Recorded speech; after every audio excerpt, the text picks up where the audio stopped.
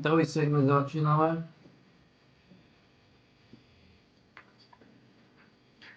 Nie wiem, co to podda.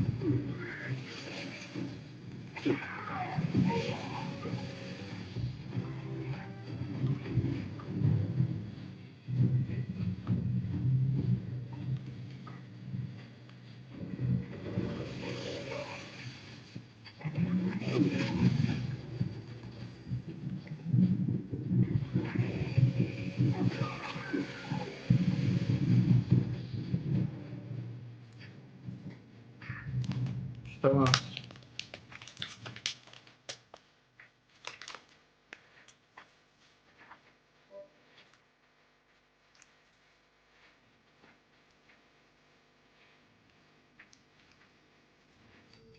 Hello and welcome back to Fallout 76. Today we are going to have a look at a brand new weapon called Icebreaker.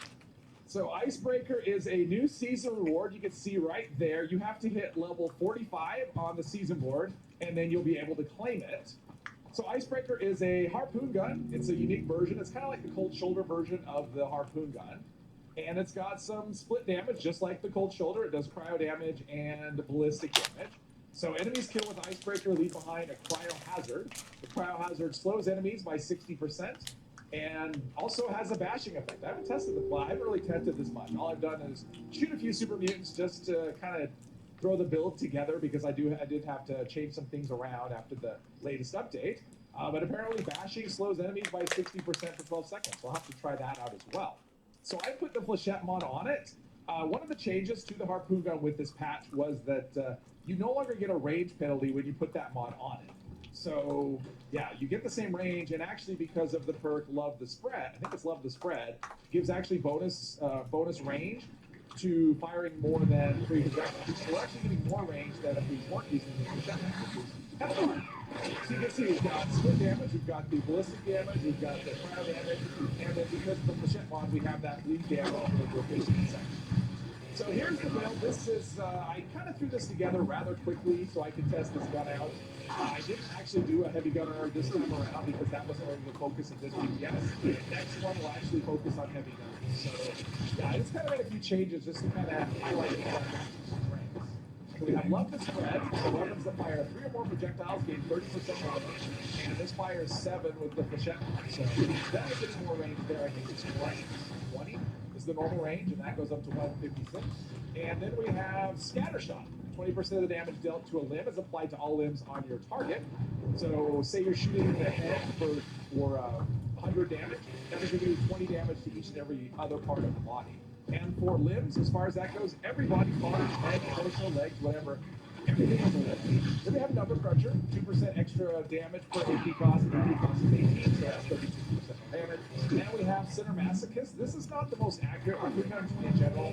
They're not the most accurate weapon in the world, so I figured, why don't we just go for torsos and do 75% damage? And I am using the Cryologist perk. This used to be Science Master, but we get extra cryo damage based on my intelligence. So the cryo damage portion of this gun will be increased a little bit. So you can see Cryologist is giving me plus 28% cryo damage, where my intelligence is, that's for intelligence of 22. And here's something funny. You can see that cryo Cold Harbor, and that plane is so tiny. I can't read it either. I tried putting a magnifying glass up to my screen, and I could not read that print. It's so small. I think that is the special effect that we're getting from the gun. And it's up there, and the text is so small. It made me laugh when I saw that. So there is teeny tiny text, and whatever it says, it actually is fine. And we are using the Master and Expert version with all of the Gorilla and Gunslinger perks, as well as Gorilla Expert. I figured we're more likely to be close to an enemy than far away because this is more of a close-up weapon, although the range is okay. So we'll work close up, 20% more damage. And then I'm using the rework Adrenaline perk, where we are getting, we have that kill streak mechanic, so 10% more damage per kill, and that lasts for 30 seconds. So if we kill an enemy, the next one will do 10% more damage. And as long as we kill another enemy within 30 seconds, that kill streak keeps going, and the 30-second timer will refresh back to 0. So, or refresh back to 30 and start counting down, however you want to look at it. And that stacks up to 10 stacks, so extra 100% damage there. Also using One Gun Army, that is for heavy guns, so 12% stagger chance and plus 75% limb damage. And also critical hits whenever I think to do it, so we'll have better criticals and critical savvy. Okay, so as far as mutations go, we've got Speed Demon. The big reason for that in this case is for the extra reload speed, although the reload's actually not that bad. Herd Mentality plus 2 to all my specials. Let's see, Egghead, that's actually good. It'll give me extra intelligence, which helps that cryo card. Eagle Eyes for the extra critical damage. Carnivore, I use meat-based foods. The extra agility here for bird bones. And Adrenal Reaction, it works the same. It's different, it's been changed, so it works the same as Adrenaline now. Only instead of 10% per kill, it's 50. It's 5%. 50 would be crazy. It's 5% more damage, so it scales up to 50%. So add those two together, and with 10 enemies, you're doing an extra 150% damage. So not too shabby. Now, as far as the foods go, I'm using that Black-Eyed Susan tea for 10% more damage, Company Tea for extra AP regen, and Sweet Buford Tea for extra critical damage. That's probably the most important one here. And Sealing Stew, extra perception, give me a little bit of extra Batson chance. Yeah, another thing that was changed with the harpoon gun is the standard ammo capacity is 3 instead of 1. So that, the harpoon gun is a lot more usable than it was before. Let's try this torso shot. Okay, so that one's frozen. Let's actually, I kind of want to wait. I want to bash him first. He's moving around, so if I bash him, yeah, he's definitely moving slower. So that's pretty good damage. Let's see about manual aim shot. Having those gimbal bracers should make this, and one gun, let's see not. Gimbal bracers and stabilize. Although, if I can't see it, yeah, let's see. All right, not too bad. So here's the other look at the weapon that I promised. Yeah, without the big black bar in the middle, I like it. It's basically a harpoon gun. That's kind of a unique barrel out of there. And, yeah, I like this. This is cold shoulder opening with the harpoon variant. I like it. Wouldn't mind if they did this with every weapon. Give us a unique cryo version. Yeah, it's pretty nice looking. Let's kill some more things. All right, so I mean, even far out range, that's pretty good. What's our kill streak? I stopped to take that picture of reset my kill streak. Kind of want to test this reload. How quickly is? I mean, that reload is actually not too bad. I don't mind it at all, and I'm not really doing much to. I'm not running. What is this? I'm not running the heavy gunner perk that gives you fast reload. There's actually another perk too, fast fighter is what it's called. I don't know if it applies to all weapons or I think it does. But there's actually a perk that's this is nice. I haven't done any critical hits yet, by the way. This is a perk I was trying to think of. Locked and load. See, I mean, if I add it, I'm not running this perk at all, but if I was, you'd get even 60% on top of that. And then we got fast fighter. I'm not using this one either. This is like a perception, and it looks like it applies to all guns. So yeah, your movement speed bonus is applied to your reload speed. I really tested this. I played with it a little bit on the PTS, but it was kind of fun. And it was just working just crazy fast. But I just didn't have the room of perception for this character. At least not at the moment. Maybe at some point I will, I will change that around. Like I said, I threw this build together just kind of quickly, just so I could have something where I could run around and test this out. I know there's a mutant hound somewhere. Let's see if I shoot the leg. What is that going to do? That'll kill him. Yeah, this is great. I like this. I may consider running this as my main gun, at least for a while. But killed super mutants pretty easily, which means it should kill robots just fine. So we're gonna skip the robots today because I want to find things that are a bit tankier. And see, I mean, that's what heavy guns. Whoa, all right, one shot, nice. I mean, that's what heavy guns really are all about, right? Is the big tanky stuff. We run-of-the-mill enemies tend to be pretty easy.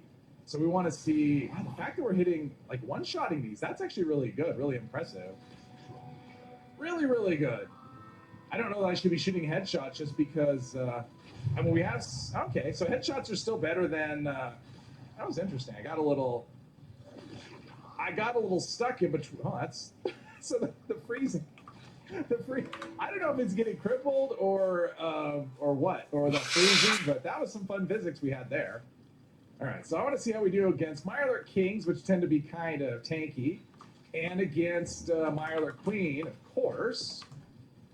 Let's see, and he's frozen. That's kind of nice. That was a Senate. Wow. Okay, that was. Wow. Okay, that had the opposite effect. Oh, that's interesting. So it was supposed to freeze him, and it looked like it gave him super speed. And what is happening? So the freezing. Okay. Well, that's obviously a bug. So it looks like the freezing effect on Mirelurk Kings turns him into speed. That's actually kind of fun. I like that. That's kind of. I mean, probably not fun if you're not heavily armored. But yeah, this armor, it's overeaters, and I have a full set of rejuvenators, so they're not going to do anything to me, but still, I think that's kind of, yeah, that's an interesting, that's an interesting bug. Let's flush Mirelurk Queen out, though. Let's see how we do against her. All right, I do have a critical hit. Let's see how we do against the Spouts on a critical hit. That should, yeah. That is Scattershot. Scattershot is so good. If you're doing enough damage, let's see. Let's do another Spout hit. That reload was pretty good. There is a built-in delay. All right. We'll just get up close and personal, maybe. There we go. Yeah. Nah. So far, nothing's given trouble this weapon. I do want to try this in the Guardian though. That won't be next. We'll do that after. We'll do a Scorch Beast, then we'll go find a Guardian or the Guardian and see how we do there. All right, there's a Scorch Beast. So because of, between Center Masochist and Scattershot, I think if I can get a torso, or it's going to land already, but I was going to say, if I get a torso shot on it, kill streak starting over, I could probably cripple, oh, there's our robots. We missed the robots before. Yeah, just as I suspected, they were not going to be much of a challenge at all. I want to try and get, wow. Yes, okay, some enemies are, oh, that's great. So that cold effect is actually having the opposite effect on some enemies. That's interesting. I wonder why that is. All right, this is that's crippled. So should everything on it's crippled. So that should be. Oh, that's so. I turned it into. I mean, they are bats, right? That's what they are, giant bats. I turned it into. If you've ever seen a bat in real life, that's kind of what they look. Okay, that's amazing. At least it's not non-stop spamming the sonic boom, though. That's good. One more shot should be enough to finish it off. But yeah, this is a comedy-inducing weapon. I love it. So one thing I forgot to mention about the weapon is that it's just like the cold shoulder in that the effects cannot be changed. So what they are is what they'll always be. You can't add anything to it. You can't change anything to it. It just comes as is, and you just have to be happy with it. Now I did change up a little bit here because I'll be shooting the shield, and that is not because that's considered a limb. I took off Center Masochist, and I added an awareness. It's not going to do a lot for us, but it'll do a little bit. And I put concentrated fire at rank 2 instead of 1, just to try to get our bat's accuracy up a bit. There's not a lot I can do here. Awesome.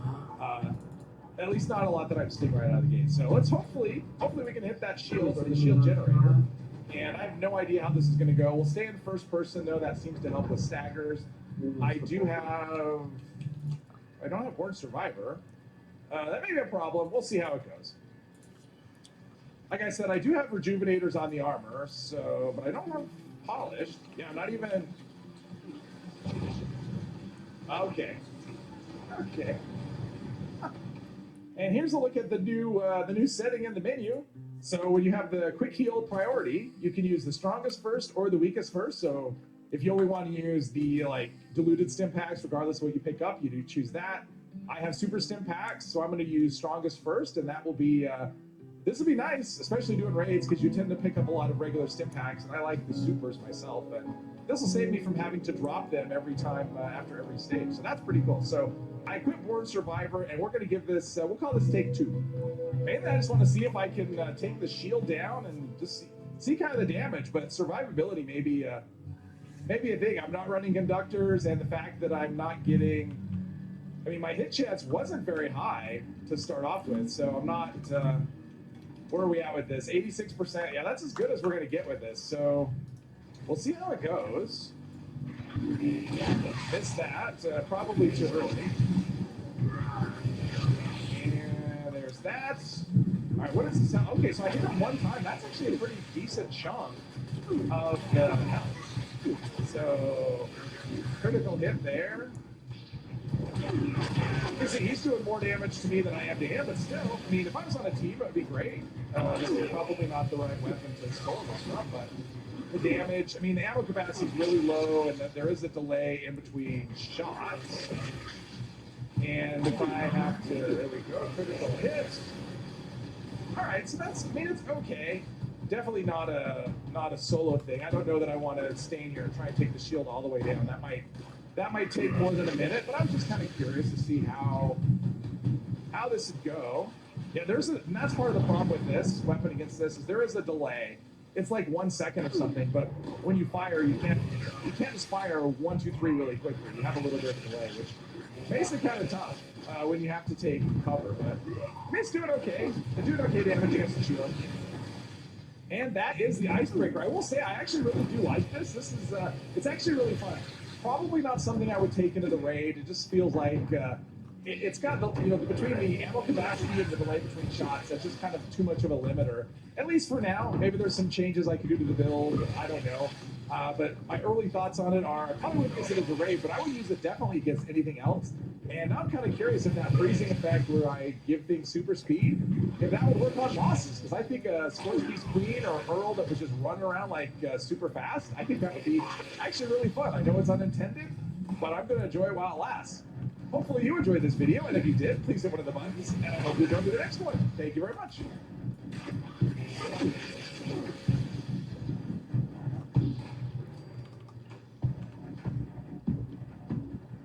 Väga kallid ja palju saad sa muidu saada.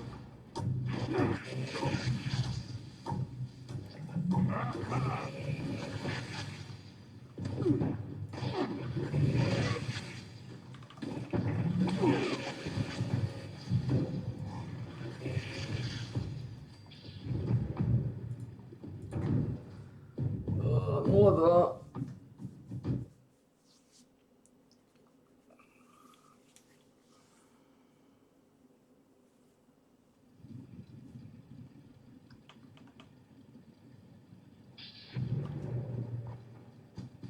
Human love smoke.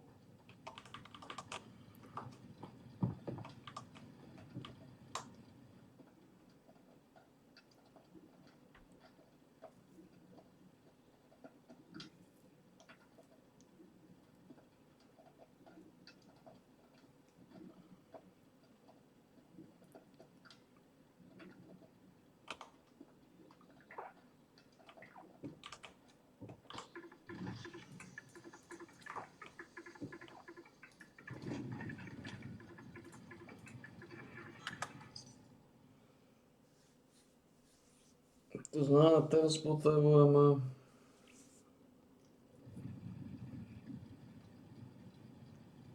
si dať 8 a 6.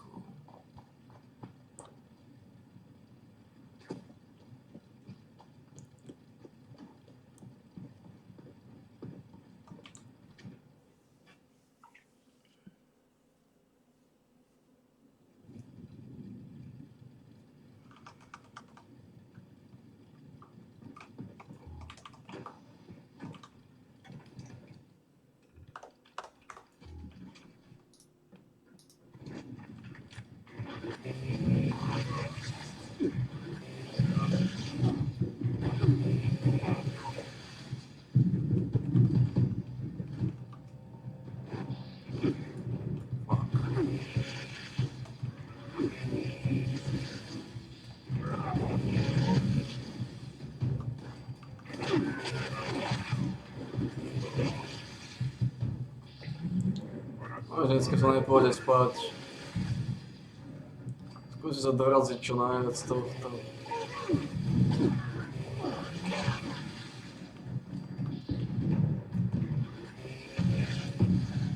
Ako to pôjde.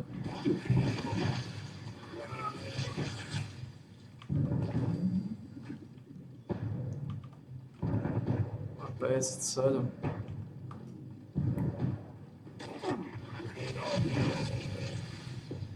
To v polke, takže...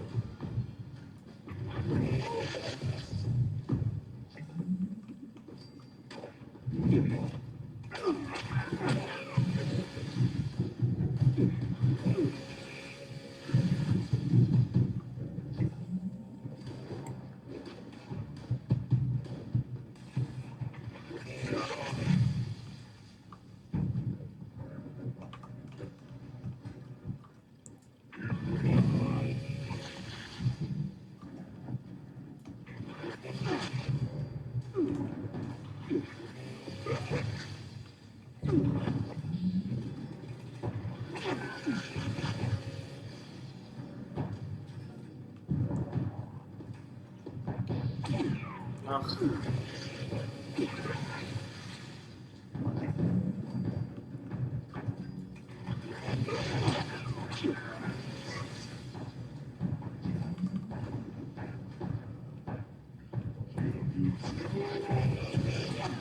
To 50 dostávame.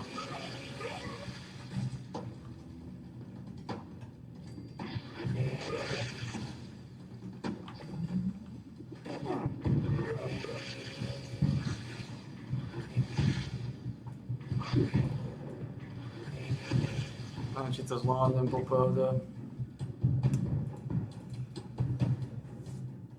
15. Neviem, či to zvládnem.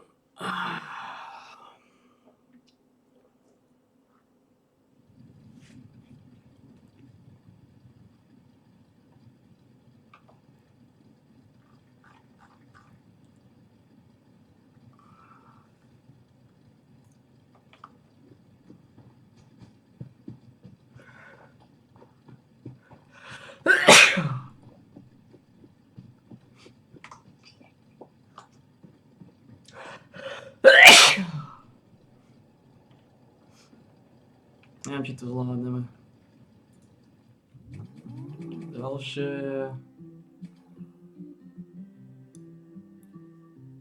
66.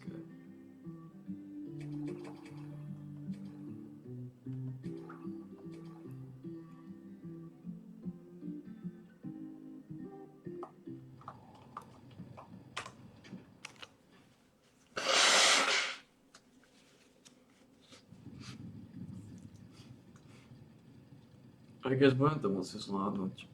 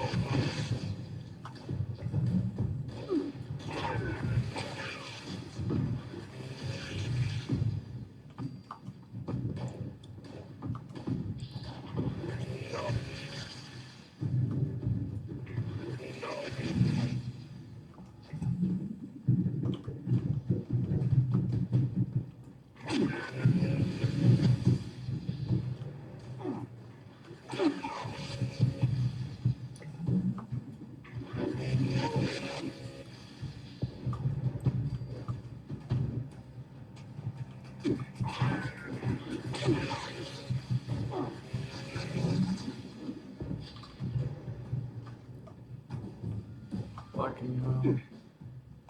Dat zal zo wel dat zo.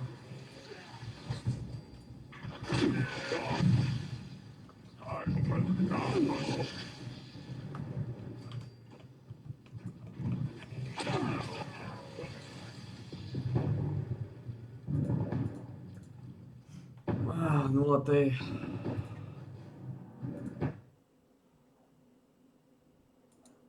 Don't be fooled into thinking this latest update is only about adding fishing to Fallout 76, as although this is the main feature of the update, there are some other changes which are probably far more important to most players, as they will affect your character build and how you play the game, with many of you needing to completely rework your perk loadouts, hopefully for the final time. The first big and very positive change is to crafting, where the perk requirements for this have now been removed. This means that you no longer need to equip the different perk cards every time you want to change or build something in a workbench. This is fantastic news and a great quality of life change. In total, there are 36 regular perk card changes and 1 legendary perk card change. Starting in strength, we have the following. Perk cards that were previously related to only shotguns have been reworked and renamed, so they can be used with a variety of other weapons. Shotgunner is now called Easy Target, and although it retains the 3 ranks instead of just increasing the overall damage per rank, the card now adds range damage to crippled targets, with rank 1 giving plus 25%, rank 2 giving 50%, and rank 3 giving 75% extra damage. In case you didn't know, for an enemy to be classed as crippled, they just need to have one of their body part health bars lower than 100%, and the crippled effect will then apply. Shotgunner Expert is now called Love the Spread and been reduced from 3 to 1 ranks, although the perk point cost has increased from 1 to 2. This card will now increase the range of projectiles from any weapon that fires 3 or more projectiles. The reason it's set to 3 plus projectiles is probably so that it doesn't simply add a further option to two-shot weapons. This could be very useful with other weapons like the Gatling Plasma and using the beam splitter nozzle mode. Please note that this effect will stack multiple with other range of Shotgunner Master is now called Shotgunner Champ. It's been reduced from 3 to 1 rank, and the perk point cost is now 3. The perk now increases the damage against targets by 10% of the projectile your weapon fires. So using the same example, the Gatling Plasma with the beam splitter nozzle, this fires 4 projectiles to gain an additional plus 40% damage to crippled targets. Please note that only 1 body part needs to be crippled for this perk to apply. Scattershot has been reduced from 3 to 1 ranks, although the perk cost has been increased to 2. This perk now applies 20% more damage dealt to any one limb target, but this is only limb damage, not overall health damage. Moving on to Perception, we have 11 perk card changes, with the latest change affecting the cards that used to be rifle specific. These changes make a lot of sense and enable you to use the effects across multiple weapons. Rifleman is now called Down Ranger. Although it still has 3 ranks, this card now gives increased range damage to enemies, with rank 1 giving plus 10%, rank 2 giving plus 15%, and rank 3 giving 20%. As a guide, fire enemies are classed as being further away than 3.9 camp foundations. Rifleman Expert is now called Scope Top, which has been reduced to 3 rank, although the perk cost has increased to 2. This perk simply gives Scope weapons with 50% more range aiming. Rifleman Master is now called Smart Shot, has been reduced from 3 to 1 ranks, but now costs 3 perk points to equip. This perk now deals plus 25% weak spot damage whilst aiming a scoped weapon. However, the way it works has been changed from stacking additively with other weak spot damage to stacking multiplicatively. An example is, aiming at a scorch that has 1.5 times weak spot damage multiplied to its head, and have a scoped rifle. Gunslinger perk card at rank 3 equipped, which is good plus 12% weak spot multiplier. With the Rifleman Master perk card, you would get 133 base damage to each gun, times 1.5, times 1.12, 12%, times 1.25, 25%, equals 270 damage. So this could be a nice little addition to scoped weapons. Sniper has been reduced from 3 ranks and gives improved control, a 75% increase to the length of time you can hold your breath, whilst aiming down the scope. Long Shot has also been reduced from 3 to 1 rank, and gives scope weapons plus 30% more range and accuracy when aiming at the scope. Please note that which the range buff perks stack has changed from additive to multiplicative. So, for example, if you equip Long Shot, scoped up and rank 3 of Crack Shot, the range will be increased by 1.3 times 1.5 times 1.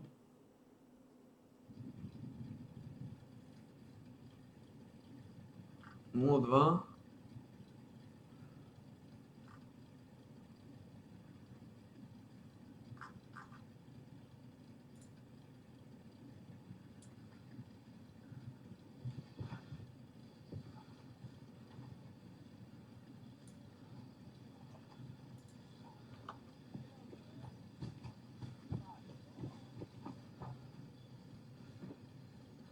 This enemies were right down the fucking road.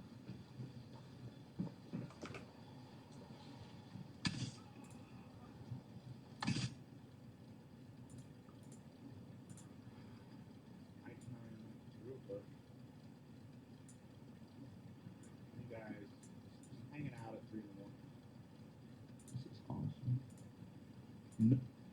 No idea where Falcon is. Oh god, that's fucking annoying as shit. I got a tracker on that gun, but Jesus Christ. That's an annoying position right there. Like a really annoying position. Let me turn this in first. So I accomplish something. Let me get out of this. Drop. Drop. Jeez, sir, thank you for the same shit you've been giving me. Alright, we're gonna have to sneak back in that bitch and finish 3 times. And that's super rare. Okay.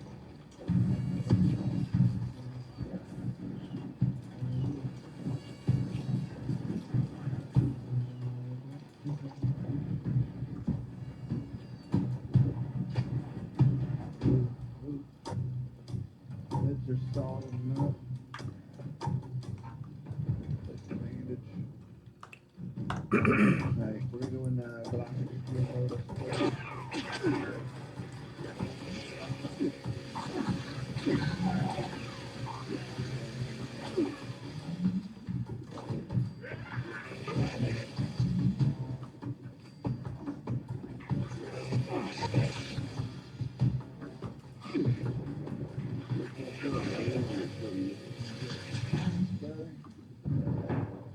Thank you so much.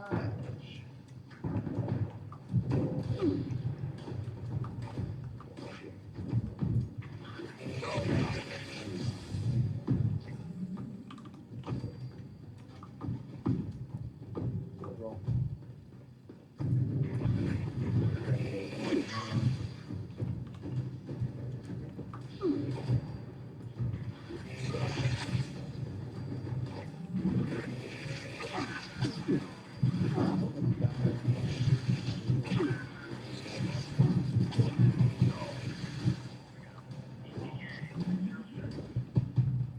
You guys still here?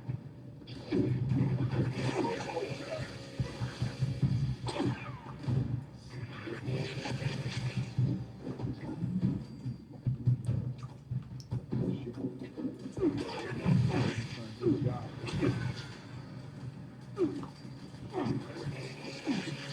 Landing zone.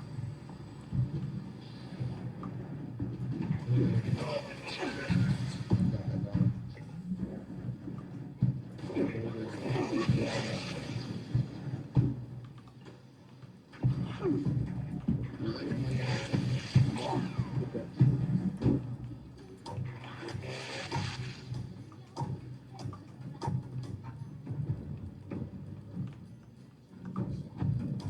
Are you fucking kidding me? Where the fuck is he? Oh fuck. We're gonna go down in there. There's like a whole fucking squad down here cleaning that building.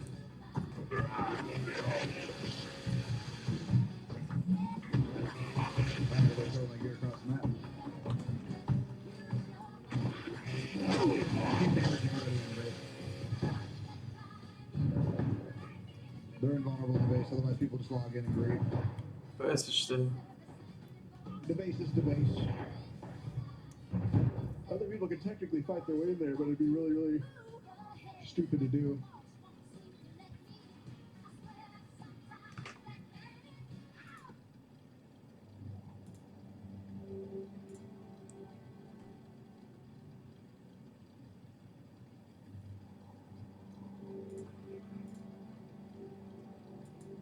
Hey, fellow bugbearers, it's Anglertip.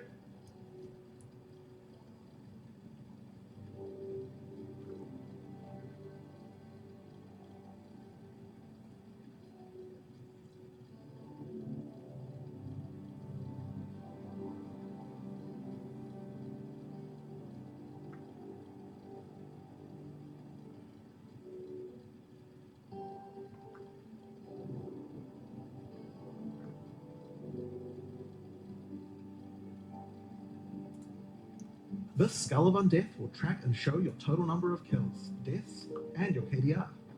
Just because Path of Exile is in a first-person shooter doesn't mean this isn't important. Proudly or shamefully, link it to your friends or in global chat to show it off.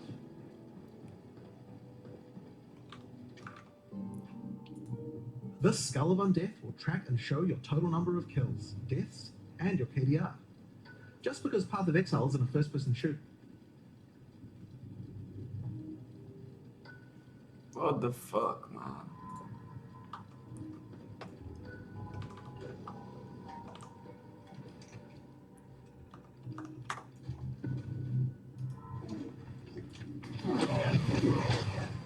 Skull of Undead. It's pretty good, man. Pretty good.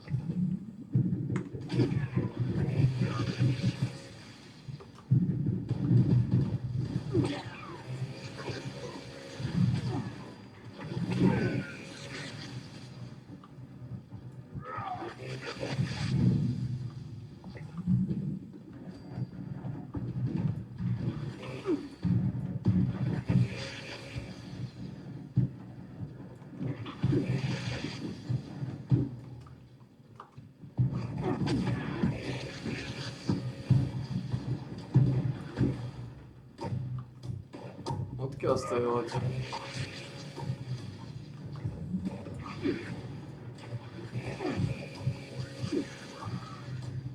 Odkiaľ strieľate?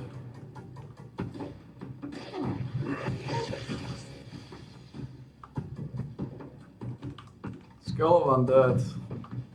Dobrá vec.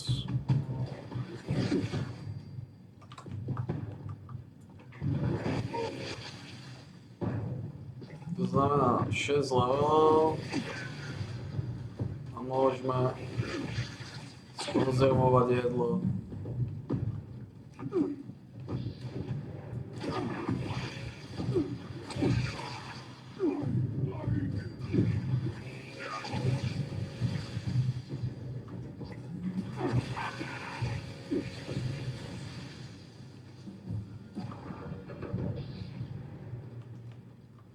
Môžeme skonzervovať jedlo.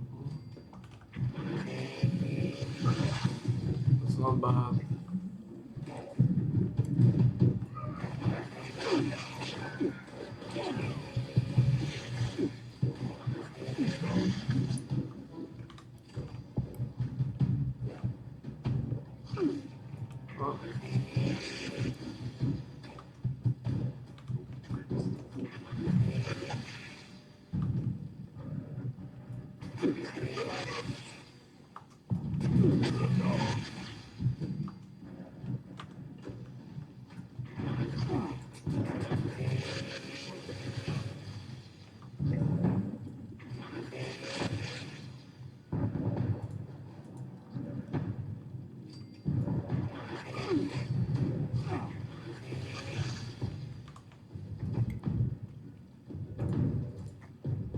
What's a dirt? 29. Okay.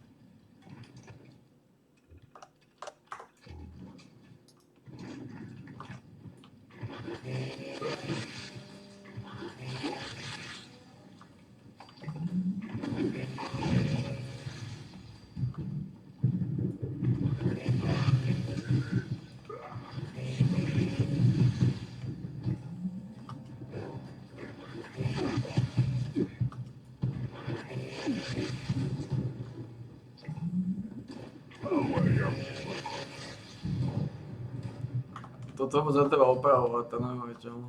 V momente, ako máš to kazne namaxované a máš laky opravu, vôbec nemusíš opravovať nič.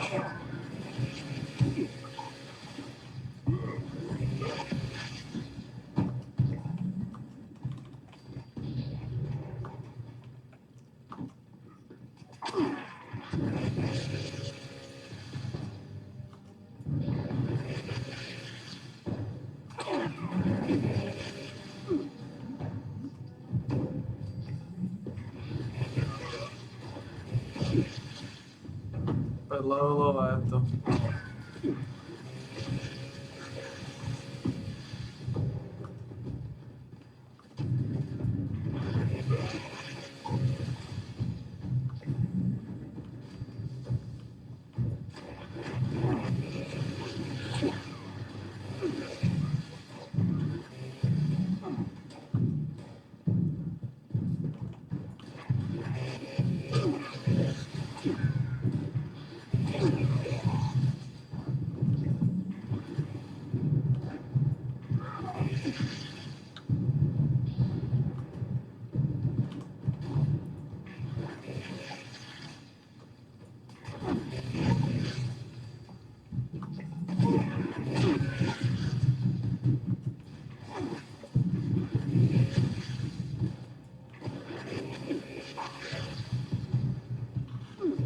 No.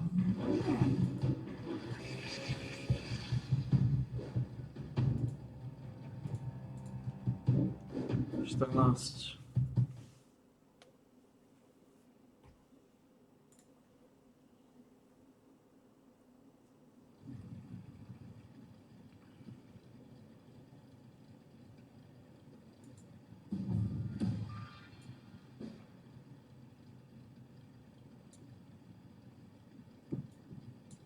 Welcome to the review of Season 21 Gone Fishing Update.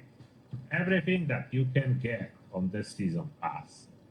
We are rank 100. For those of you that are wondering how we end up here, it's combination of grind and buying 42 rank ups. But we grinded for most, for the bigger half. On previous live stream, you can see how we did it. It's live. It was live, and it's available to watch. Now, let's get it. Let's start claiming those rewards. Page number 1 will get another rod. I did claim the rod already. I did the introduction to fishing quest to get the rod to be able to apply the skin. Fish flare. I will skip the titles, I will skip the consumables, as we want a bonus page too, and bonus page is expensive. Painting fishing net, and that will be the page 1. Let's test those items. That's our setup, our camp with some water so we can test everything and place all of it. So that's the dolphin. This is big. Okay, the dolphin is big. Put it in the light. It's night, unfortunately. It will be day later. Put it like that. That's a dolphin.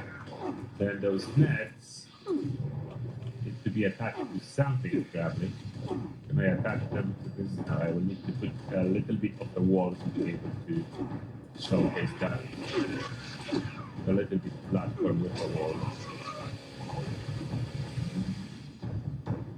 Just a regular wall, please, so I can just attach stuff.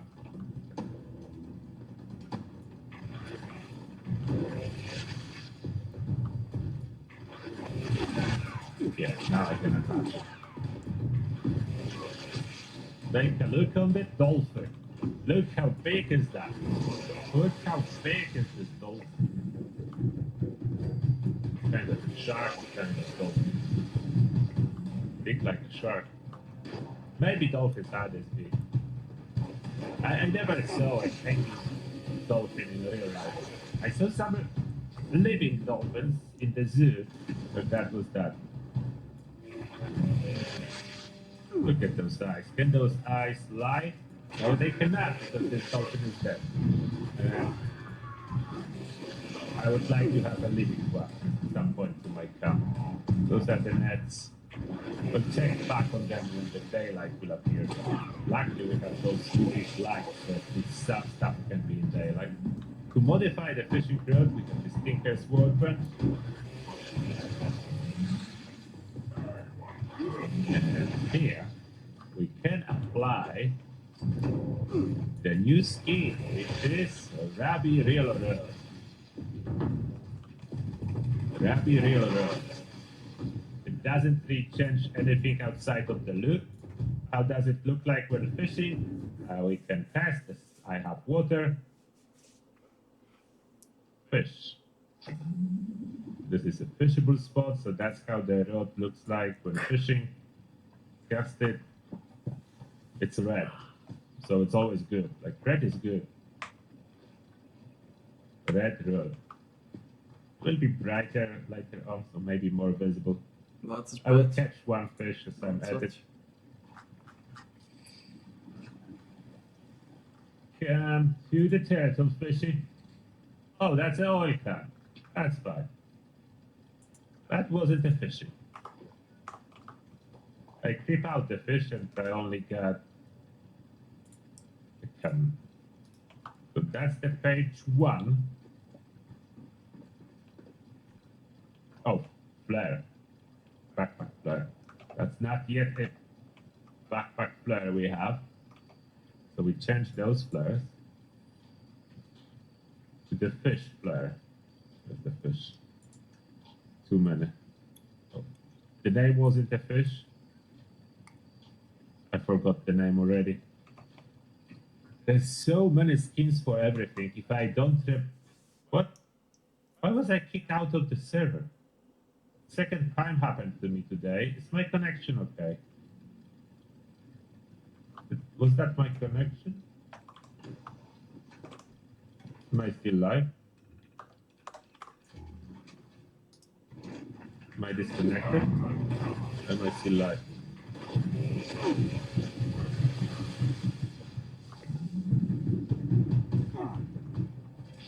Am I live?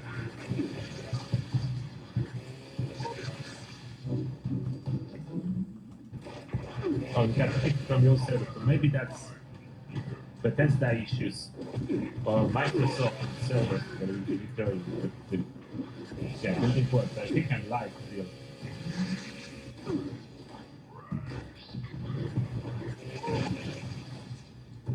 Building works. So the world died. So that's the problem with servers. Is fishing really so popular that servers are dying?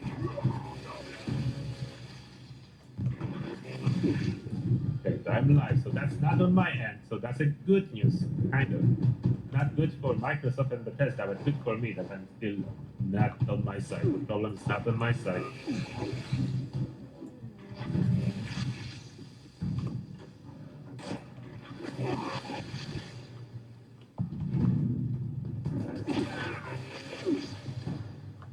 Oh, there's some problem with the dock cap item, the one with fire. Can I remove it? Interesting. I will see when I get a new dock.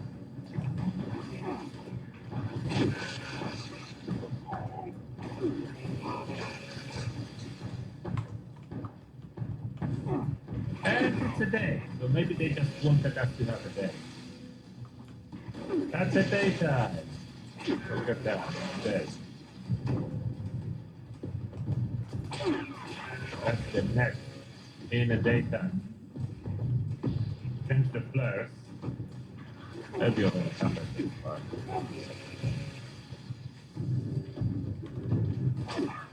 You're supposed to check the name when this crashed. It's called fish flare. Why not just fish flare? I'm not looking for fish. I'm looking for H as cooked fish. Yes, sir. Cooked fish. Where we put both. H. Fascinating. Oh, the new server, new enemies. I eliminated them on previous one. They back.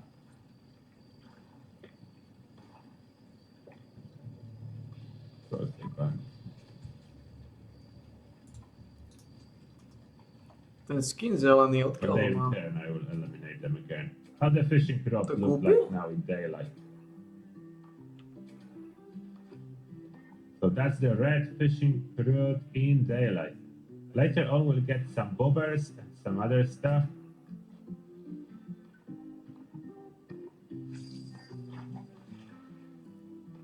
Can I have a giant rod skin for my fishing needs? I need a giant fishing rod. Like gigantic. Way bigger than it's supposed to be. That's what I need for a skin.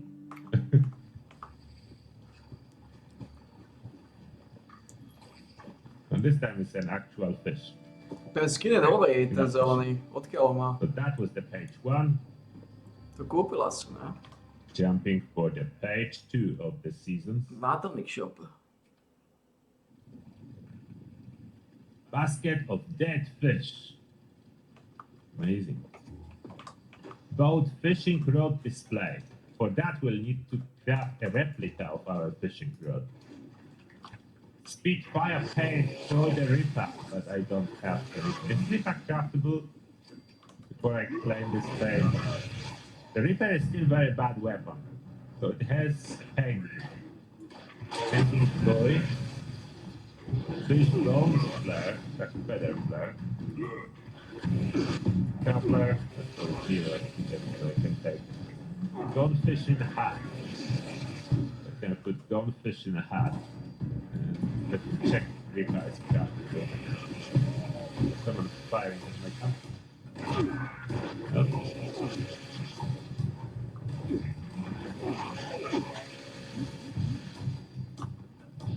Edge my weapon, the Reaper. That's craftable. Oh, it is. So I can take the paint too. I will take the paint. Hopefully, we'll have enough tickets. Those pages are full, unlike the previous season when there was a lot of empty pages. There is stuff on those pages. It's a lot to play. Way less filler than usually. But, didn't appear yet.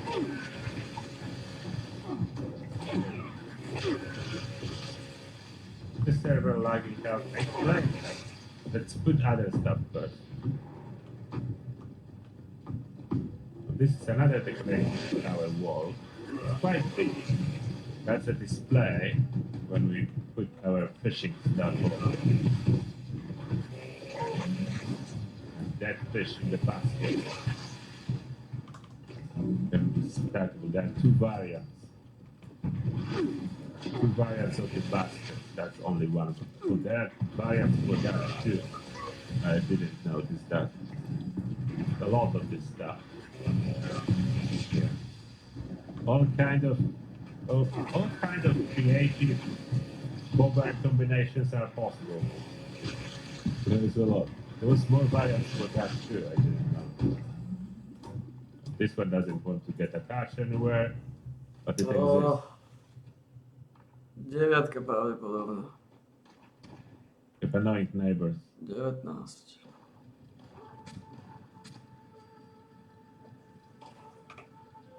There's someone firing, but I don't know where. Deviatka pravdepodobne. That's reaching me, so that's good.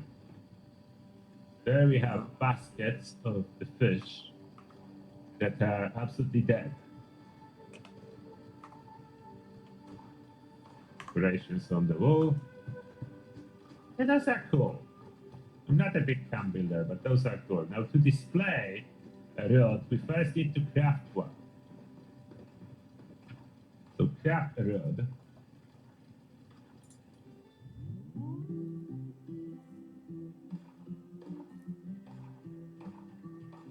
Fishing. Ruby real rod replica. So we craft the replica. And then we can put it on the display. Transfer, display, and hold free. So we can later on put more on this display. Is my page already working or not yet? There it is, appeared. Beat via page. For the Reaper.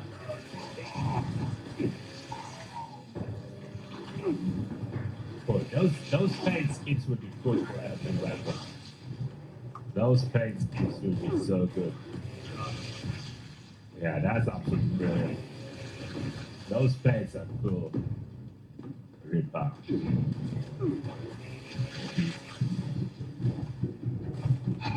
Cool. I wish this weapon would be stronger. That's what we have. And you can also display hot and flare. Hot and flare.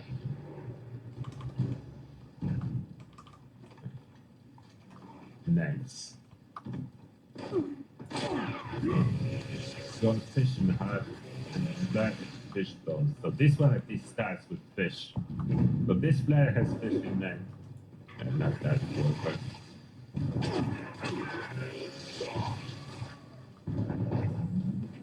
Switch one. Fish bones, so now I have regular fish and fish bones on my backpack. You see them here. Regular fish and fish bones. Now goldfish and hat. Headwear. Goldfish and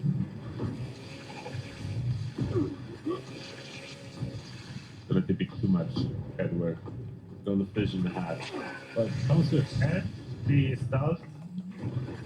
Comes with hair pre-installed. Okay. So that's how I look like with goldfish and hat.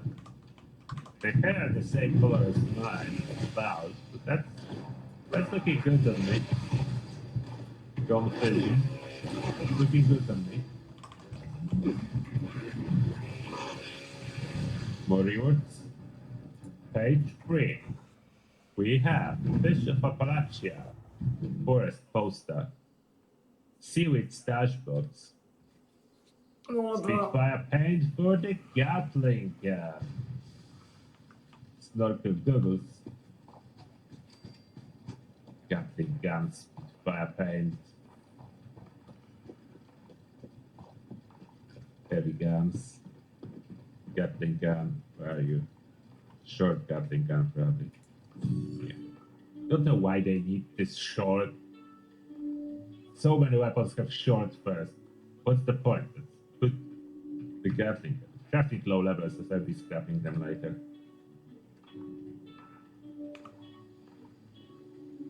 Spitfire paint, but look how cool. Every weapon with this paint looks so cool.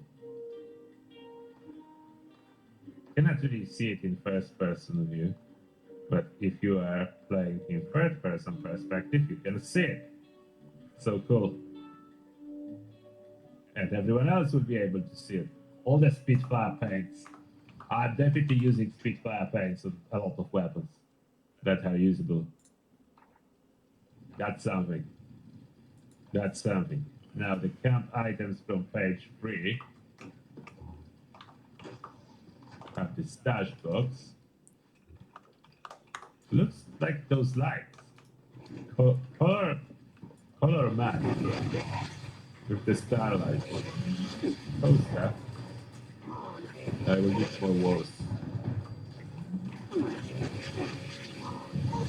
There'll be more posters. Third, second, maybe even another layer.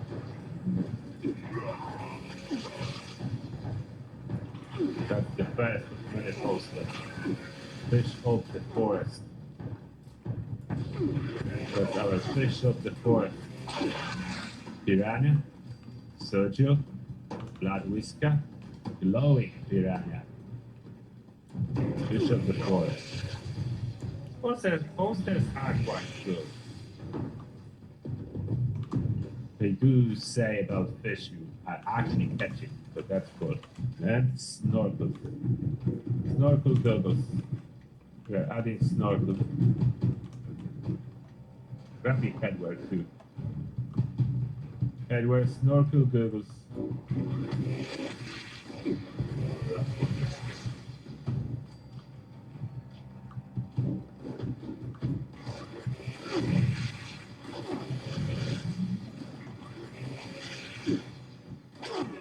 Snorkel goggles. And equip the hat, unfortunately. You cannot have them with the hat.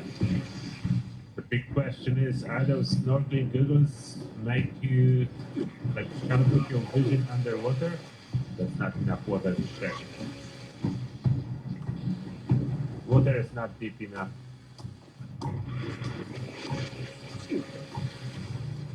My water is not deep enough to check it.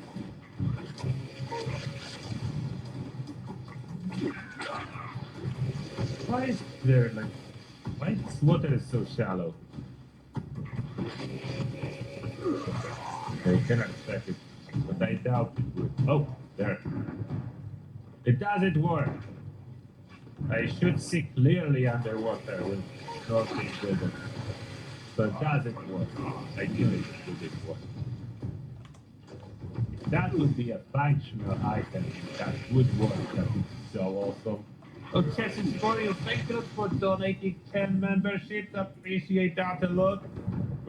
We'll not read the names as we need to get through all the season rewards. And I want this live stream for everyone who wants to watch it later to be shorter. That's the page 3. Page 4. Light Ally, Dotty. That's what I'm curious what it does. Light Ally. Then we have this banana t-shirt and jeans outfit. After that, Spitfire paint for the pepper shaker. And poster, this nut poster. I should have my pepper shaker on me or in stash. In stash. Definitely out a pepper shaker. Shredder. Pepper shaker. Where is it? I definitely own one. Oh, there it is. Named pepper shaker. I didn't even change it. Let's see the paint. The paint first, as I'm excited about paint. Pepper shaker is something I will be using with a buff to shotguns. And finally, like the only other paint I have is this ugly one. So now, Spitfire for the shaker. Pepper shaker with Spitfire paint. First person view cannot really see much outside of the red tree. On the side, you can see. Side view you can see. And everyone else will be able to see very well that's your pepper shaker. Green, red, and with angry eyes and tears. Love those paints. Love those paints. Spitfire paint. Absolutely amazing. What about Ally? We have Light Ally. Where is the Light Ally? Didn't appear yet. Why it didn't appear? Maybe it will be under Ally tab and not the new dwellers.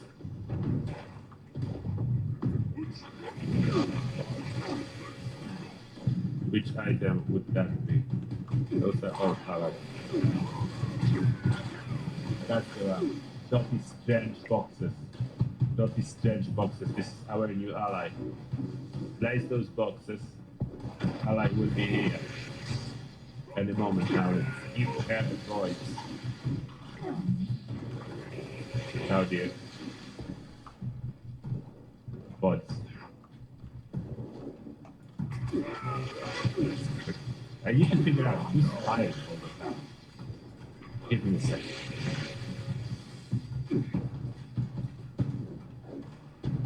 Where is this gunfire coming from?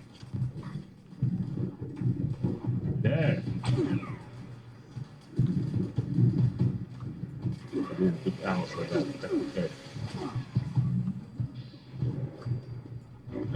house here that wants to start firing at me randomly? No? Okay. Decent quiet. I was getting annoyed by this firing in the background. Wasn't hitting any code, was hitting my wall. A little. Okay, Doty. Who are you? You. Where did you This find bitch. those boxes?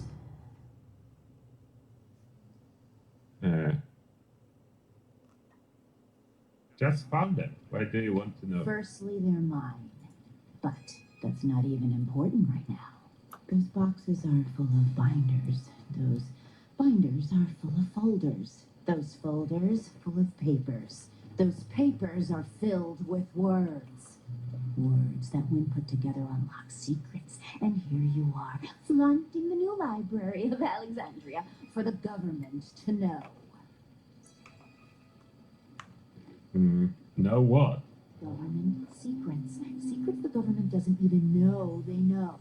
But if we leave these here, they're gonna know that I know. If they know what I know, then they also know that I know what they know. You know? I know. I know. You're totally nuts. I already like you. I know. You're quick on the uptake. Good. Maybe I can teach you. My name is Dottie. Or Dot. Or dash dot dot. Wait. Dash dash dash. Wait. Dash. If you hear anyone calling me Dorothy, they're a spy. That's my legal name. And the only people who know that are and now me. I'm not worried about him. You're not the government. I've watched you for days, and you've never once unhinged your jaw. I've seen your eyebrows.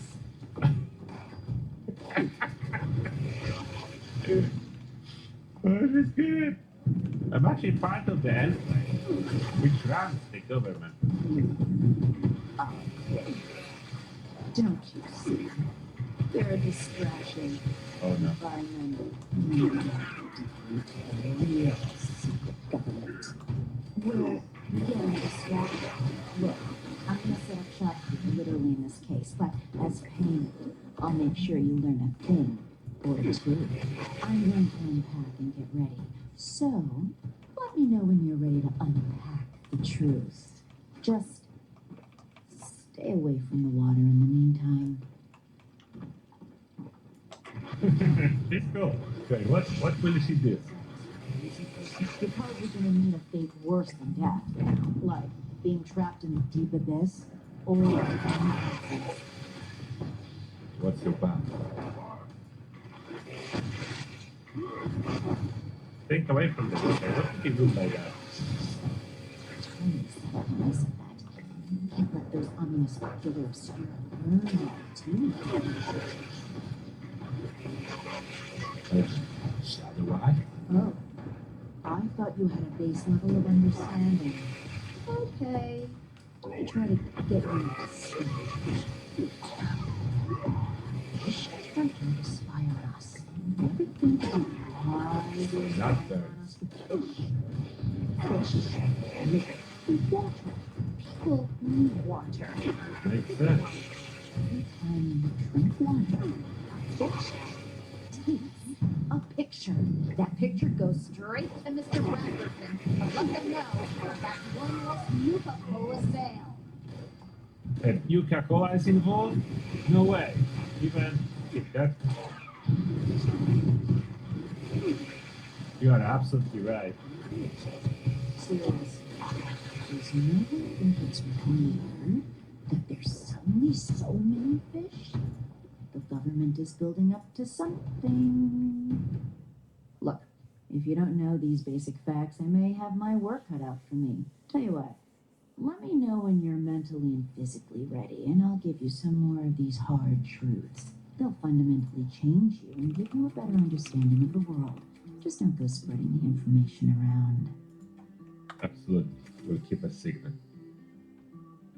I'm ready to start learning. Is that so? Let me see if I have any simple facts I can teach you about. Oh, here's one. Did you know our brains have electricity? You know what else does? Electronics. That means everything you plug in has a Hard mind of its own. That's why I don't use much aside from a lamp to jot down late night realizations. Still, I make sure to keep a loaded gun just in case that lamp gets any funny ideas. Let's shoot the lamp. Think about it. Was that You ever wake up and think, I got any back from that? today is the day it reveals itself? Well, that's how I felt this morning. No.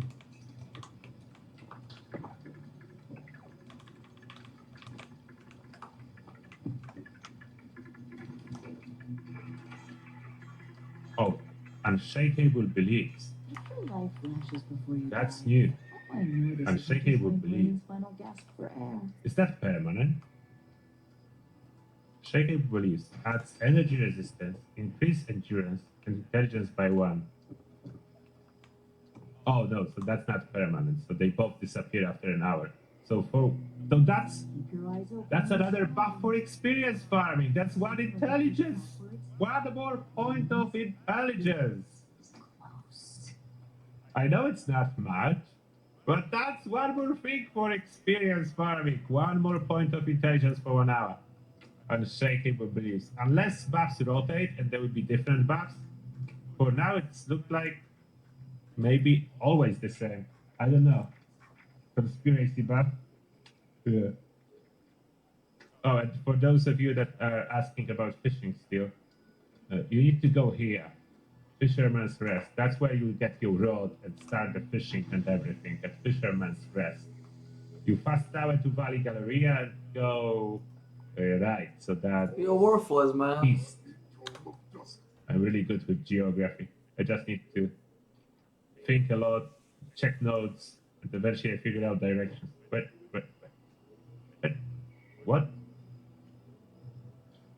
Did she? Oh, there she is. It was like she disappeared in water. She went towards water. Stars. I wanted to check her shop, Maybe if they're she up has every one. now Setting up and the again. shop. Spinner. Bless you. No, that's just the name of my shop. Dispinut. This banana. Oh, that's your show. Stock of significantly benign, non-confidential, and unrestricted documents. I was gonna call it Dottie's Collection of Universal Truth that set you free from the shackles of lies. But the Couts of Saul is awkward to say. My shop sells a variety of classified documents, items to reduce the amount of government eyes watching, and stuff that may be important later. Let's see what you have. Secrets, ancient knowledge, and other stuff. Broken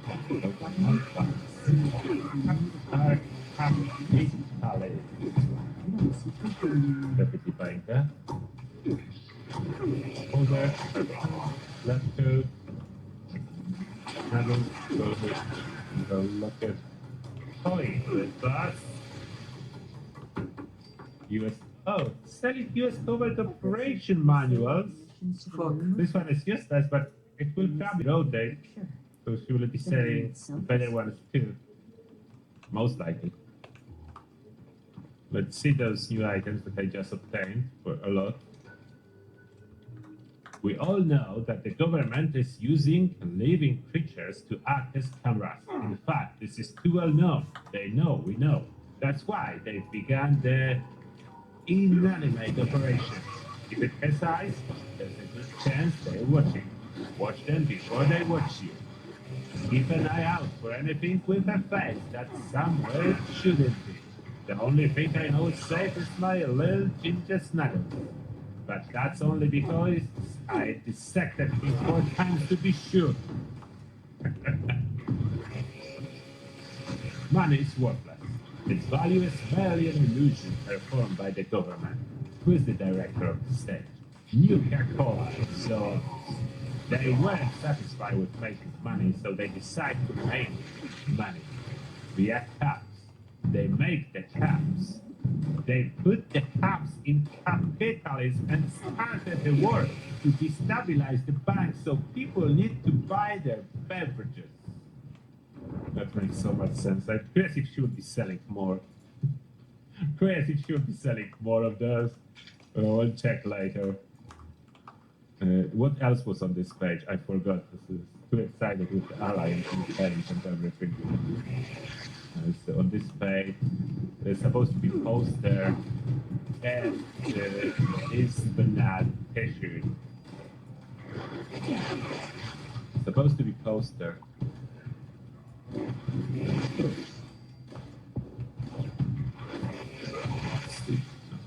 You posters. There is banana.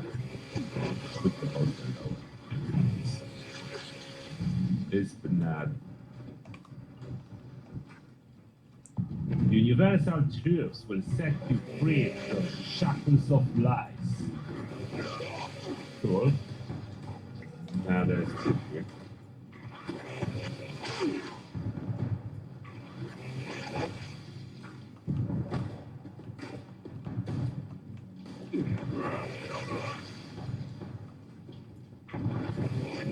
I didn't buy it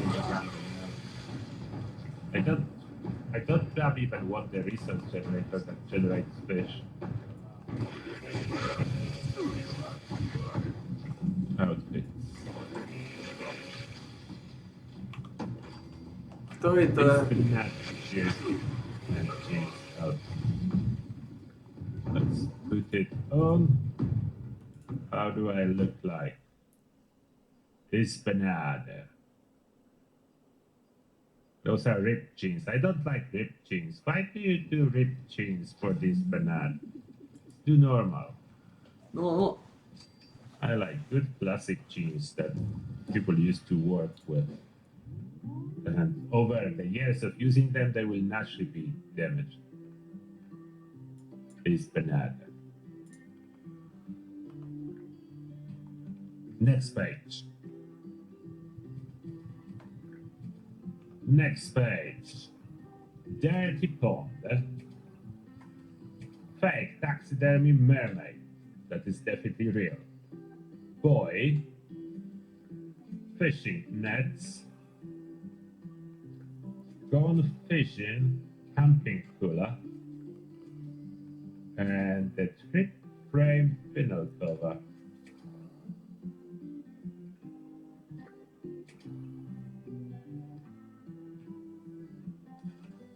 Let's check those out. But why does it say unlock object in atomic shop? What? Okay. Needed to refresh. That's wall hanging vinyl cover. dáme osmičku. Mermaid. We'll put mermaid next to you. 6, 8, 9. Never use cooler. Only freezer is good. Confusion cooler is worthless. Glory cannot be placed on there. Cannot be placed. So there, those new items do attach to water. Look at that. There are two different heights you can attach it to, but it's attached to water. It doesn't let you build that. So those new items are very unique. Those are water items. We never had something like that. That snaps to water. That snaps to water. You see that? That is snapping to water. Will not let you place it from there or anything else. It will not snap, but it does snap to water. Okay, that is very cool. That's new. Fishing net. A different variant of them. That's a big fishing net. And the pond. So you can install this pond anywhere in your camp, but can you fish in it? I don't think so, as fish looks dead. But let's see. So cooler. Yeah, that's the cooler. Never put anything in there, it will spoil. Not a freezer. Looks cool though. The vision is kind of glowing. But never put anything in there. That's a general. Triple threat from the trick. Ice Mermaid. trustworthy source. Mississippi Mermaid. Mississippi Mermaid.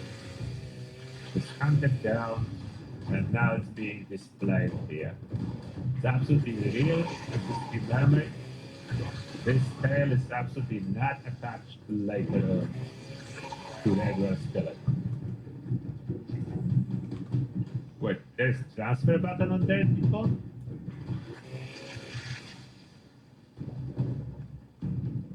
Free pump. It's a resource generator. Dirty Pond is a resource generator. Here's what it would be generating. That's it. So that's a resource. Let's see, we can place only one. That's a dirty pond. It's not for fishing, it's a resource generator. Oh, Jesus for you, thank you for $10. Appreciate that. And Jesus is saying, Angry Turtle, did you see that the new Atomic Shop bundle has a fish generator? Yeah, I did saw that, but I'm still not buying it. Still not buying it. I will fish my fish.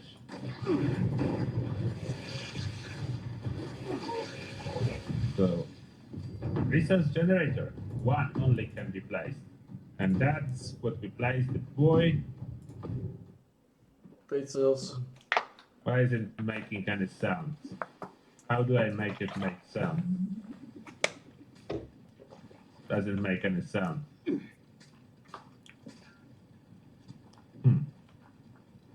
Doesn't make any sound.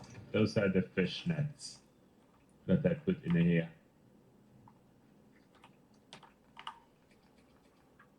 Anything else on this page? Did I place all of it? Yes, I did place everything. Next page. Icebreaker. Here we go. Icebreaker is coming. Arm wrestle machine. Oh, those atoms are free, so I will grab them already.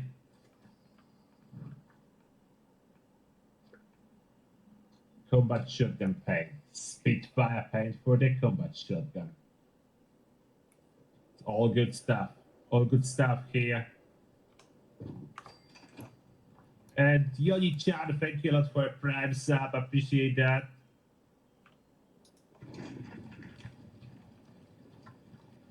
Okay. New weapon. We are going straight for the new weapon. I want to see it. Should be under heavy gun. Icebreaker, 0 stars, but 3 effects. Enemies killed with Icebreaker leave behind a cryohazard. Cryohazard slows enemies by 60%. Bashing slows enemies by 60% for 12 seconds. So effects are interesting and a little bit weird, but if we compare that to regular Harpoon Gun is 564 damage and 584 bleed. The Icebreaker is 564 damage plus 339 cryo and 10 bleed. So there's extra cryo damage in about, what is it? That's not double damage, but about 60-70% more damage than regular Harpoon Gun. It cannot be made a legendary above that. It already has the special effects that are very unique. We craft one. It can be modded with barbed harpoons or machetes. I think harpoon gun should be used with machetes, if anything. Machetes increase the damage a lot. The damage increases over 1k extra and 7 projectiles.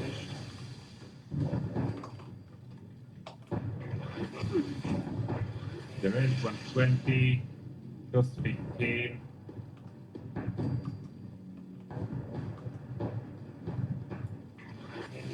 Can be equipped with a scope.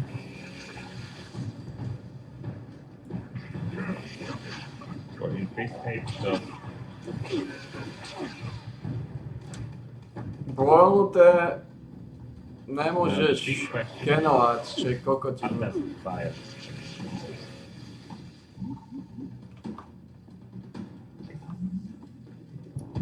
That's how it looks like.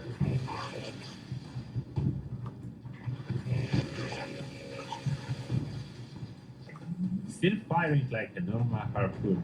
So there will be a follow. Probably the harpoon will hit in different spot than I'm aiming. It's hitting quite. Maybe it's not falling out as much as normal. It's hitting when I'm aiming. Okay, so that's not bad. The combat test will need to be done as well.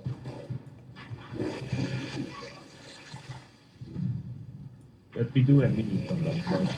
Take some harpoons. You know how to make myself mobile. Food. Do I have the food? Or is it already spoiled? No, I do have smoked molecule. That's not enough, but I should have carry weight booster maybe. So I do have carry weight booster. So I can move now, and I can do a quick test. Čo čiernoch, To see ty if that vagabund. works. I'm still on my experience build, so there is no heavy gunner cards and so on. Experience build, very little damage wise.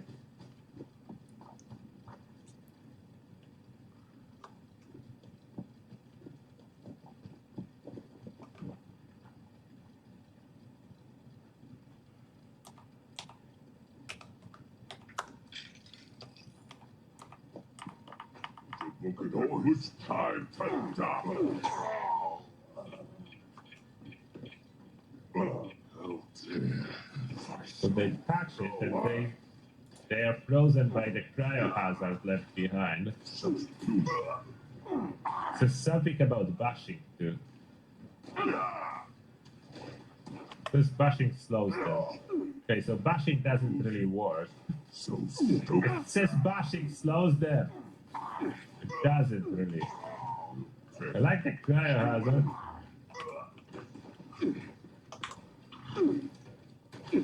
I will do more testing of this weapon, of course.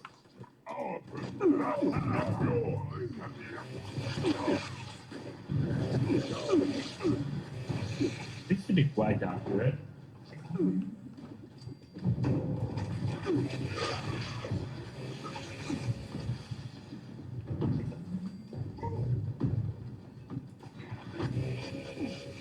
Good, good.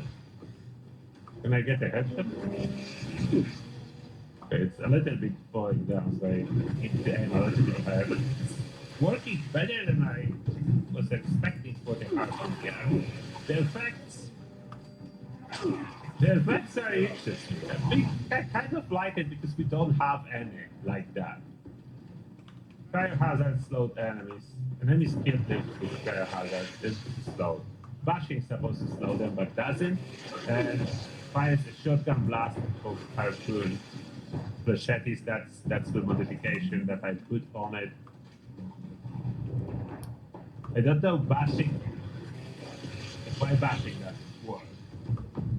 But it's cool.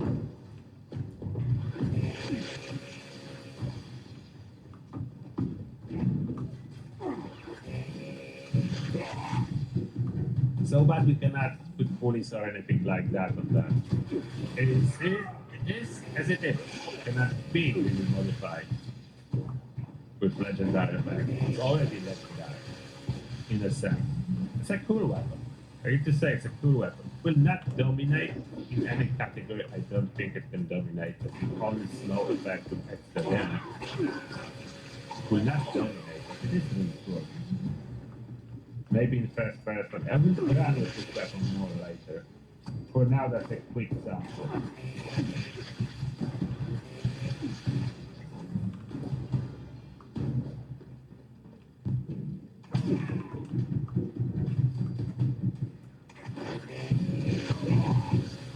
That's a new gun. Yeah, then what was next? There was skin for something.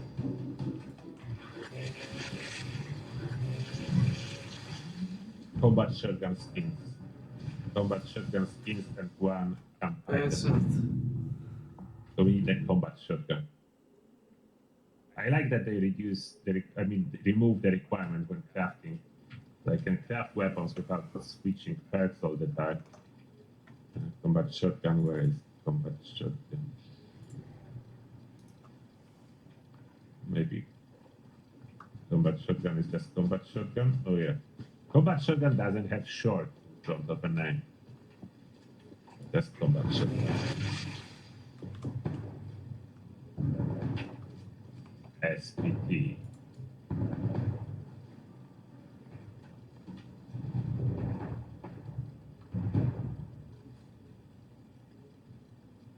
Lady Fury.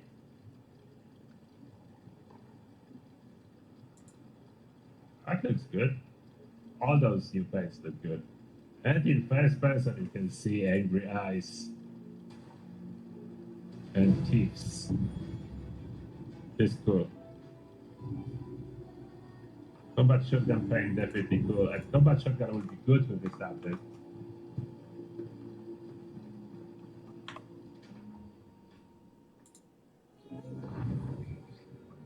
And new machine. Put the new machine down. That's a variant of existing machines. So I'm guessing it will do the same, but let's test. Test your strength.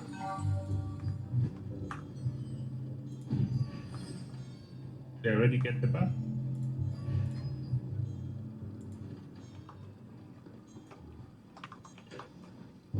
Takže broilenuté meso nemôžem No. do konzervy. Charisma increased by 2. To je koľko There is instant machine for the same. To je sračka tým pádom. Canary je relatívna sračka. More season rewards. That page is done. Next page. Snorkel mask. Drown chase. Bottle platter. Neon light side. Blues dinner record. That's a lot on this page. Bagel dinner. Burgers. Môžem tastiť squirrel stew, I guess. Takže vevericu nebudem musieť zháňať. Iba broilnuté. Snorkel mask first and then all camp items. A broilnuté si stačí 18. Snorkel mask, we are changing snorkel mask to different one.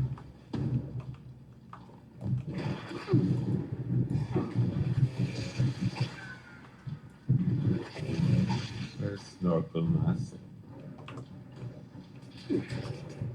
Broilnuté v podstate aj nepotrebuješ, There it is. ale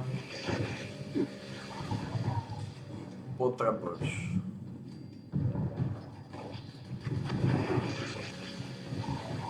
Okay, now I have snorkel mask. New items, that's the cool stuff.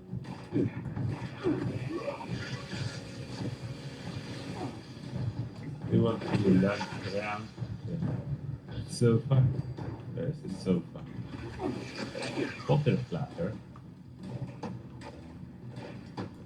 What types of bottle do we have? 2, 3, 4, 5. 5 Potrebuješ, pretože Rhino set. keď robíme Another vinyl. Another one. And another one. And there's even more. robíš tú futračnú jednotku. Sides. About impending doom. What an idiot! Doesn't Here. he know we've moved on to imminent doom? 20, ale to je jedno. I doesn't want. Don't always want to attach, right?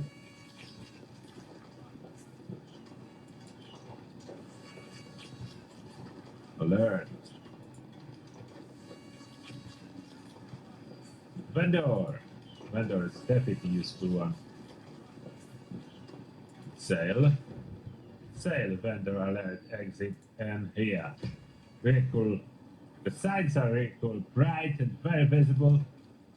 After I put them in my main camp, if people will still not be able to find the vendor, after it will be sale and the vendor stick over there and here in all colors, then I don't know. Letter sets, I will not be placing all the letters, I will just place some. Let's see. A, B, C. Malo by to byť už iba 4 hodiny. Máme 70 level. Skoro. Those Za letters are chvíľu. quite cool. That's the clutter with all the photos that I just placed here. 5 photos, 4 spinners, 5 spinners, all the signs, neon sign. What else?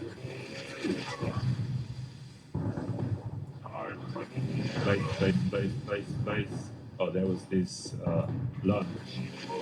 Place that didn't try it. See. Oh, you're sitting like silent. Don't lie down. Come on, Neviem, či sit. to keď to práskne. You O sit 8 like máme that. začať robiť sáčku. It's working. Uvidíme, či bude vypadovať internet.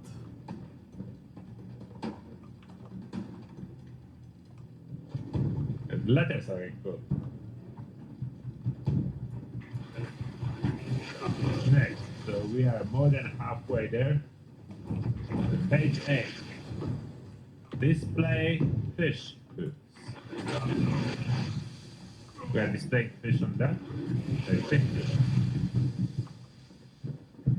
Spotlight lamp. Fishing rod, baby rattle toba. Gone fishing neon sign. More vinyl cover. And Kinnery machine. That's the machine.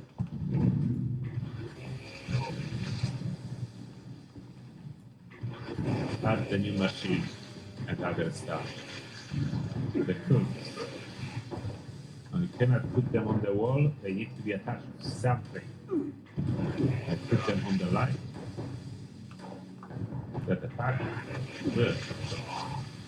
There is a spot, I can see it. The different type of hook. I find more of this.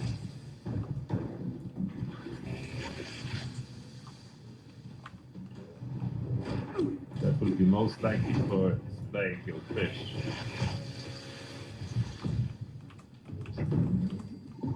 I did them like randomly a little. That's fine. Mini spotlight.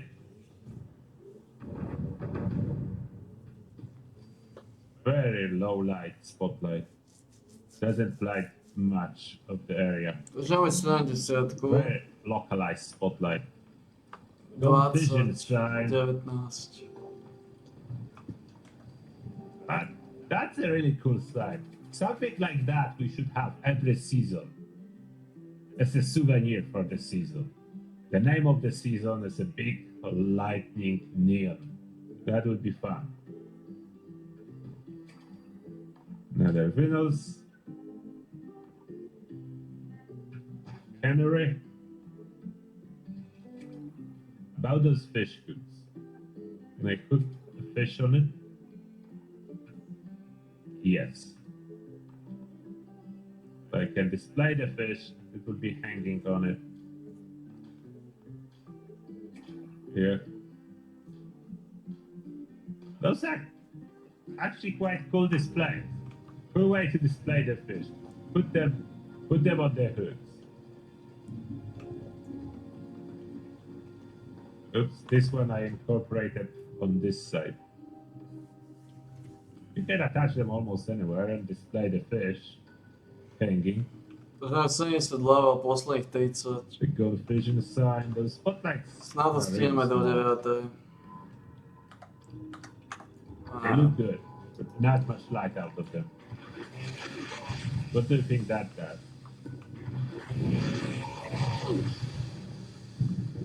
The list is what it is. And for some reason,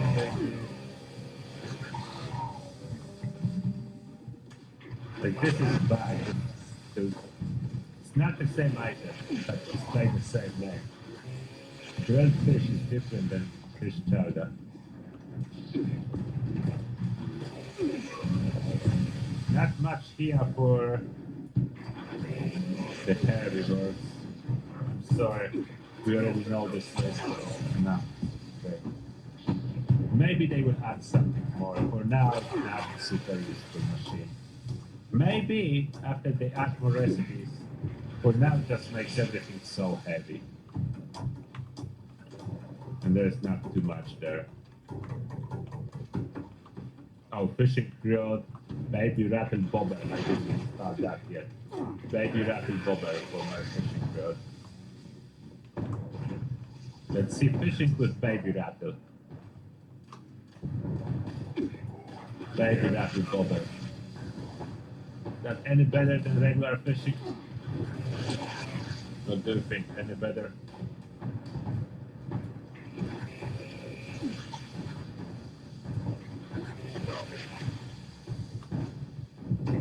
That's a baby rattle. Not great, they're better. They're better bobber. And for free. You can obtain in game, they're better bobber.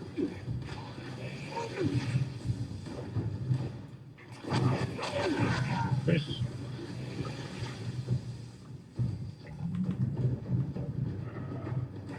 Next page. Page 9. Taxidermy shark, Joe. Chainsaw Volker for free, so I'm taking. Fishing cloth grenade bobber. Shark tooth flare. And we do have a survival tip. What's the thing also? Houseboat will be taking a tour. Chainsaw, Spitfire paint. I'm not claiming because I don't have chainsaw on me. I cannot paint. I would need to hunt down chainsaws. I'm not claiming this one. We'll claim it later after I one day find the chainsaw. I'm not using chainsaw as they nerf it, so it's so much weaker than auto axe. I stopped using it.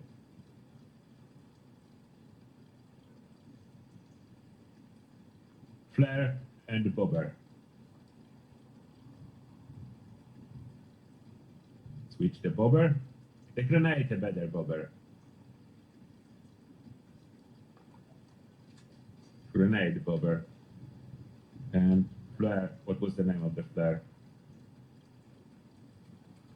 I need to start memorizing it better. Name of the flare. Shark tooth. Shark tooth. Let's install shark tooth.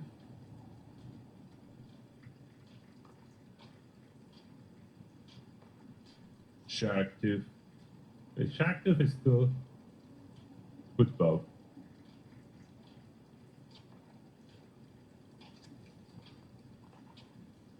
Now I have turtle shell with 2 shark tooth. Testing the bobber, the grenade one. Why am I pulling the weapon? I keep trying to use the weapon for fishing. You cannot use weapon for fishing. Cast it. It's a very well swimming grenade. Might be made out of plastic.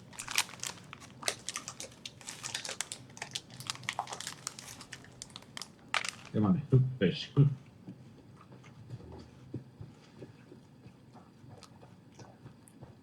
Doesn't want to get it. Doesn't want to eat the grenade. Why no fish wants to eat the grenade, finally?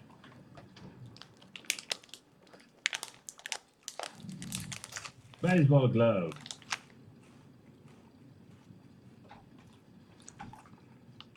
Now camp items. So we unlock. What's new?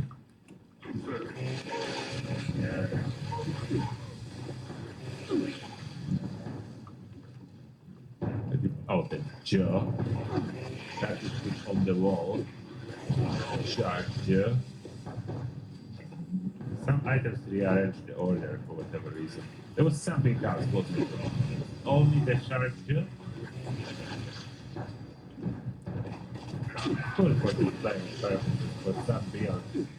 You want to do a fisherman hat. The shark jill is reasonable.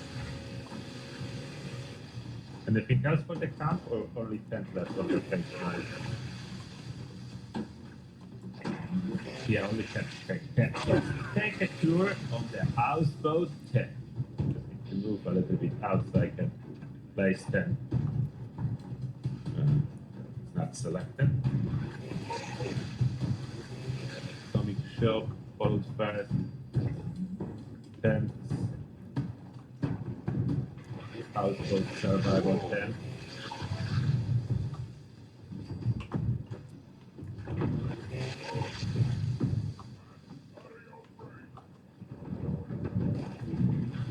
There we go. Houseboat survival 10. It's big. It's big. And it's with working light. It's giving any light. It seems to be a working light. Doesn't light up much of the area, but this is a light. I think it's working. Sorry, now there's smoke coming out. You can sit on it. It's quite a big platform. Wherever you want it. Hey, even engines like that. Like this. Side springs. There is instrument. There is Tinker's workbench. There is a punch card loadout machine. That's for this one. There's barbecue grill. Gone fishing. Marked on it. And so, oh, site looks so cool. You can easily see everything outside. There's lots of windows, so that's a good tent for this purpose. There is hammock. You can sleep there. Starch box. Scrap box. And ammo storage box. Plus a chair. Has everything. I don't think anything is missing. It has everything. This tent has everything. It's big. Very practical. I'll be using it now. It's bigger and more accessible than the vintage camper. The vintage camper, sometimes it's hard to enter it when you put it on uneven terrain. But in here there are stairs up, so it will be always easy to enter it, regardless how uneven terrain is. So that will be officially the best tent of them all. That will be officially the best tent.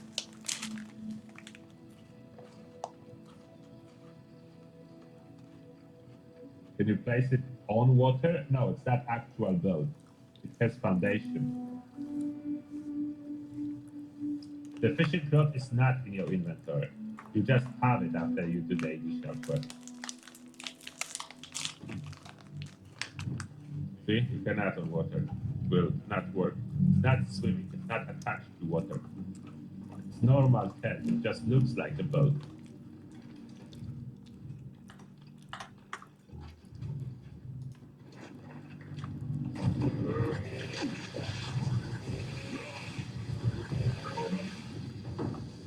Next page. Page 10 we are at now. Mega 10. Place yourself statue. Lily Pad platform. Spitfire paint for chest cannon. More vinyls. And fishing poster.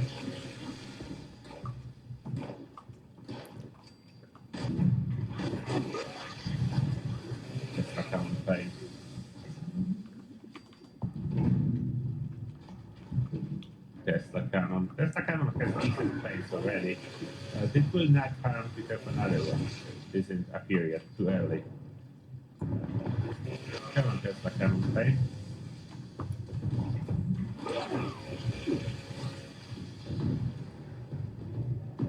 No. Tesla Cannon Shark.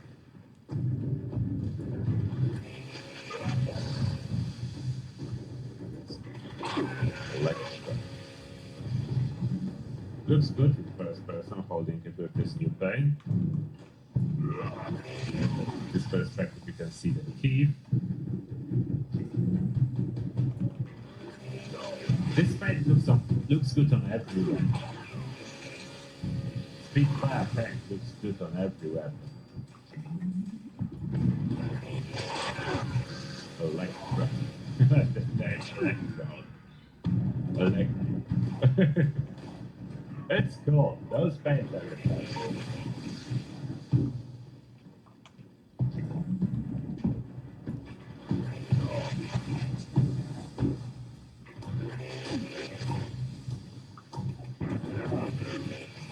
Okay.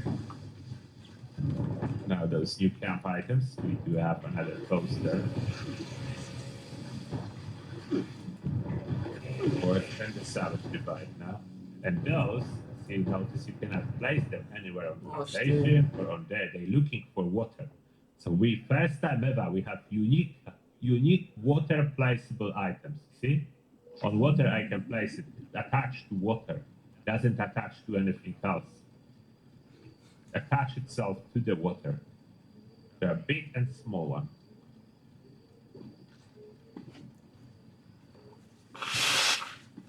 You can place them and most likely fish from them. I will see in a moment.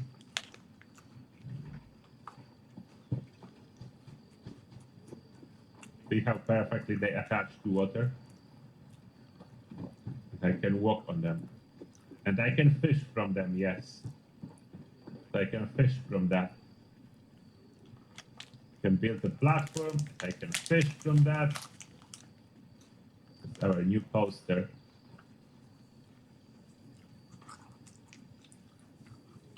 Savage divide fish.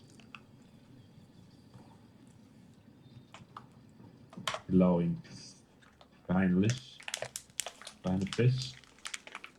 Was that it from this page? Did I forgot something? That was page 10. Oh, where's the dinosaur? Just checking the camp items. I didn't see dinosaur. And there's supposed to be Euphorium Union frame vinyl cover. This new tab is getting out of order. It's not. I already have this one. Where are those new items? Where did they go? Oh, that's it. Okay, so some on top, some on the bottom. Euphorium vinyl cover, and that's big. Does it swim? Can be placed in water, but I think it's land placed. It can be placed on the bottom. Why I cannot place it here? Maybe it can be placed. No, it can be placed there. Okay, that's hard to attach sometimes. Can be placed anywhere. Place it in water. Makes sense to place it in water. But you can. That's the new beast. That's a new dinosaur beast.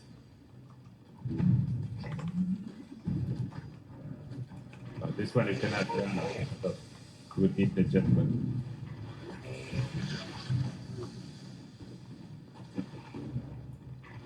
But it's cool nevertheless. Like those dinosaurs. Next page. Season page 11. Fishy Stay. Hotel Clutter, Part 2. Fishing Rod, Light Bulb Boba. Fish of Appalachia Toxic Valley Coaster. Frame, Gone Fishing Warheart. Seaweed Scrapbook. Isotope Isaac Frame.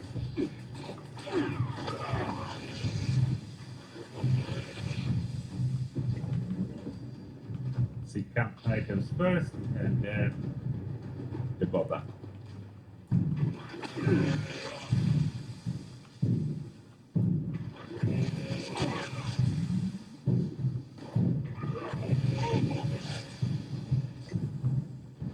That's the part 2 platter. Yes. Part 2 bottles. Would be another 5. I Well, think that though. would be another 5. Yes, so there's 10 bottles in total. Each is 5. Each part is 5.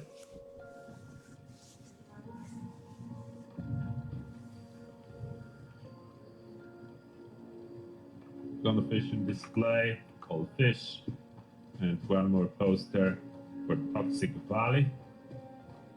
See some posters missing. Where are all the other posters? And where is the scrap box? Supposed to be a scrap box skin.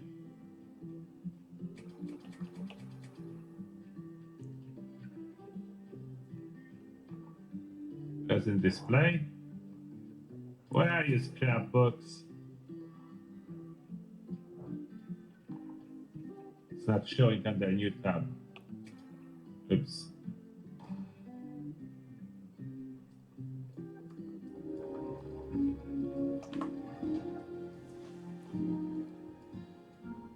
Cash boxes. It shows here. I need to find it manually, and it does show.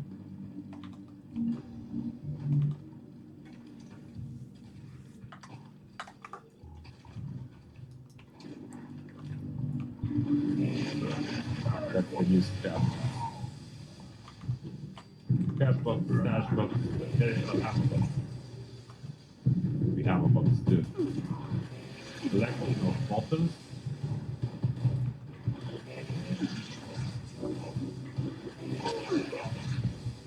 Fishing poster.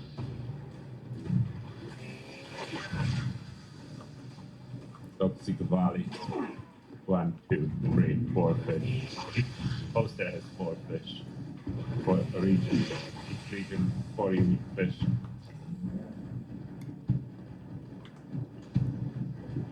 Did I miss something? Or that was it on page 11? Oh, stain. Supposed to be stain on the camp items that I didn't display. Fishy stain. Why are you fishy stain? Why are you not under new tab? Or am I not seeing it? Fishy stain. Where are you, fishy stain?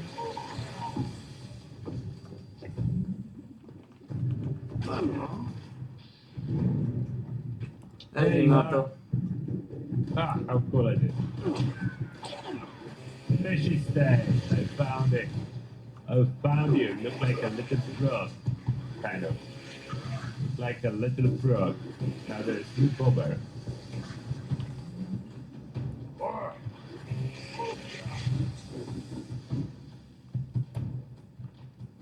Not this worker.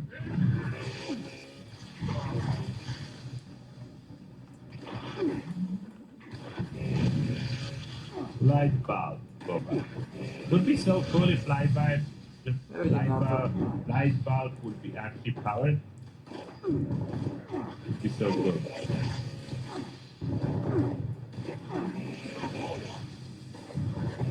That's the light bulb. Oh, cannot switch on the light bulb. Would be so cool if that would be a glowing light bulb.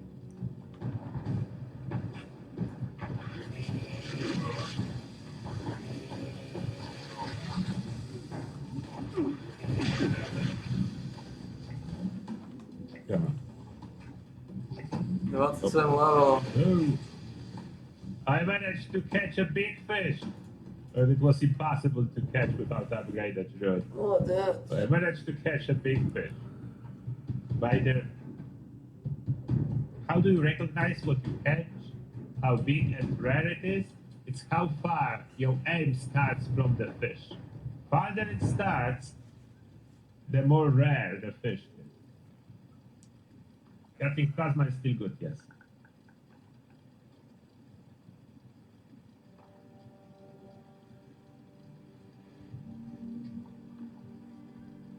No, Bethesda didn't give me atoms. I purchased them.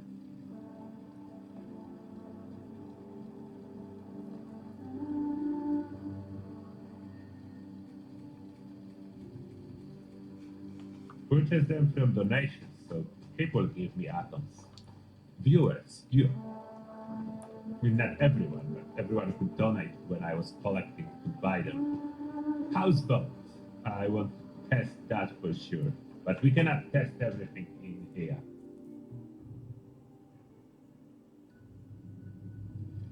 Houseboat. Bottled octopus. What should I take? Bottled octopus. Oxygen tank backpack. I want to see this backpack for sure.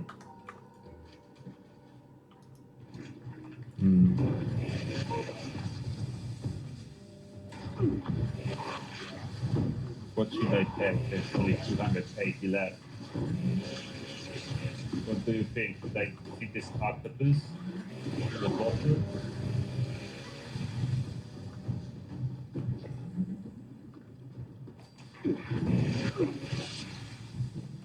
Taký veľký damage mi dávajú 165. po novom, čo sa deje. So now, what I can take is either a fish head fishing close play or sea serpent.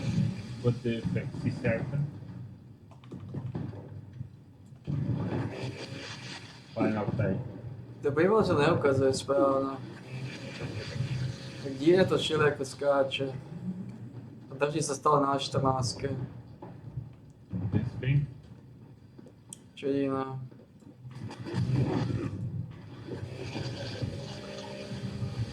No, rank 100 was never enough to buy everything. You need 140 ranks to buy everything.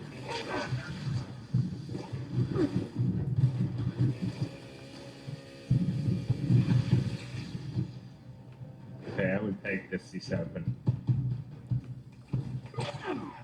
Use the sea serpent, I will take the sea serpent. Alright. Wait a second before I open build menu for the game to actually catch up that I did purchase the stuff or it's not here.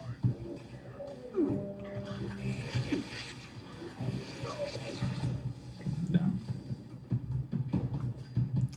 Nevidím na to. Toto bude problém, no. So cool. Octopus is so cool.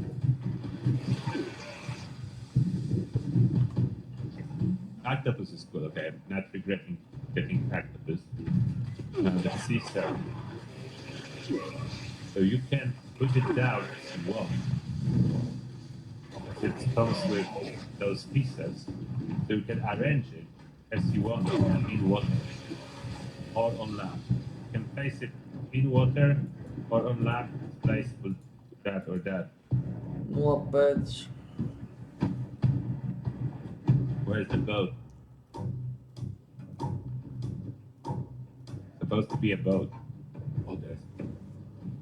Boat cannot be placed on land. See? It doesn't work. So it needs to be placed on water. But now I use all this space. Let me move this stuff around. Dirty water. Like yeah. that's glorious. That's a pickup, man. You can actually squeeze in the boat here. That's a pickup. Boat is big. Need to be on water. Amount of water I have here is not enough. That's a Okay, pickup, move man. this down. Dirty water. Oh shit. That's enough water? Oh, that's enough water now. So it needs to be swimming on water. This boat is water only. Unlike the 10, this one is placed on water. Can it be sticking out of the camp? Okay. So I can put it in this direction. Was there anything else? That's probably it. Let's take a tour on the boat. So that's like a tent, but empty. You can place it on water and decorate it as you wish. Same like a tent, a light in the afternoon. Rest, water. Oh, that's really small. So it's same like that. It's a little bit small stuff inside. The serpent. You play Vidím na as you to. want. Those are 3 separate pieces that you can play separate. And that's the octopus. Not moving because it's dead. No, Two little items. When you move away and closer, it kind of look like it's moving, but that's just distortion from the glass. Not actually moving. What was they place everything? Let me check. Oh, oxygen tank for backpack. I didn't put that on. Oxygen tank for backpack. That's the last item I was able to buy.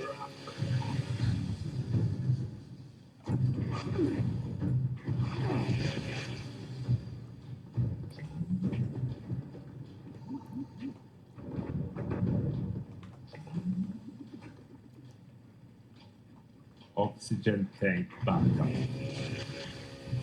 Good backpack.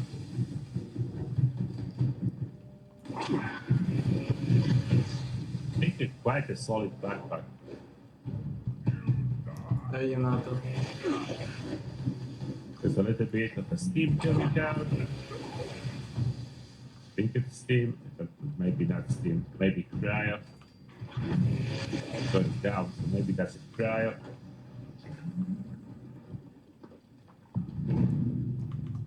Ne, začnou chytat brutálna únava, plus na to nevidím.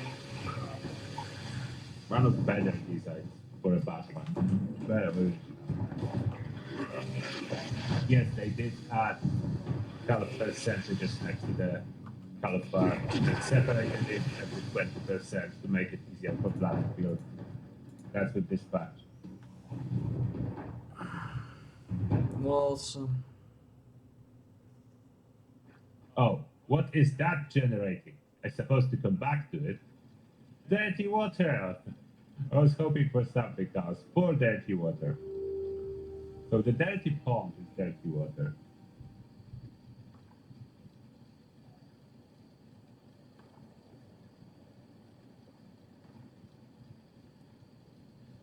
Yeah. So dirty water in dirty pond. Not particularly useful. Another dirty water generator. Can I put jetpack and see how it looks? Yes, I can.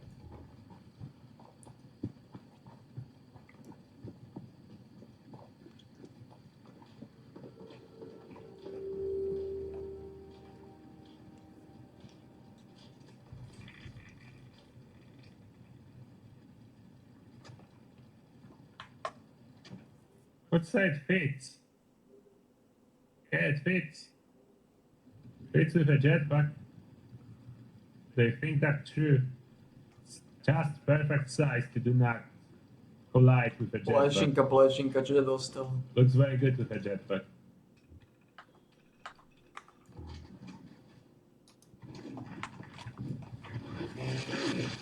How do you start the fishing?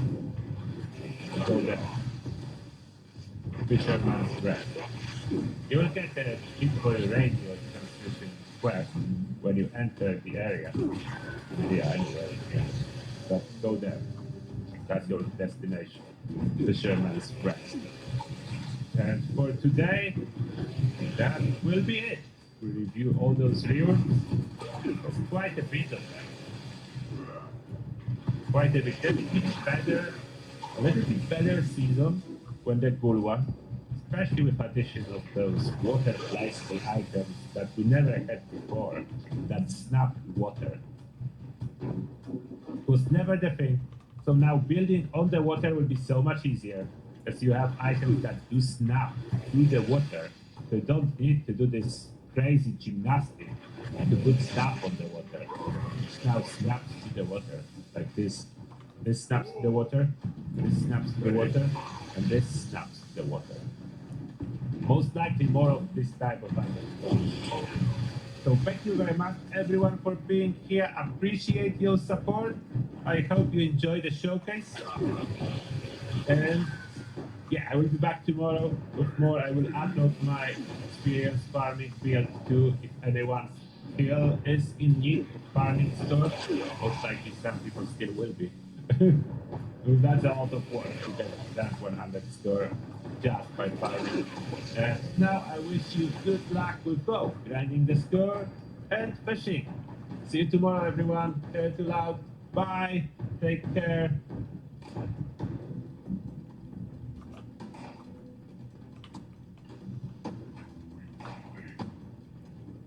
Fucking hell.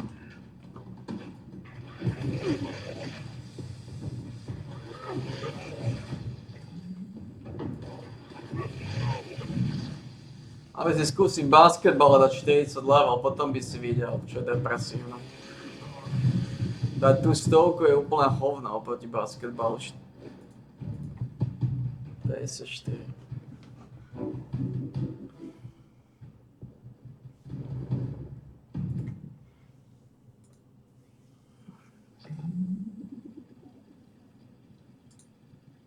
It's finally here. You can now relax by the water, cast a line, and reel in everything from junk to living legends. So, whether you're wondering how to get started, or looking to maximize your haul of rare fish and loot, this guide will walk you through everything you need to know about fishing. So let's get started. To get started with fishing, track the new side quest in your Pip-Boy called Casting Off. This will instruct you to head to the mire and listen to the Linda Lee shortwave signal, which will instruct you to head to the new location, Fisherman's Rest, and speak with the strange new NPCs, the Fisherman and Captain Raymond Clark. This quest walks you through the fishing basics and unlocks the ability to start fishing anywhere it's allowed. Once you've completed the quest, you'll also unlock the ability to craft the treats needed to feed a very large, very unusual crab named Linda Lee. You'll also gain access to a new daily quest that you can run every day for rewards, which we'll get into later. Fisherman's Rest is home to some interesting characters, like Captain Raymond Clark, as mentioned earlier, who is the main guy you'll be dealing with. He gives you the quest to get started fishing, and once that's done, he'll offer you a daily quest and sell you common bait. There's also a strange character simply known as the Fisherman. He's quiet, mysterious, and honestly, he looks like someone who tried to turn a Margaret King into a human. He also sells common bait if you're in a pinch. And then we have Linda Lee. She's a massive hermit crab who lives inside the captain's boat. She doesn't talk, but she has an appetite for cooked fish. Once you catch some fish, you can cook them up and toss treats into her trough. In exchange, Linda Lee rewards you with legendary gear, including weapons, armor, and power armor pieces, so be sure to feed her lots of yummy treats. Once you finish the initial fishing quest, you'll unlock a daily called Big Fish in a Small Pond. This task sends you out to catch 7 fish, usually in a specific location, or under a specific weather condition. It's fun and rewards you with 500 XP, caps, and a couple of legendary script, and a few common goodies like ammo, weapons, and 8 items. Great. There's also a chance to get fishing rod mods and learn new plants. You can also earn 1 to 10 pieces of common bait and up to 5 pieces of improved bait. It's a solid little daily worth knocking out. There's also a brand new set of fishing challenges to reel in. These challenges track things like the number of fish you've caught, how many rare species you've landed, or even which regions you've caught fish in. Great. Completing them unlocks some really cool rewards, but some of them are exclusive to these challenges. Great. Rewards include unique camp furniture, player titles, caps, and more. So if you're a collector, a decorator, or just like checking off boxes, be sure to check out the challenges tab while you're fishing. Now, let's talk about mechanics. When you approach a valid body of water that's deep enough for fishing, you'll see a prompt to fish. If that prompt doesn't appear, then either the water is too shallow or fishing just isn't allowed in that spot. You can also toggle between bait types before you cast your line. Once you're in a fishable spot, interact with the water, and then you will be able to cast your line. After your line hits the water, keep your eyes on the bobber. When it sinks below the surface, it's time to reel it in. At that point, a minigame pops up that shows you a circular radar with your fish on the edge. The fish slowly swims toward the center, and your job is to keep it inside a small moving slice of the circle. If the fish slips out of that slice, the line breaks and you lose both your bait and your catch. But if you keep the fish inside the slice long enough, you'll reel it in and see what you caught. Then you're free to bait your hook and cast again. As mentioned, you can fish in pretty much any body of water that's at least about waist deep. That includes lakes, ponds, rivers, and yes, even Awesome. those toxic sludge pools. This is Fallout after all. There are tons of ponds scattered through Appalachia, so get out there and explore to find your favorite spot. A lot of players are even building their camps near their favorite fishing spots. And that's because of one big factor, the weather, which we'll get into later. After you complete the first quest, your fishing rod is automatically added to your inventory. You won't see it in your regular weapon list though. To view or modify your rod, head to a Tinker's Workbench and select the Modify option. That's where you can customize your rod with different reels, bobbers, hooks, or rod types. You get a Mark 1 reel from completing the Casting Off quest. This adds extra rotation speed to your fishing minigame, so you can keep the fish on the line more easily. Be sure to keep upgrading your fishing rod so that you can more easily reel in challenging catches. Fuck off. Each rod affects different aspects, like how fast you can reel in a fish, how wide your capture zone is during the minigame, and more. You can even unlock and apply skins to personalize your setup. Different mods are better suited for different fishing goals, so feel free to experiment and find what works best for you. There are 3 different types of bait in the game. The most basic is common bait. This type is easy to get and works for most fish, but you'll also end up catching junk or more generic fish when using this bait. Improved bait is the next step up. It still lets you catch most fish, but it filters out the junk, which saves time and resources. Then there's superb bait. This one's much harder to find, but the payoff is huge. It gives you significantly better odds of catching the rarest fish and completely removes both junk items and common fish from the pool. If you're hunting for that axolotl or just looking to maximize your rewards, superb bait is what you need. There's a few ways you can get bait. Common bait is obtainable from Captain Clark and from the fishermen at Fisherman's Rest. Improved bait can be rewarded from the daily fishing quest or from some public bait. There's also currently a free improved bait in the Atomic Shop, and they may add bait to the rotation of daily free items, so keep an eye out. Superb bait is the most scarce, and currently can only be obtained from the season pass.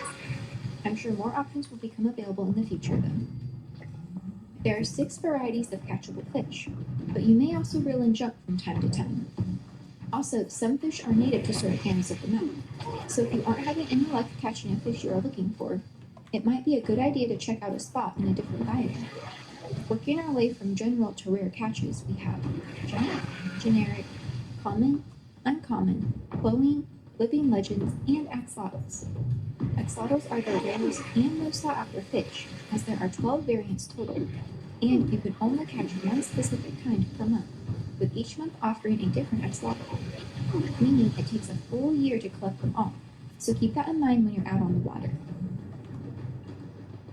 There are 7 tiers of fish in the game, and what you catch depends on your bait type, the weather, and a little bit of luck. Here's a chart that further breaks down all the chances, and I'll post it in my Discord so you can save a copy.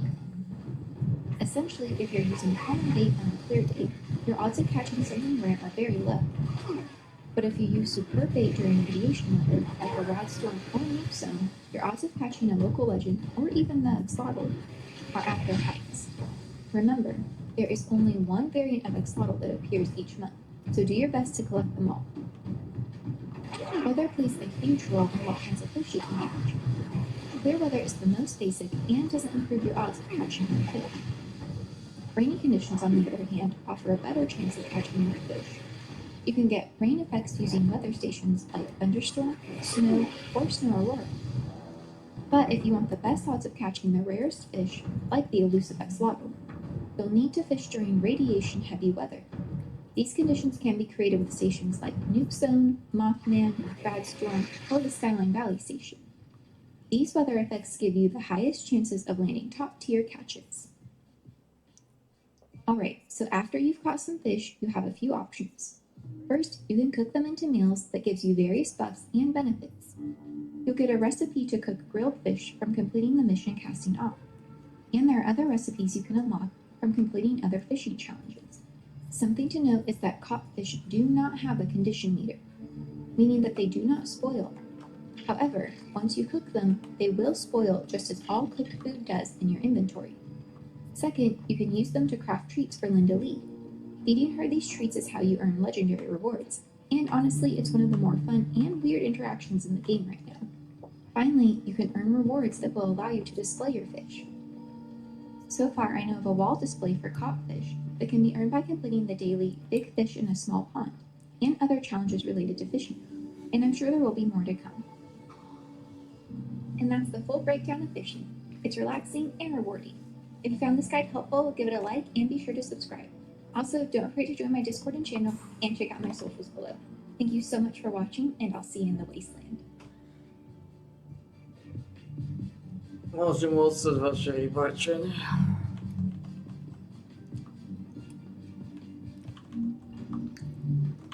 Vaše rybarčenie je sáčka.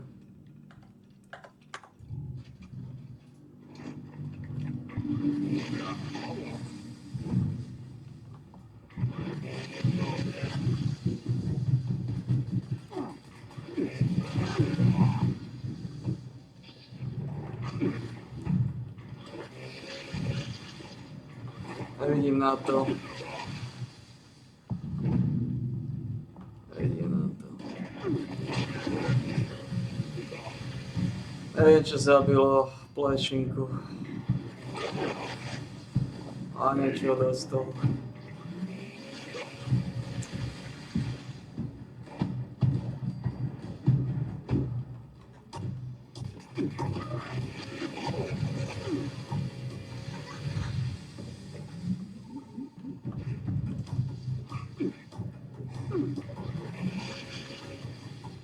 Nevidím na to.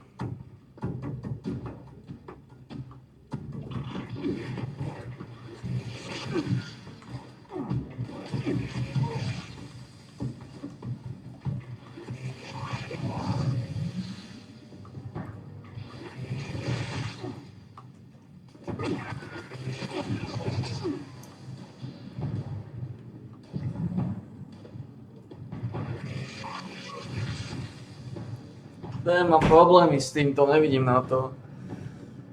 Musím to postaviť tak, aby som čo najviac zakryl svetlo, ktoré na to ide.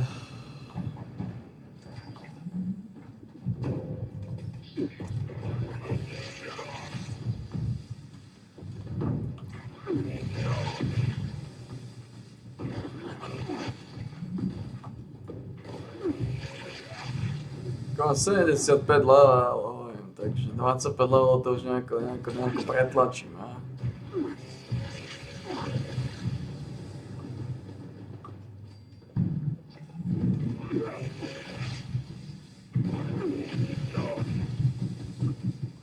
levelov sa už nejako pretlačí, to už je OK.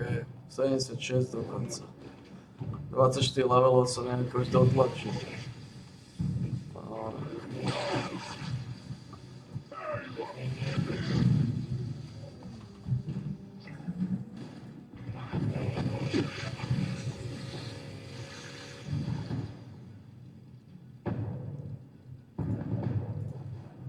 Just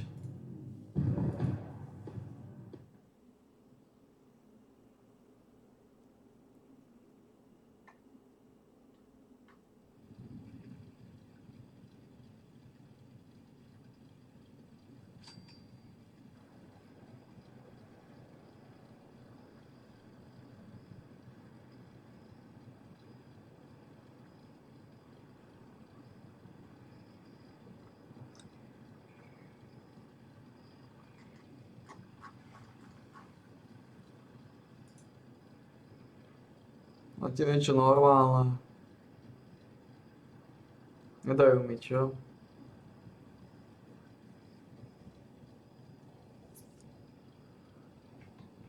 Nedajú mi. Nič, pustíme si Ratatát.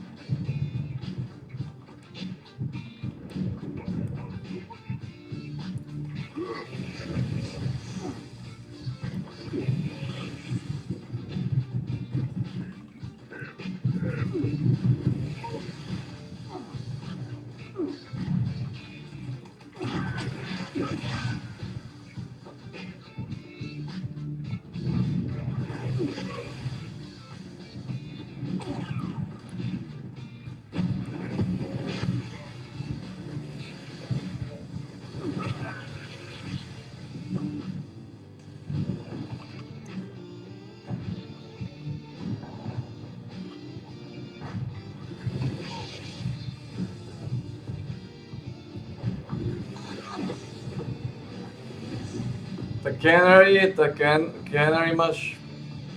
The Canary... No. To je hovno, tam nič není.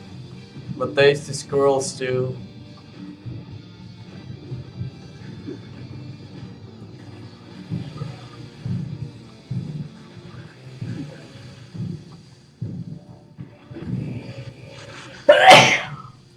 A hovno.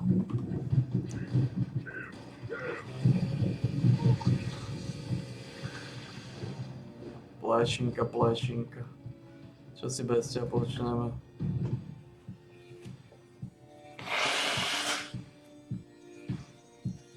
Už slnko nejaké sa kúsok zašilo.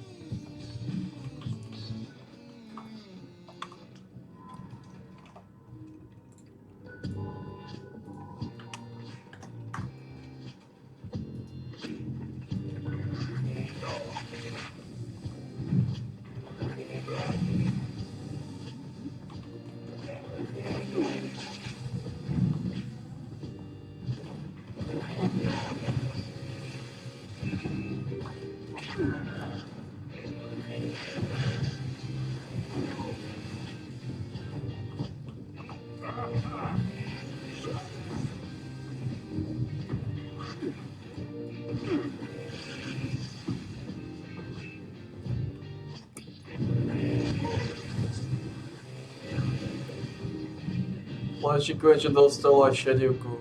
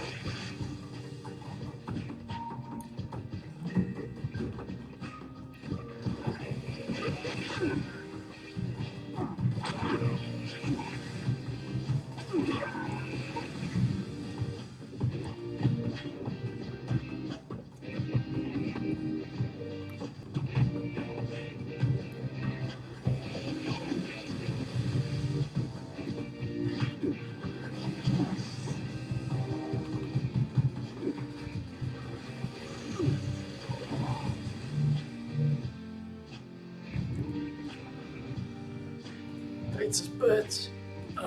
To ma nebaví tiež.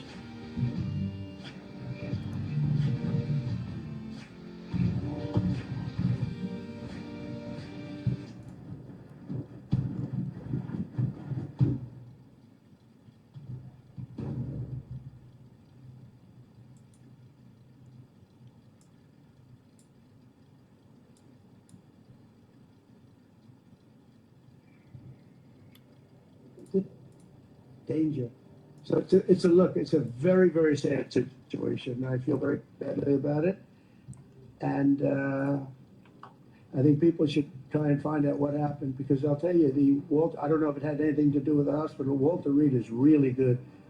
They're some of the best doctors I've ever seen. I don't even know if they were involved, but a doctor was involved in each case. Maybe it was the same doctor, and somebody is not telling the facts. That's a big problem. President Zelensky of Ukraine says that Ukrainians are ready for a ceasefire, they're ready for peace negotiations. In your mind, is Ukraine doing enough to get this? I'd rather tell you in about 2 weeks from now, because I can't say yes or no. I think, look, he's a strong person.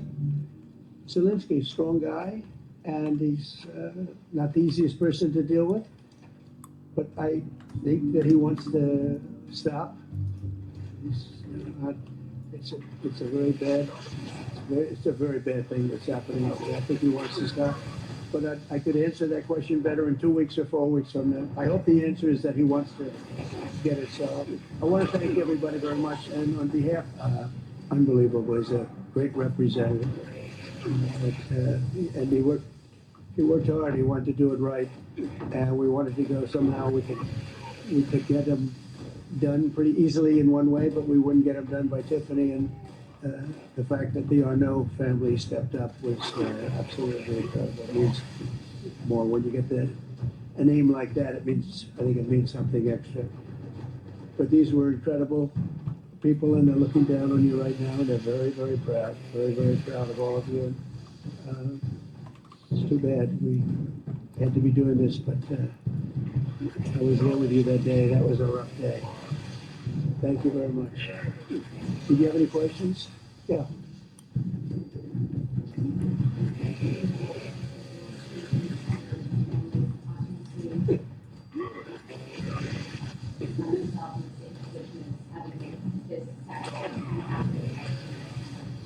Having to do from a previous?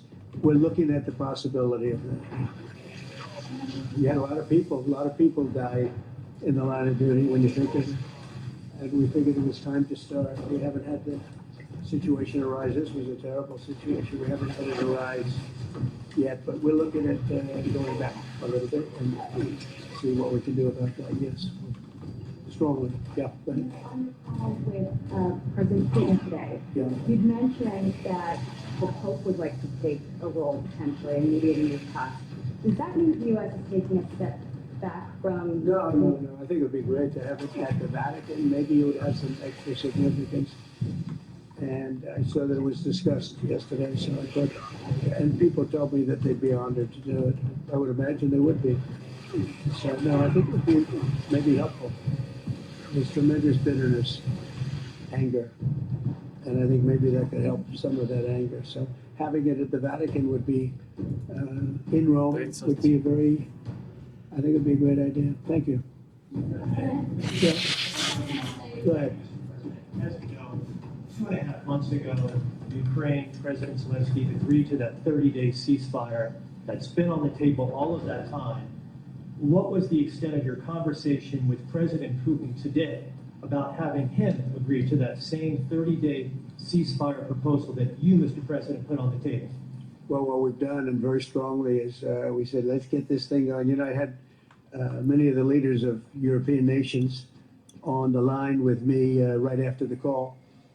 And we have to get that thing solved. 5,000 young people every single week on average. And I've seen satellite pictures. You don't want to see these pictures.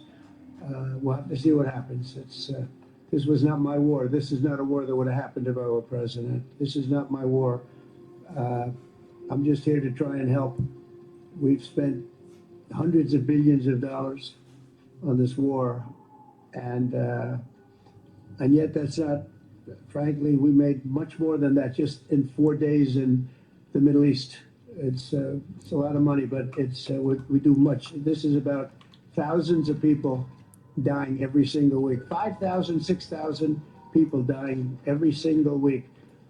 And just like you have the relatives here, wives and children and everything, you have You know, these soldiers, they say goodbye in Ukraine and in Russia, and then their parents never see them again, except maybe in pictures of horrible scenes, because I've seen some scenes, I've never seen anything like that. So we're gonna see if we can get it taken care of. Yeah, please. Our thanks to the members here and our condolences to the families.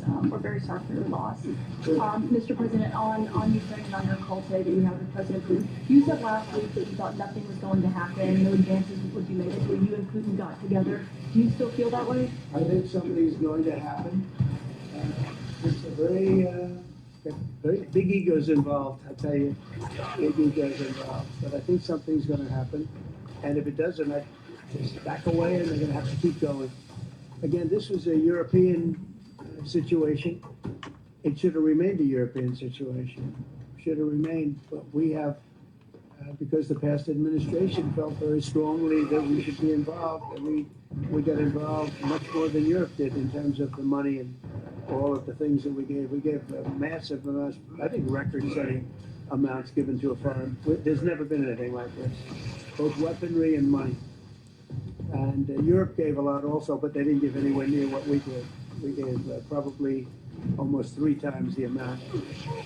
And it's just a shame. The whole thing is a shame.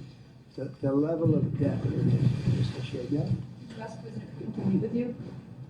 About what? About Ukraine.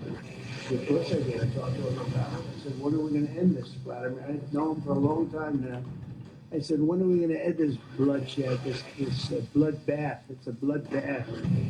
And I do believe he wants to end it. You know, when I made the call, I told the people last night, I spoke to the heads of the different countries, Germany and Finland, we had Italy, as you know, UK is on the line today, and a couple of others, and then they were in turn calling everyone. Ursula was there from the European Union. She was terrific.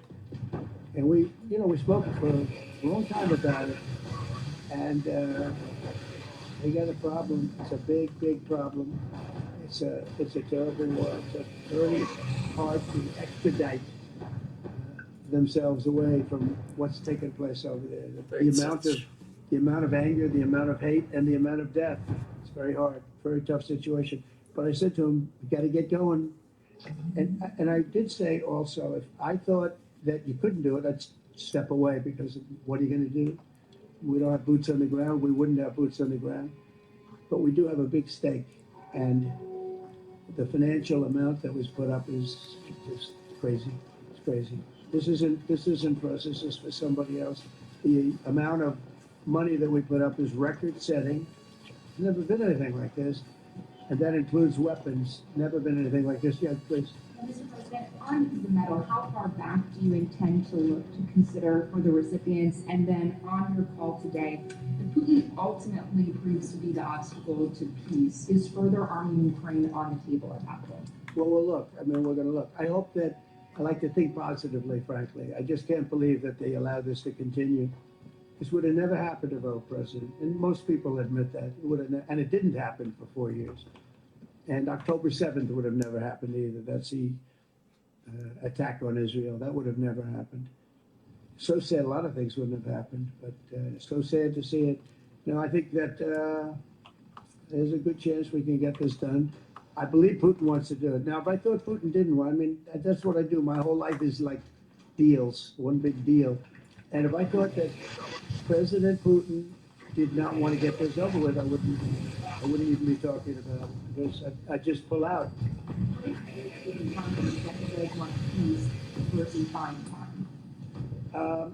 I think he's had enough. I think he's had enough. It's been a long time. This has been going on for more than 3 years. When you think, right? It's been going on for a long time. Yeah, please. When you implored him to stop, basically, Vladimir stopped on social media, and he did, and he just continued. I'm curious, could you bring that up with him in your phone call today? Sorry, you previously on Truth Social implored President Putin to stop. You wrote Vladimir stopped, and he didn't stop, quite the contrary. I'm curious, did you bring that up on your call with him today? No, I didn't bring that up. But I did say, it's time, you got to stop this thing. And I believe he wants to stop. Look, I would be, I think, very able to tell whether or not he wanted to or what. I thought there was a very good chance, like 50-50 chance that he would say, I want to take the whole thing. I didn't know what he was going to say. And then they have a different kind of a problem. But I believe he wants to stop. He should. Now about backing away or walking away if it looks like it's going to be an intractable problem. Do you have a red line in your head of what would cause you to back away? And Yeah, in my head, but not something I'm going to announce. But yeah, definitely in my head I do, yeah. Because this isn't our war. This is not my war. This is not the war. I mean, we got ourselves entangled in something that we shouldn't have been involved in. And we would have been a lot better off, and maybe the whole thing would have been better off, because it can't be much worse. It's a real mess. It's a death trap. So I think that, yeah, I would say I do have a certain line, but I don't want to say what that line is, because I think it makes the negotiation even more difficult than it is yesterday. Lead walk for your you mentioned the bloodbath you want to see end in Ukraine. You mentioned that you believe Putin wants peace, but he just attacked Ukraine yesterday. So what makes you think that he wants peace? Well, he's in a war. Nobody says don't. They're fighting, they're attacking each other, and people are dying all the time. He's in a war. He's fighting a war. Nobody said he was going to stop. I think, is it terrible? Yeah, it's terrible. I think it's terrible. Yeah. President Biden was diagnosed with cancer of the war and then asked about reconciliation. What happened to increase the sanctions on Russia yet?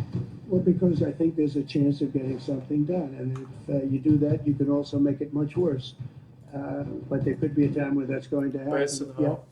President, The president's going to say. with the ratings Go ahead. downgrade from Do you want to respond to President Biden being diagnosed with cancer, or are you going to call your predecessor?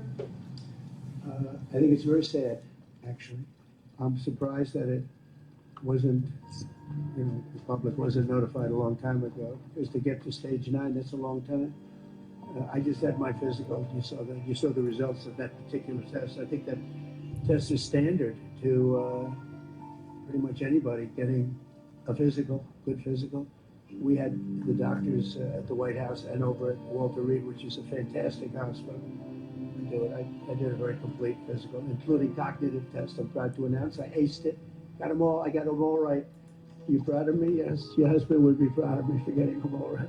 It's a little risk. If I didn't get them all right, these people would be after me. It would be not a good situation. But I think frankly, anybody running for president should take a cognitive test. They say it's unconstitutional, but I would say in that particular case, having a cognitive test wouldn't be so bad. But when you take tests, medical tests, as a male, that test is very standard.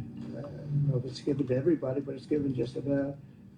And it takes a long time to get to that situation. Now, I think to get to a stage 9, I think that if you take a look, it's the same doctor that said that Joe was cognitively fine. There's nothing wrong with him. Well, he said, if it's the same doctor, he said there was nothing wrong there. That's being proven to be a sad situation. And the auto pen is becoming a very big deal. The auto pen is becoming a big deal because it seems like that maybe was the president, whoever operated the auto pen.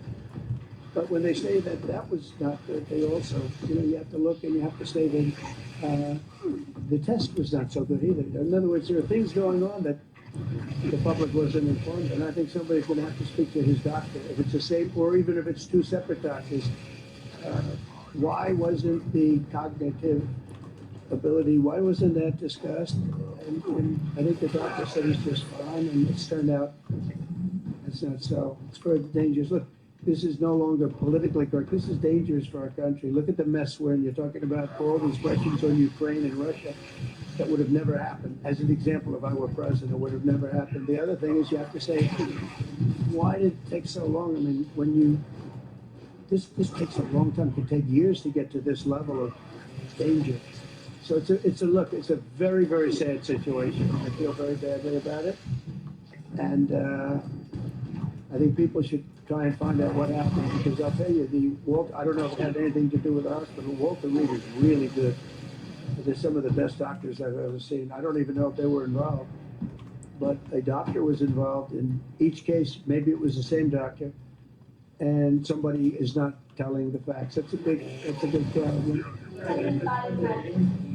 President Zelensky of Ukraine says that Ukrainians are ready for a ceasefire, they're ready for peace negotiations. In your mind, is Ukraine doing enough to get this? I'd rather tell you in about 2 weeks from now, because I can't say yes or no. I think, look, he's a strong person. Zelensky's a strong guy, and he's not the easiest person to deal with. But I think that he wants to stop. It's a very bad thing that's happening over there. I think he wants to stop. But I could answer that question better in 2 weeks or 4 weeks from now. I hope the answer is that he wants to get it solved. I want to thank everybody very much, and on behalf, unbelievable, he's a great representative.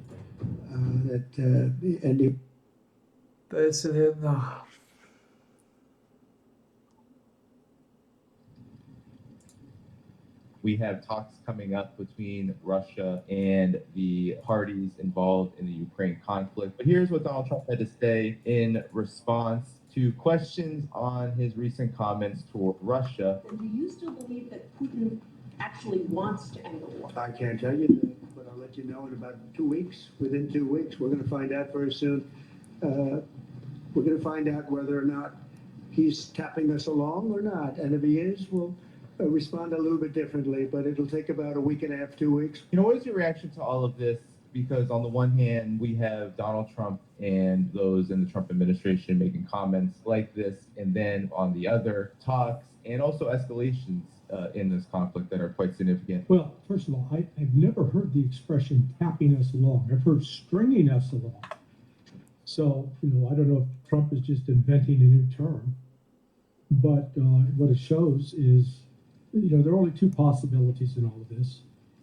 Either Trump's staff is giving him the mushroom treatment, you know, keeping him in the dark and covering him with manure, not telling him what's actually going on, or he knows what's actually happened and he's lying. There's no gray area here. When Trump came out last Sunday, blasting Trump, Putin is crazy for launching all these unjustified missile and drone strikes for no good reason, and that killed lots of civilians.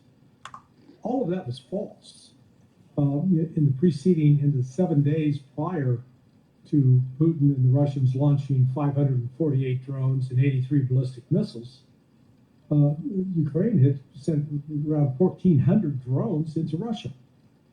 So it's not like Putin got up one morning and says, you know, I feel like bombing me some Ukrainians. No, that's not what happened. And then when you looked at the casualties that were caused by 548 drones and 83 ballistic missiles, at least civilian casualties by Ukraine itself was reported as 30. So either Russia was actually targeting military installations, or they're terrible shots. You know, they have terrible marksmanship. The Russians reacted like mature adults. They didn't want to say anything to embarrass Trump. They were suggesting that maybe he didn't properly understand it. And in fact, he hinted at that when Trump was asked by a reporter about the failed assassination attempt on Putin with helicopters or with drones while he was in a helicopter flying across. And Trump said, oh, I haven't heard of that. Maybe, well, that could be a reason. You think? And so I speculated what Trump and Putin's next conversation would be like. Where Putin will say, well, Mr. President, when you heard that your staff did not properly inform you what was happening, let me explain.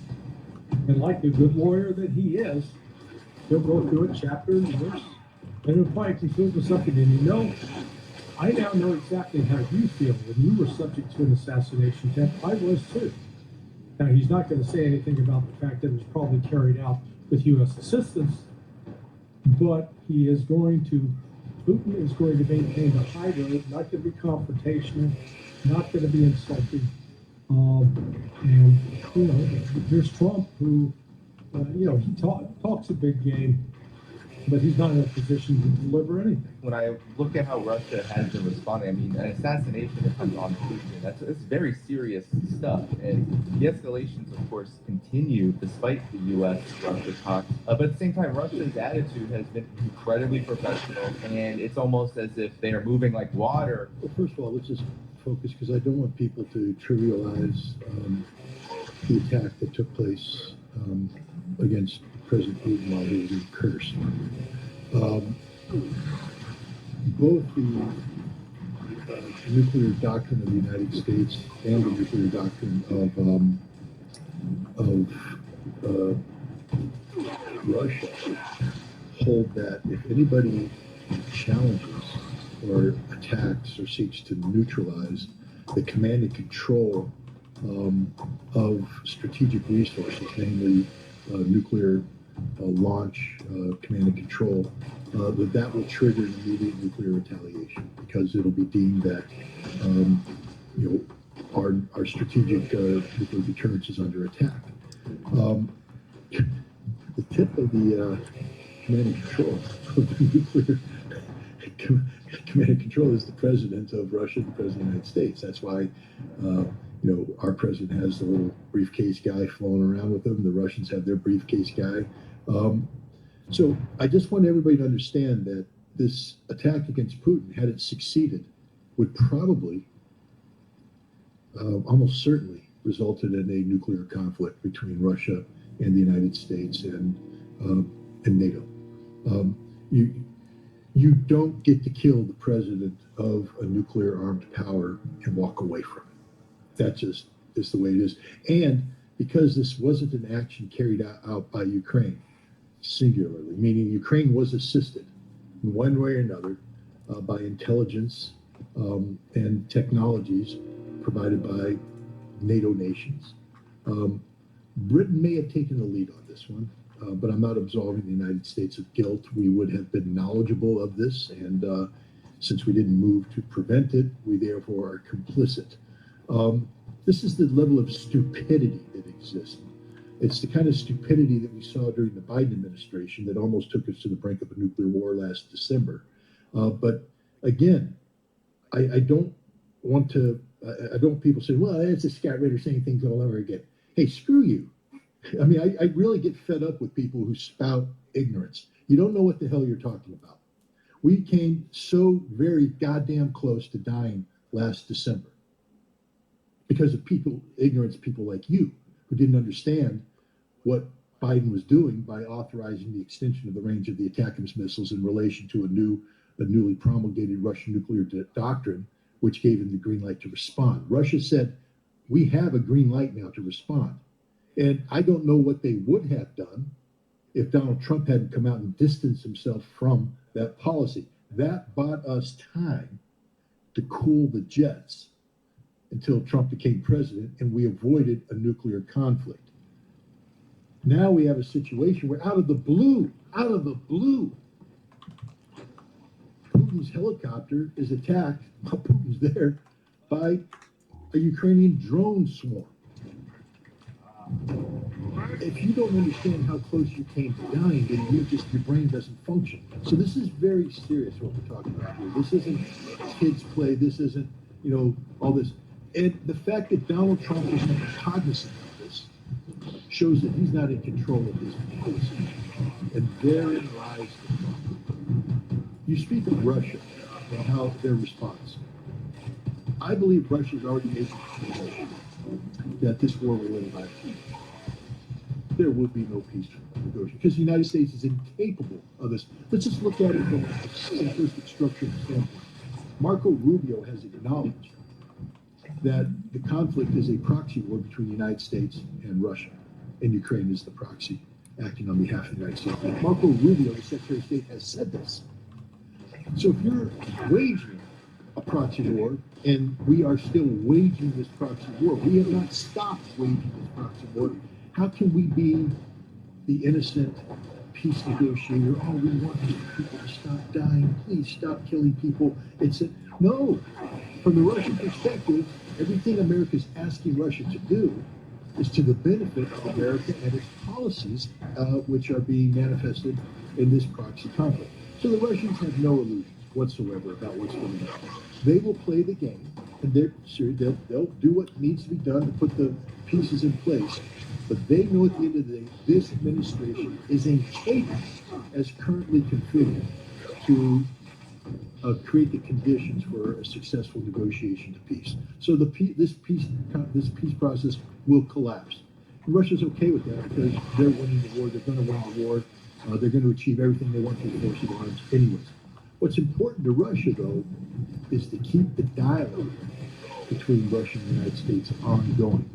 To let Trump walk away from the peace process as a futile effort, but to keep the dialogue between the United States and Russia ongoing, to reinforce the reality that it's more important for Russia and the United States to maintain some sort of diplomatic decorum than it is for the United States to successfully negotiate an end to a conflict on terms unacceptable to Russia.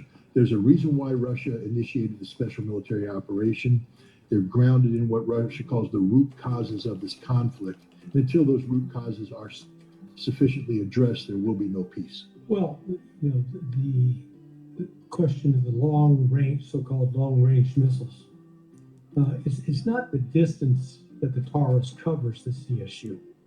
My understanding, and Scott will correct me if I'm off base, is that the Taurus, unlike Storm Shadow, unlike the ATACMS, does have the potential to carry a nuclear warhead. That's what Russia's worried about. The distance of the Taurus is like 300 miles. Its capability to cover from point A to point to destination. Well, from Kharkiv, which is like right up on the border of Russia, that's 400 miles to Moscow. So that means that even the Taurus is not going to reach Moscow. But what it does signal is if the West decides to go down that path, then if you're a Russian general in the general staff, you can't assure Putin, there's no way they'll put a nuke on that. You want to take that chance? So Russia's going to have to assume the worst. And they made it very clear that not only are they going to strike the launch port of the Taurus, but they're going to go after the people who made the Taurus, which means Rheinmetall in Germany. I don't know if they're based in Berlin or Frankfurt or Stuttgart, where they are, but they'll get hit with Russia. So again, this would have been dramatically escalated. Russia's insistence, as Scott noted, on the root causes is almost entirely about NATO and the expansion of NATO to the east. So Russia's going to make sure that stops for them. But Russia is also dealing now with escalating provocations from the West up in the Baltic Sea. So they're trying to stop Russian ships. And there's been some tips and cat up there, but basically now the Russians are sending what are so-called ghost ships. And that just means these are tankers and supply vessels that are not insured by London. They're now insured by Russian insurance agency. And they're going to get a military escort until they're out of the Baltic Sea. So, this is another flashpoint that's there. But I think, Russia's come to the decision, and I agree with Scott, that they're going to go through, they're not just going through the motions with these attempts to negotiate, but they're not going in blind. And they're not going in saying, oh my God, we got to negotiate. This is our only way out. Oh, heavens no. They're militarily better equipped and prepared to defeat Ukraine and NATO than at any time prior to today. I have just noted passing that there's some of the West want to criticize Russia. Oh, they're losing millions. They can't keep this up.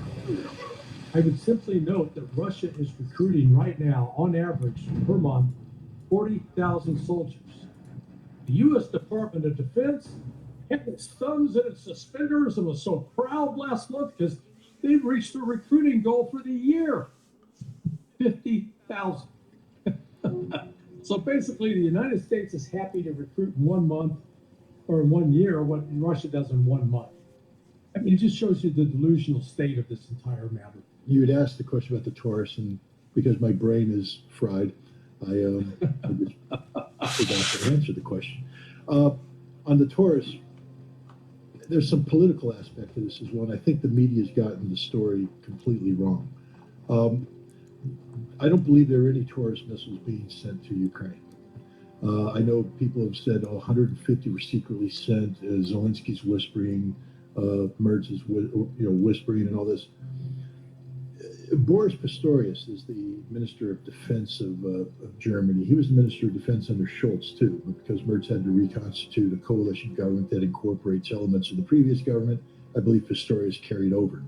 But in the interim between the election and Merz becoming chancellor, Merz was out there saying things about, I'm going to green light Taurus. Taurus is going to be flowing. I'm going to make all this happen. And Pistorius came out and said, nah, that just isn't going to happen. And he said something interesting. He said, there are reasons why we didn't send Taurus in the previous government. And these reasons still hold today, and we will never send Taurus in the next government. This is a definitive statement by the Minister of Defense.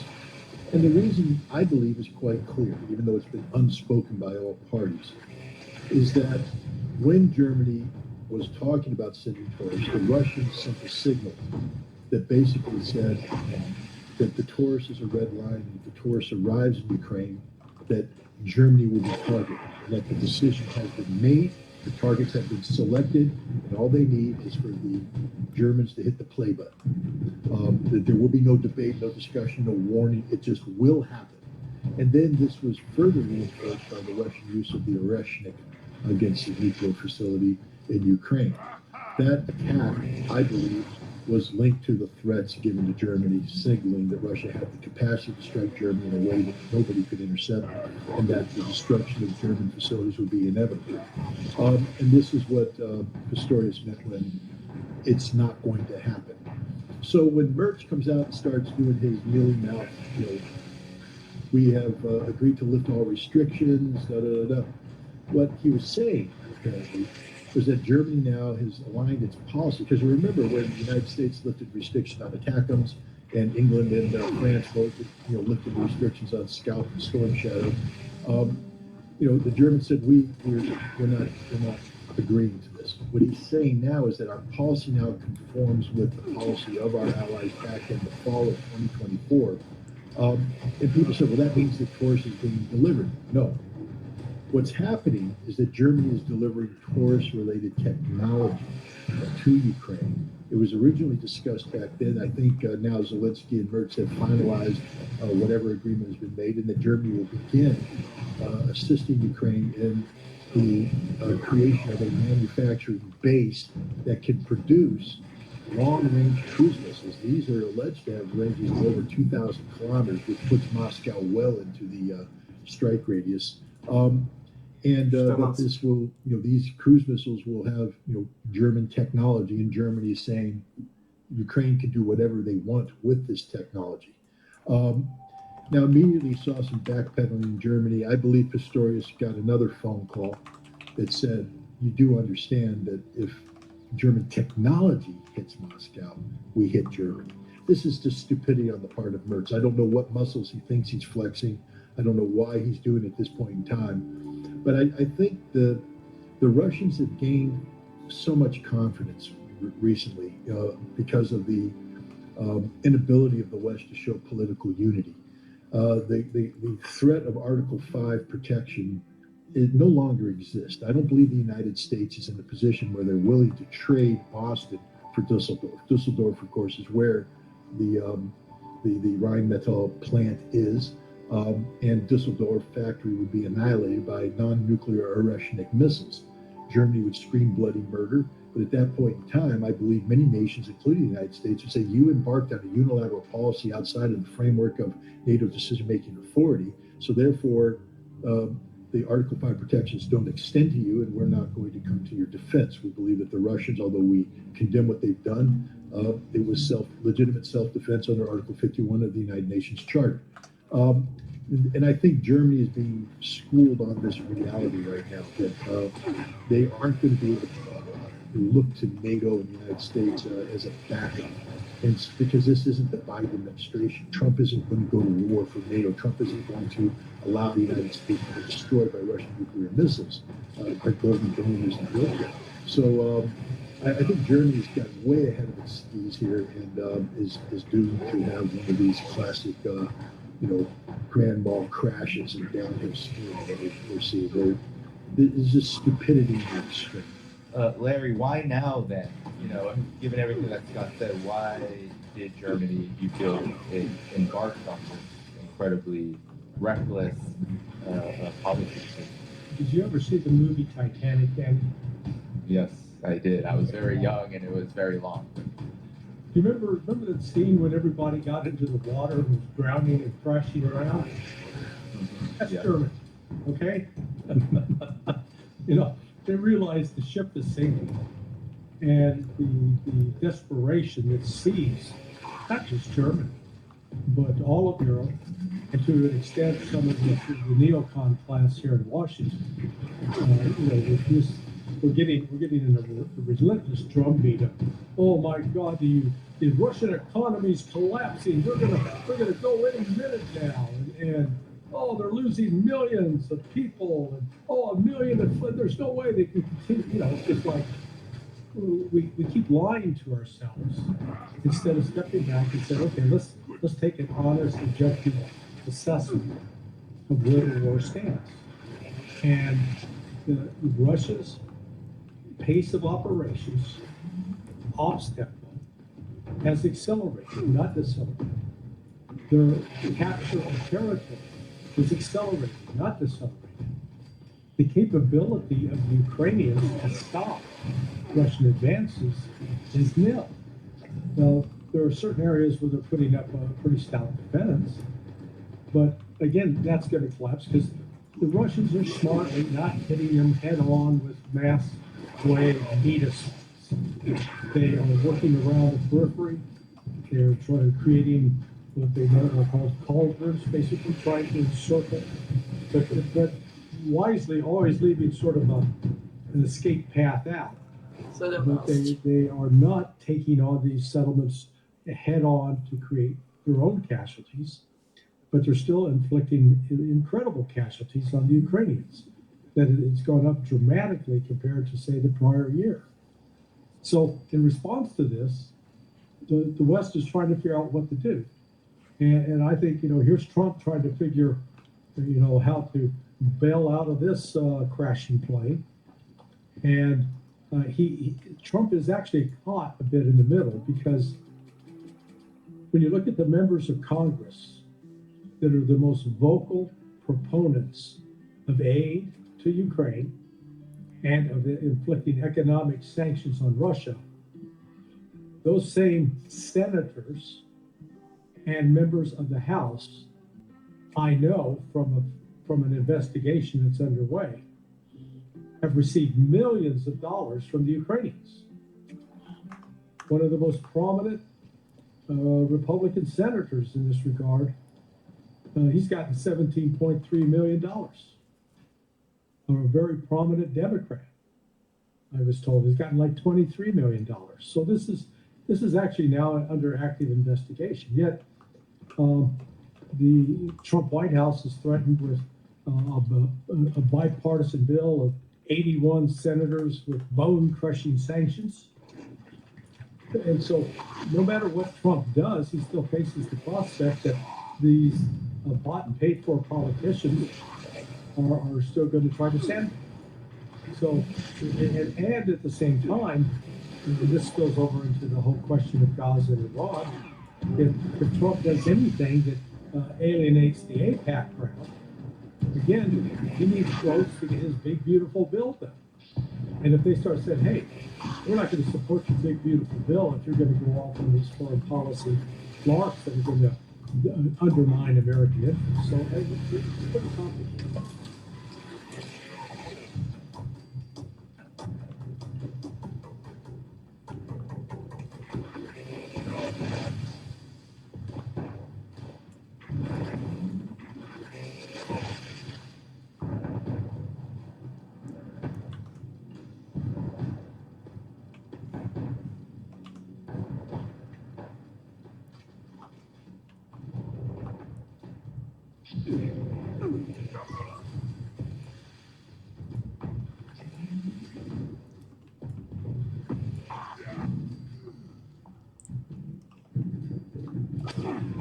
Náš playster.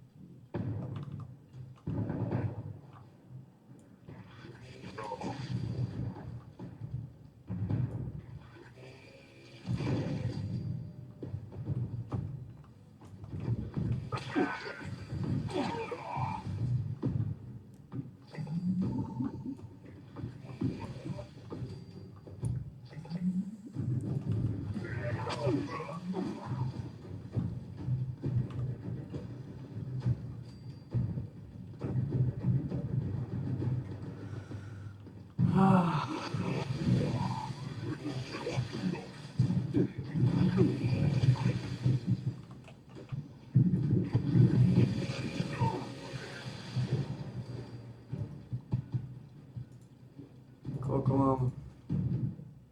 23.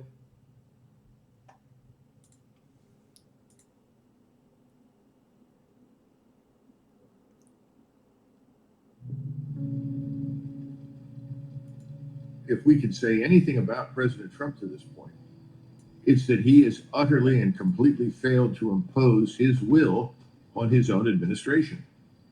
Now, what do I mean by that? This is the man that said that he was going to make some phone calls and would end all of this in 24 hours. Well, we found out, and he's found out, that sloganeering and posturing is not a strategy. Sorry, President Trump, but promising to call somebody is not a strategy. He has no strategy. And at this point, he's lost all credibility because in his discussions with Putin on the phone or discussions between his representatives and the Russians and Saudi Arabia have all come to nothing. These promises of a normalization in relations between the two countries and a restoration of some measure of civility in our relations, all of these have come to naught. Yet those are things that President Trump said he wanted. Those are things that President Trump said he supported. So what's gone wrong? Well, nobody pays any attention to President Trump inside his own administration.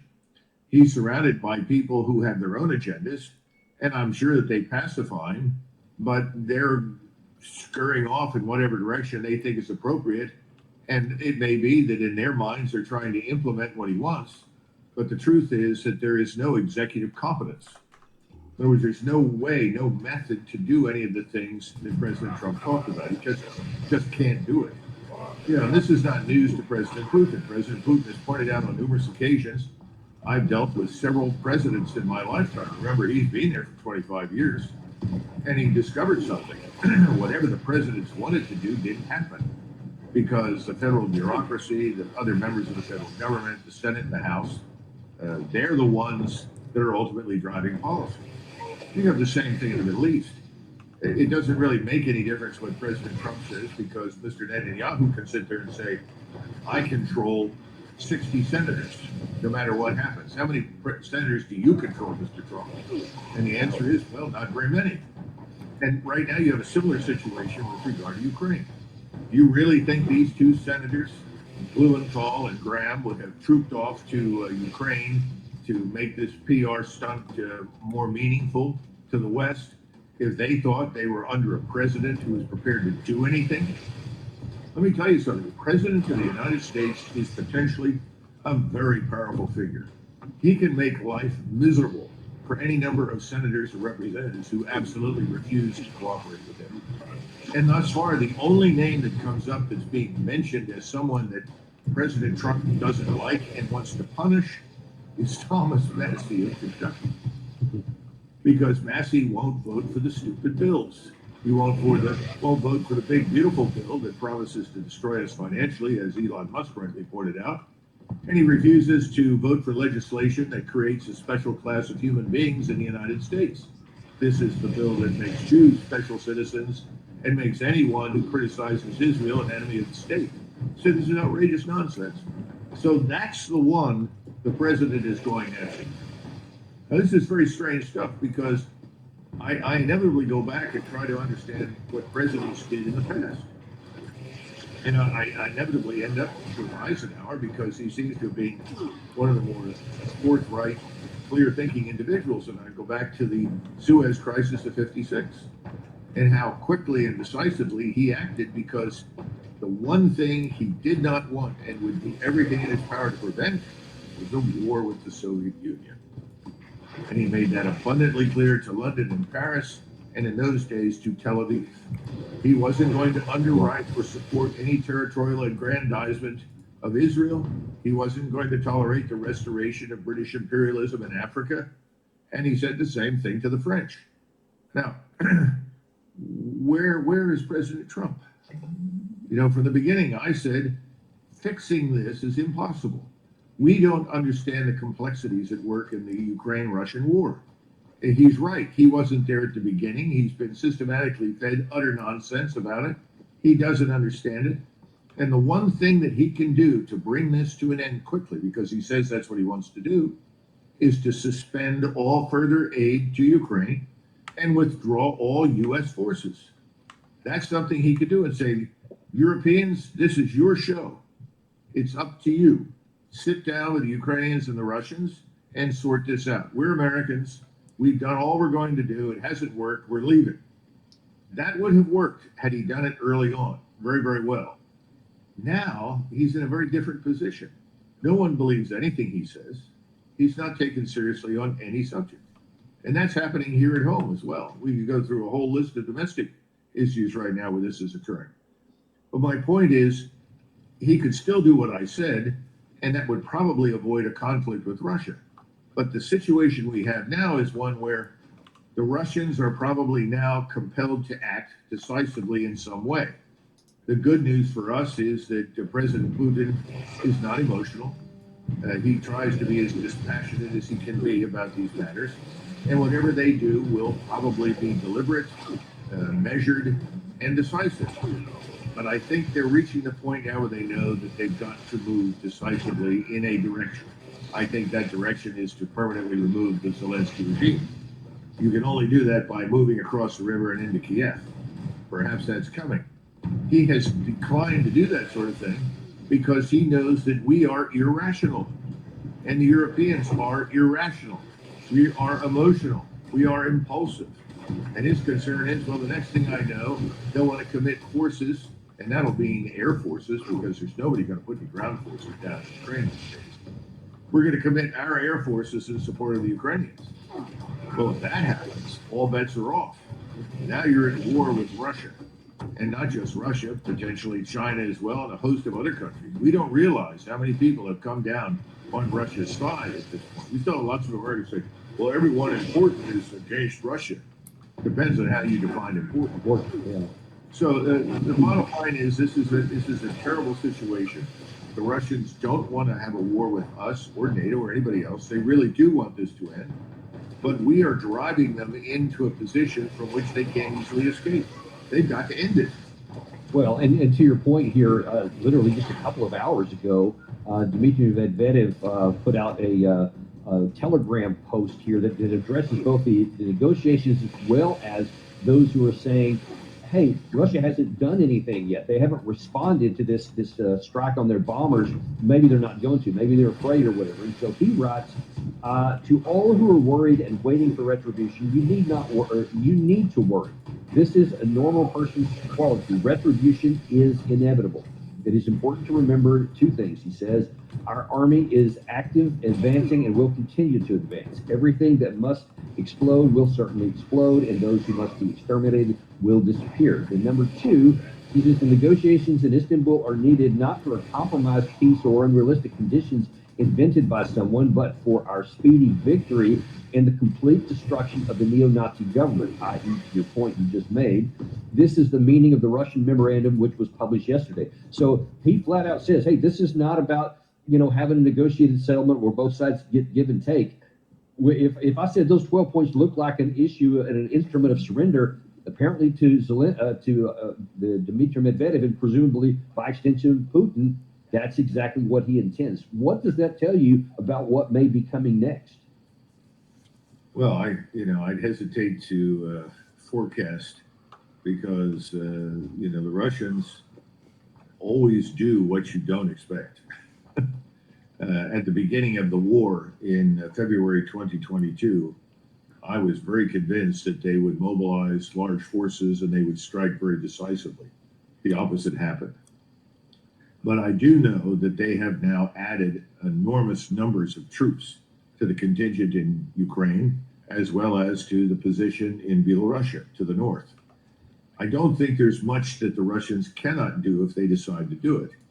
But again, if they do, they will take all the precautions against the possibility that we would be foolish enough to suddenly commit our air power in support of the Ukrainians. And if people out there don't think that we would do that, they need to guess again. And again, we go back to President Trump. Where is President Trump on this matter? Is he like Eisenhower? Has he made it abundantly clear that under no circumstances will he support a war against Russia? I haven't heard him say that, but that is something he needs to say. He needs to be, unequivocal about our unwillingness to directly intervene militarily in Ukraine. Has he said that? No, he hasn't. So it's a dangerous set of circumstances. And there are those in Europe that not only are not saying that same thing, they seem to be implying they're giving some consideration to move it in that direction. Yesterday, Mark Rutte, who was also at that Vilnius meeting, was speaking to reporters and said a couple of very interesting things. Here, this first one is he's talking about how NATO is still preparing and growing, he says, for war. We will discuss Ukraine in The Hague and also today making sure that Ukraine has what it needs to stay in the fight, to be able to bring this terrible Russian war of aggression against Ukraine to an end, which has to be lasting, which has to be durable. So all of this will be on the agenda today. I mean, basically, Doug, he's saying that, again, he's talking like the Ukraine side is winning, and they plan on winning this war. And then we're going to see in a minute that they're talking about building up forces within NATO. But at the same time, this was also being reported that NATO is saying, hey, we're going to invite Zelensky to the next meeting at The Hague, the NATO summit that's coming up in The Hague here in a little while. And you're like, what? Everybody, to include Trump, has categorically said there's not going to be any Ukraine in NATO now or ever. Kellogg actually went overboard to emphasize that. And yet here NATO is saying they're going to invite him anyway. I don't understand the play here. Well, none of us do. Two things to consider. First is that President Trump is the de facto leader of NATO, not Rutte. If Trump is serious about avoiding a war with Russia, he needs to pick up the phone and tell Mr. Rutte, thank you for your interest in national security affairs. You are hereby fired, and replace him with someone else who is going to accurately represent the president's views. Again, this is a matter of imposing your will. Did the British complain when we intervened, when Eisenhower intervened and said no to Suez? Of course they did. Were the French upset over it? Of course they were. But they all got the hell out, and they did what he told them to do. I think that President Trump is going to have to become involved and exert some influence and show some leadership. That's the first thing. The second part of this is that I would remind Mr. Rutte and his friends meeting in Vilnius that Vilnius in 1812 was the place where the final meeting between Napoleon Bonaparte's representatives and Tsar Alexander I occurred. We all know how that turned out. Alexander I said, no, I'm not going to do what you're demanding. And so Bonaparte marched some 600,000 plus men into Russia, of whom only about 50,000 managed to crawl back out again in 1813. So it's not a good place to hold a meeting in view of that historical backdrop. And I see no evidence that anything that Mr. Rutte is saying is going to move the Russians an inch. Because for them, what happens in Ukraine is an existential issue. That's the thing we have never understood and are unwilling to understand. What happens in that country is of vital strategic importance to Moscow. Ergo, they will do whatever is required to ultimately ensure that their country is protected and will not be subject to future attacks, as it has been over the last several years by Kiev. Yeah, and we'll see where that's going to go. And what is not going to be helping in that direction is something else that's going on in NATO. And before I get to this next soundbite here from Ruto, where he's talking about that, I'd like your view on something that one of our longtime guests on this, or not guest, but a longtime follower of our show, was going back and forth with me earlier today.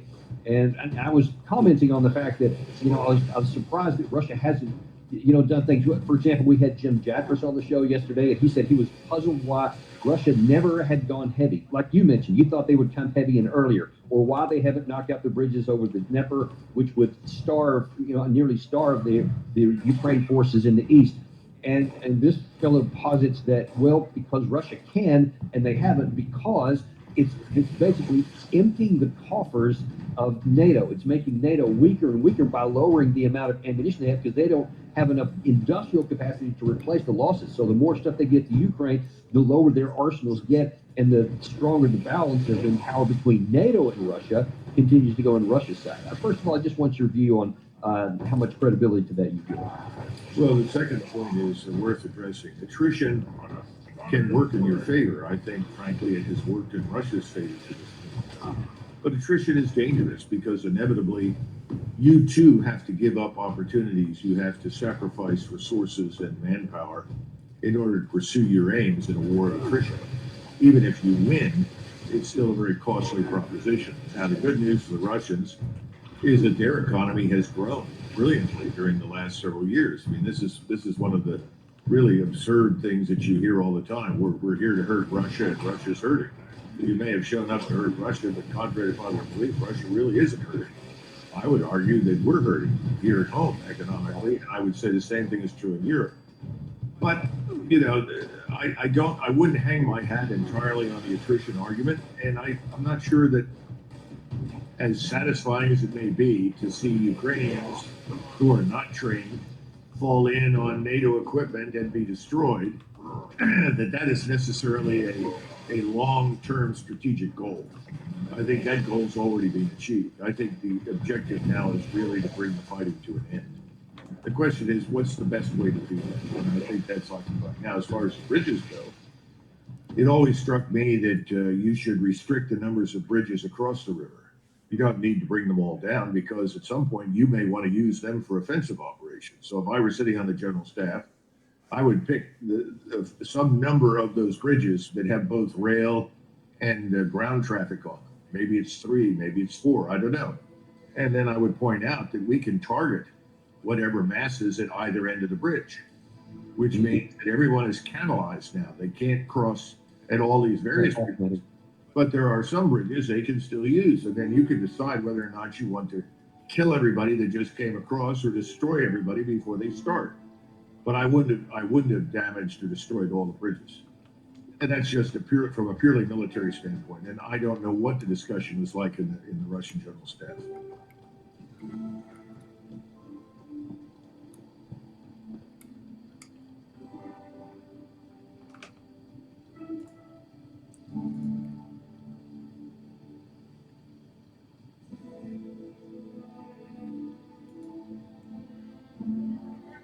Hey there, welcome back. I really do appreciate you stopping by the channel and checking out my video today. So season 20 is coming to an end, and we're about to get season 21. Now, with all that being said, there are a few things that you need to make sure that you've checked off the list before Tuesday, the update. Now, one thing you want to make sure you get done is buying up every item off the season rewards. Like we all know, if you've done the season before, once the season ends, there's only one way to getting these items again. And it won't be until season 22. And that is going to see Samuel at Foundation or Mortimer over at Crater. And then those are going to have to be bought with gold bullion. And some of them items are not going to be cheap. So you're gonna want to make sure you get every item that you can. Make sure you do all your daily and weekly challenges. That way you can claim everything that you can, and hopefully you don't miss out on too many items. Now, there's one more thing that you need to get ready for, and that is your build change. Because when you log back in Tuesday after the update, a lot of perk cards are going to be changed, and they're going to be missing, and you're going to have to fix your build.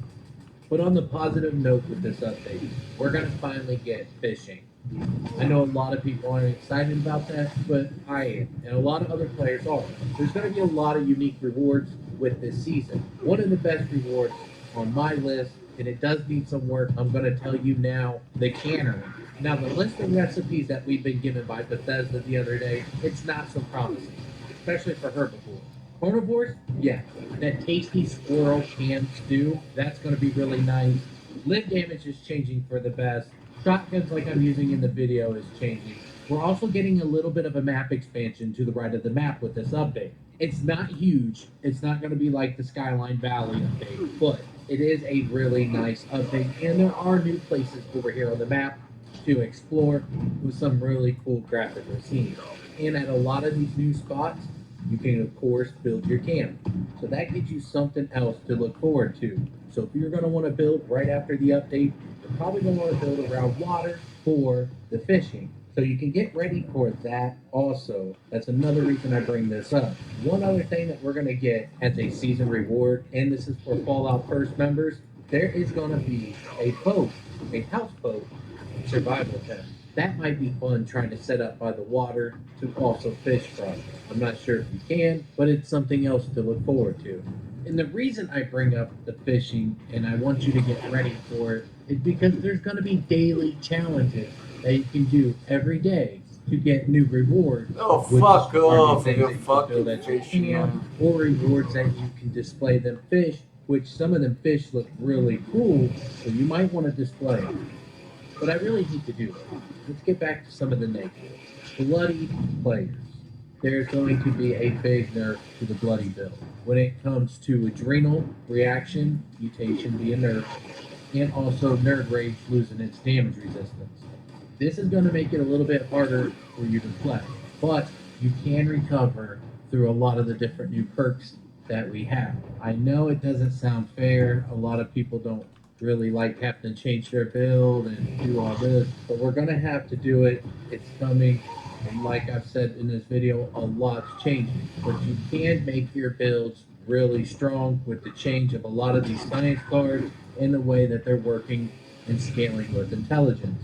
So I just want to let you know that it's not going to be the end of the world. You can still do some really powerful builds with what we have already in the PTS that will be coming with this update. Now, there are a lot of other positive things that's going to be coming with this update, like the change to fast traveling while over encumbered, to your health bar getting a revamp, like you see in the bottom left-hand corner. Now you can see the percentage of your health, and it's barred off in different percentages. Another thing to look forward to are the quad black powder weapons. They finally had the reload fixed. Now you will no longer have to reload each round on your quad black powder weapons. You can reload one time, and all the rounds are finally reloaded at one time. So 4 shots, reload, bam, you got your 4 shots back. And I should also mention, they fixed this on the broadsider as well. That's also really nice too. Now there are so many more changes, and I will put a link in the description to a video that I just did the other day explaining a lot of the changes, so you can check them out if you haven't seen it already. But I'm going to start wrapping this video up. I really do appreciate you stopping by, checking it out. If you're not a subscriber, please subscribe to this channel if you'd like to see more Fallout 76 content. And if you'd like to help the algorithm so it can do its thing to get this video out there to help build this channel, then please go ahead and give this video a like. But with all that being said, I'll see you later. Take it easy. To bolo všetko, si jebo?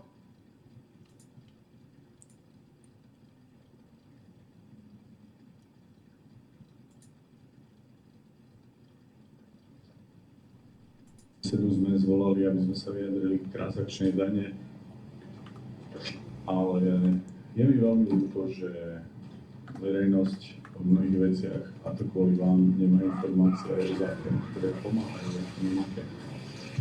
pretože toto sa schválilo v Národnej rade Slovenskej republiky, že športovísk, ubytovacích zariadení má 6-ročné odpisy. Aby som povedal, Slovensko má od štvrtka najlepšie odpisy na investíciu do nehnuteľnosti, aj keď rozumiem, že ľudia, nie všetci ekonomicky rozumiejú, všetci odpisy, ale podnikatelia mi často hovoria, že nie sú informovaní o veciach, ktoré im pomáhajú podnikať. Čo sa týka športu napríklad, pochybujem, že sa to znova niekde objaví. Sme zaviedli super odpočty, investície súkromného sektora do športu.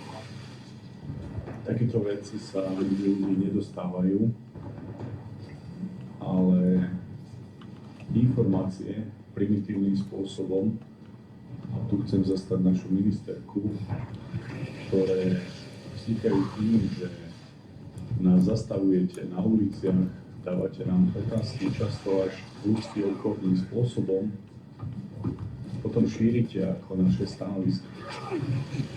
Ja chcem na tejto tlačovej besede poprosiť televíziu Markízy, aby naučili elementárnu službu ľudí ako Seredia. Pána Kováčika, aby naučili ľudí z 360, že keď ideme na toaletu, tak tam nemáte chodiť s mikrofónmi. A vás aktuálne vás chcem poprosiť, že ak chcete, aby som vám odpovedal na otázky, nekladte. Ak ste sa nám pýtali, usmievate sa, lebo hájite nemecký kapitál, patríte nemeckému investorovi a keď niečo poviem na Volkswagen, ide vás poraziť, lebo Barbie vám vykáže, že z čoho by ste žili. Ale ak raz poviem, že treba diskutovať o zotrvaní v Európskej únii, tak nechápem, odkiaľ beriete tú drzosť, že dávate do nadpisov veci, že Danko povedal. Každý deň hovorí, že Európska únia musí prejsť reformou. Smejte sa mi tu na tlačovke, tak ako Serebiakov voči Šimkovičovej, ministerke Šimkovičovej, a potom ľuďom prezentujete, že my sme nejakí zlí, arogantní ľudia. Nie. Tí ľudia videli často tie drze ksichty, ako má Serebiakov, kladie otázky, tak by pochopili, prečo my pri tom množstve práce, ktorú robíme, nedokážeme spracovať vaše emócie. Ste novinári, informujte ľudí o veciach, ktoré robíme, ale čo čakáte, akú reakciu, keď ju naháňate pred ministerstvom a potom to zostriháte, aby sme my vyzerali, že sa nevenujeme divákom.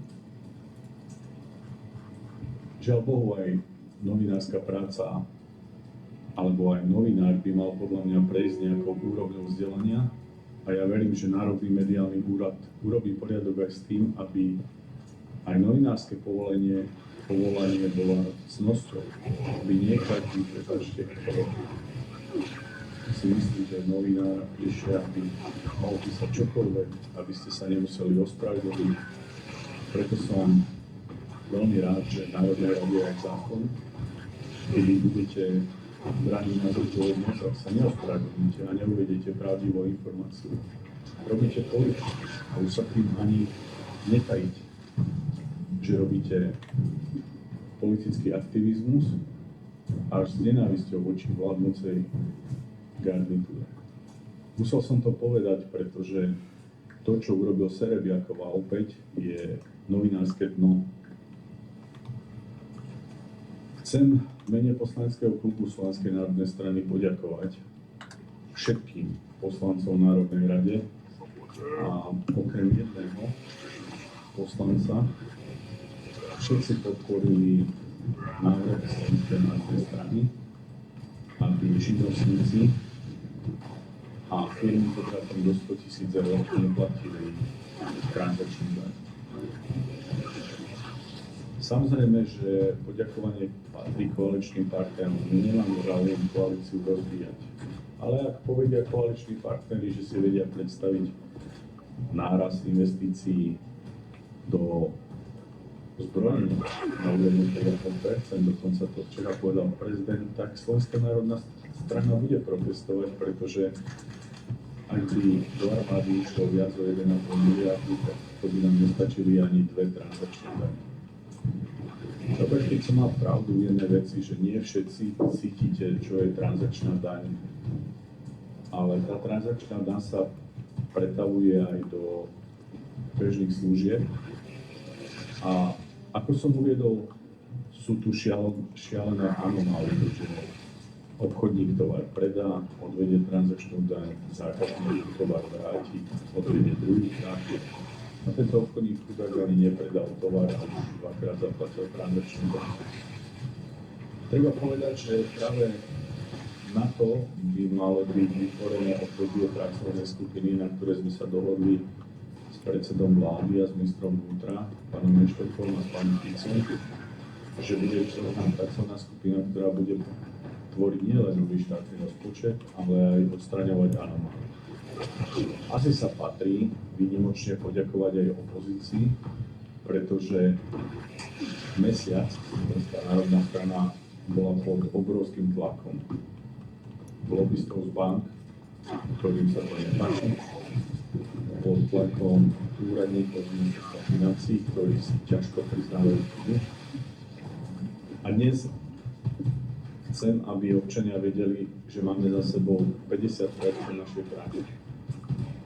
Podľa nášho návrhu živnostníci, za ktorých stále bojujeme, podľa mňa sú ľudia, ktorí viete, že platíte 15% od dane ako živnostníci a máte najnižšie daňové zaťaženie v Európe, preto tie reči, jak mladí odchádzajú. Áno, mladí odídu do Anglicka, vyskúšajú si tam život, ale keď zistia, koľko tam stojí voda, plyn, elektrika, koľko tam stojí zubár, zdravotná starostlivosť, tak mnohí sa vrátia.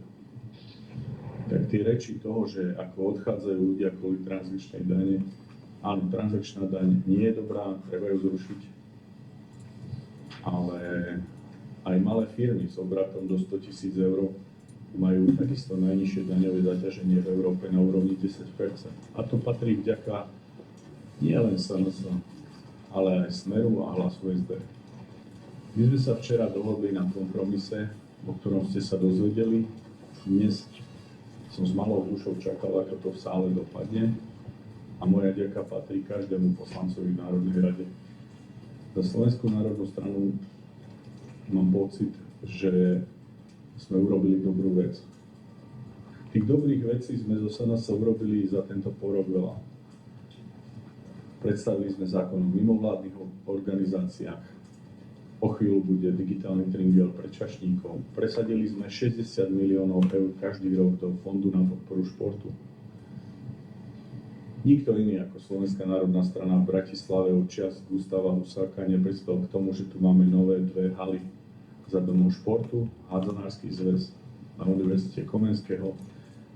My na rozdiel ostatných pracujeme a takých športovísk po Slovensku by som vymenoval X. Takisto aj čo sa týka segmentu cestovného ruchu, áno, nie je to pre mňa šťastné pozerať na Huliaka ako ministra cestovného ruchu a športu, ale to ministerstvo existuje. A keď dokáže cestovný ruch produkovať 2% HDP na úrovni 2 miliard, mimochodom, to je to strašné, že taký istý objem ide dneska do obrany, tak v Rakúsku, ale aj v Maďarsku to už dávno presahuje 10%. Takže ak budeme dobre rozvíjať cestovný ruch, tak môžeme dostať do štátnej kasy 10 miliard. A to sú väčšie peniaze, ako títo vaši nemeckí kamaráti, popretletení ľudí, ktorí tu hájite ich záujmy. Takým príkladom je najmä Aktuality.sk. Nemecký to, dá sa povedať, ochrancových záujmov.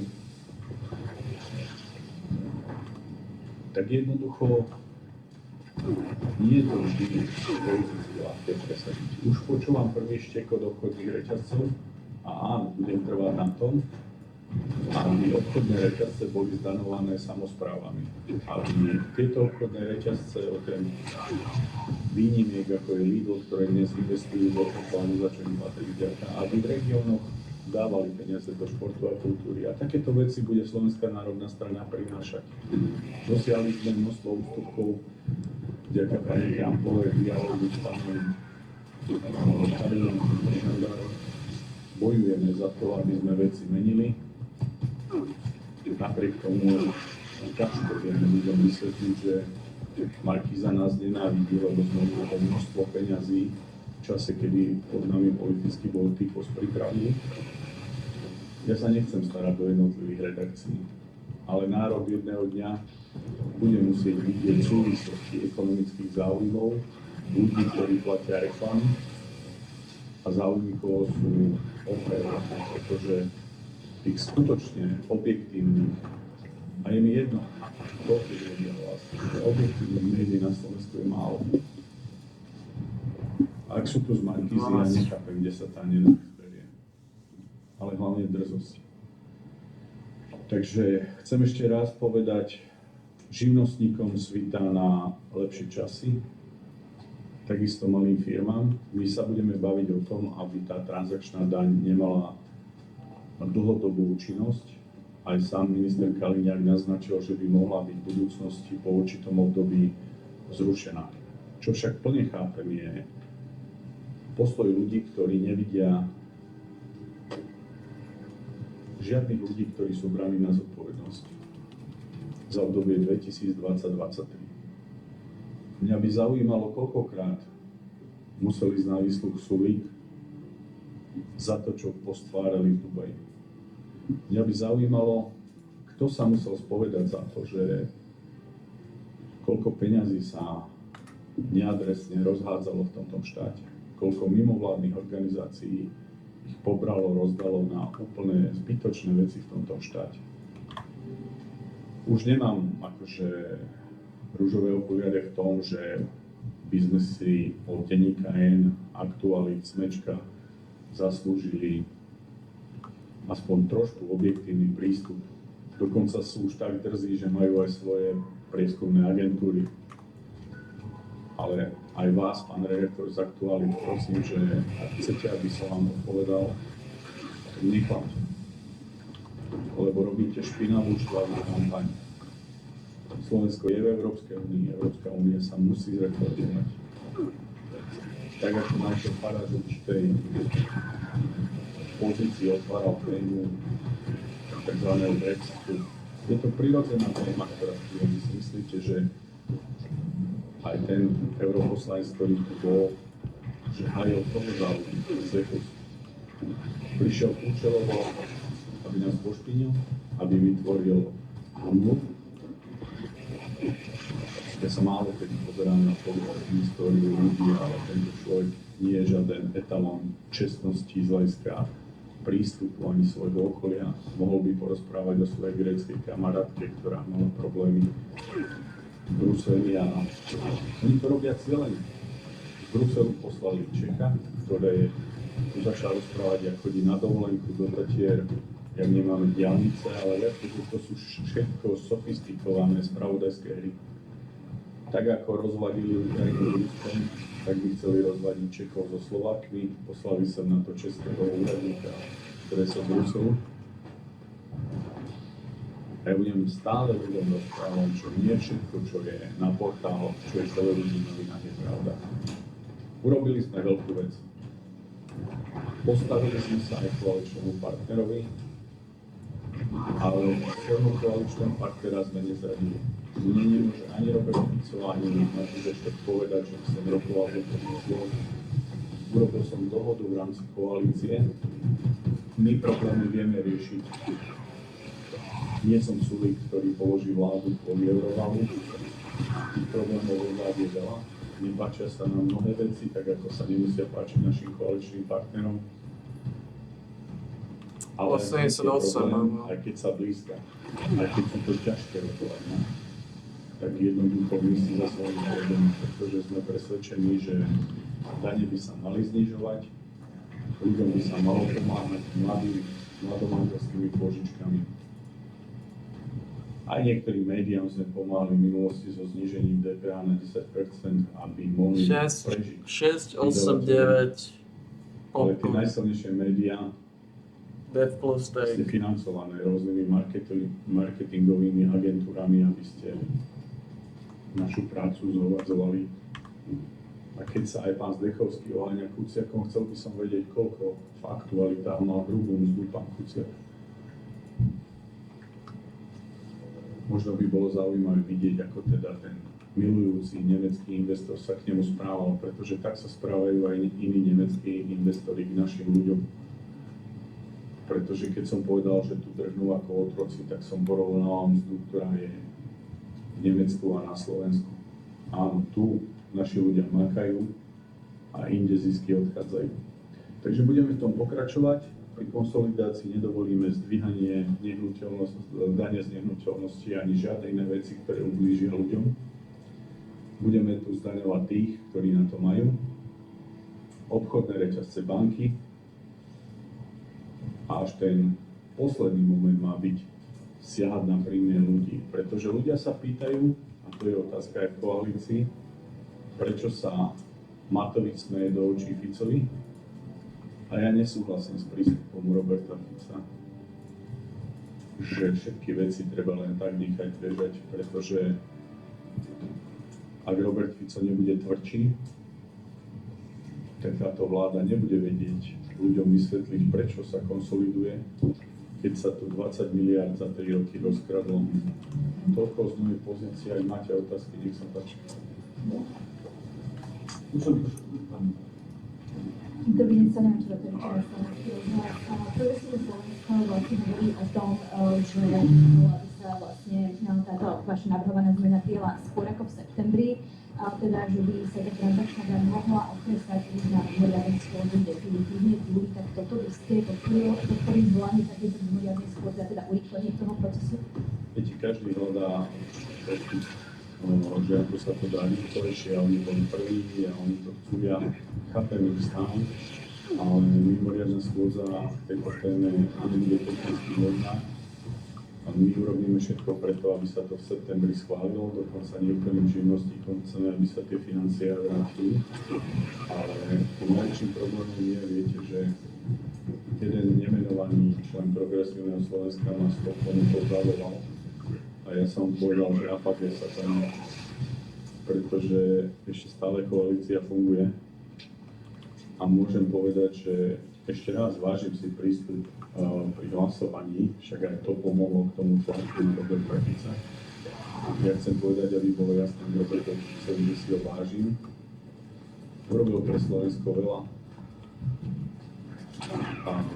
Ale v každom prípade mnohé informácie aj jemu z jeho okolia unikajú, chýbajú, my sme tu na to, aby sme ho presviečali. Na poslednú chvíľu sme našli kompromis, ale myslím si, že ak chceme zostaviť rozpočet, bolo by to zase rozbíjanie koalície, rokovať na mimoriadnej schôdzi z iniciatíve opozície. My to zvládneme v septembri a vďaka Pánu Bohu, že Smer ustúpil, pretože som to nerozumel, prečo nie.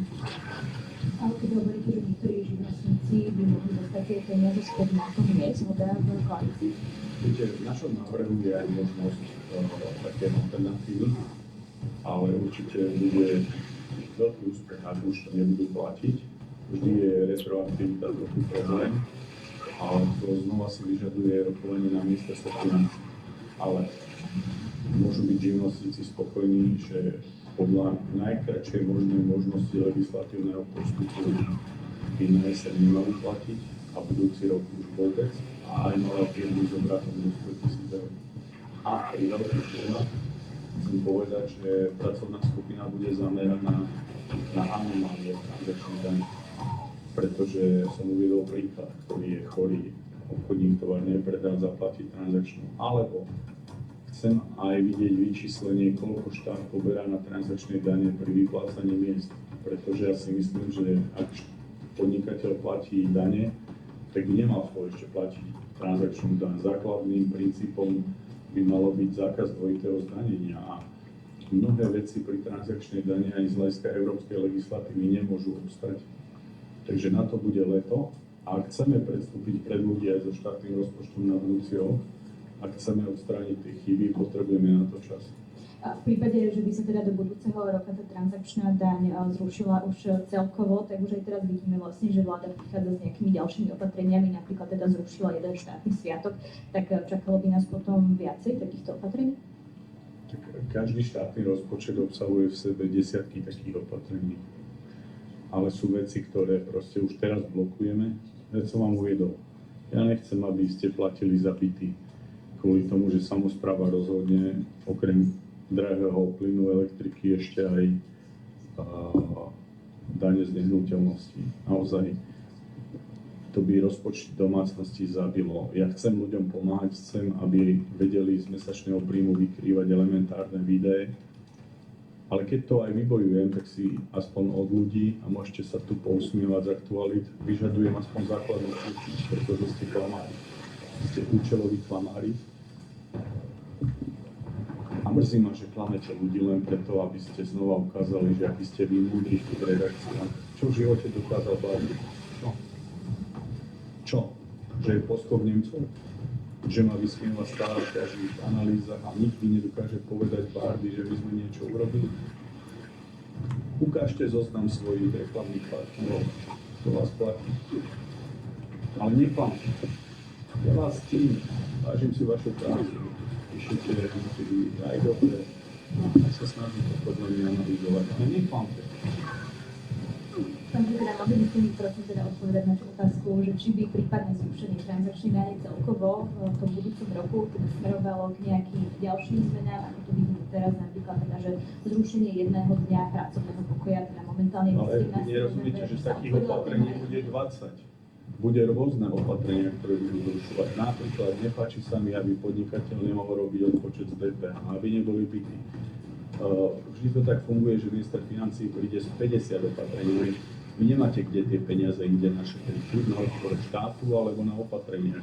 Ja ich mám, slúbil som ale, že o nich rozprávať nebudem, ale nie, že môže byť, bude, pretože to, čo sa tu dialo, peniaze štát evidentne potrebuje, ale určite ich nepotrebuje na zbrojenie, pretože som včera povedal, že 2% HDP na úrovni 2,4 miliardy stačia. Ale ja budem proti tomu, aby sme investovali 3,5-4 miliardy každý rok do armády. Ak budeme zbrojiť, skončí to vojnou. Iba hlupak si nevie uvedomiť, že zbrojenie na konci dňa skončí vojnou. A by som mohla, ktoré som sa ešte vlastne spýtať na tú delegáciu teda Európskeho parlamentu. Už mali aj tlačovú konferenciu, na ktorej teda povedali títo zástupcovia, že obavy o právny štát na Slovensku podľa nich boli podstatne tak, ako na to reagujú. Neviem, ja som nechcel to pozerať, ale viete, právny štát. Keď som skončil ako predseda parlamentu, tak dosť často som bol na výsku. Igor Matovič povedal, že rok a pol nebol. Boris Kollár, to je taká zaujímavá vec, a to nemôže, my sme mu skôrili napríklad peniaze z typosu, zrazu ich dostáva zase. Alebo môžete ísť na Slovenskú správu, cez nich vám ukážu nájom budovy, ktorý ide v jeho blízkej príbuznej. Viete si predstaviť, že by Andrej Danko mal rádio a že si tam z typosu odpálil 500 000 milión? Čo by ste so mnou robili? Alebo Sulík? Keď si prečítajte správu NKU, to znamená, že právny štát sa tu dial. Tu ľudia zamierali vo väznici. Kde boli vtedy tí úradníci? Viete, prečo sú tu teraz? Lebo im to vadí. Lebo potrebujú nás dať do laty, aby sme jednohlasne hlasovali za to, že na zbranie pôjde 800 miliard, že ich budeme poslúchať. A popri tom nás naozaj nebudú rešpektovať.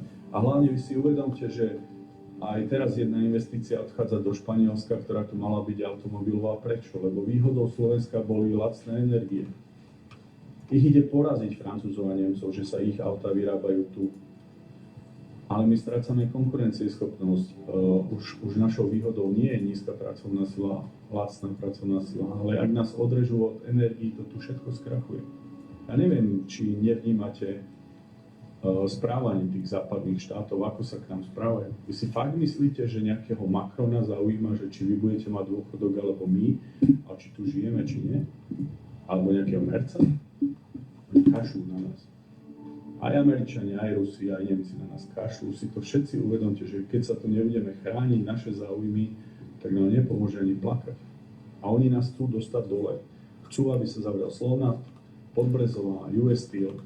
Proste naozaj, a nie je to problém len Slovenska. Európa stagnuje. Pozeráte mladí ľudia, aj keď sa vám naloží z aktuálne, videli ste čínske auta? Videli ste, čo to tu ide byť? Jak začnú krachovať tie slávne Nemci? Každý štvrtý Nemec prisťahoval. Koľko vašich kamarátov aj mojich sa z Nemecka vracia, že sa tam boja dieťa dať do školy. Že sa boja ísť na ulicu. Veď Nemecko už nie je Nemecko.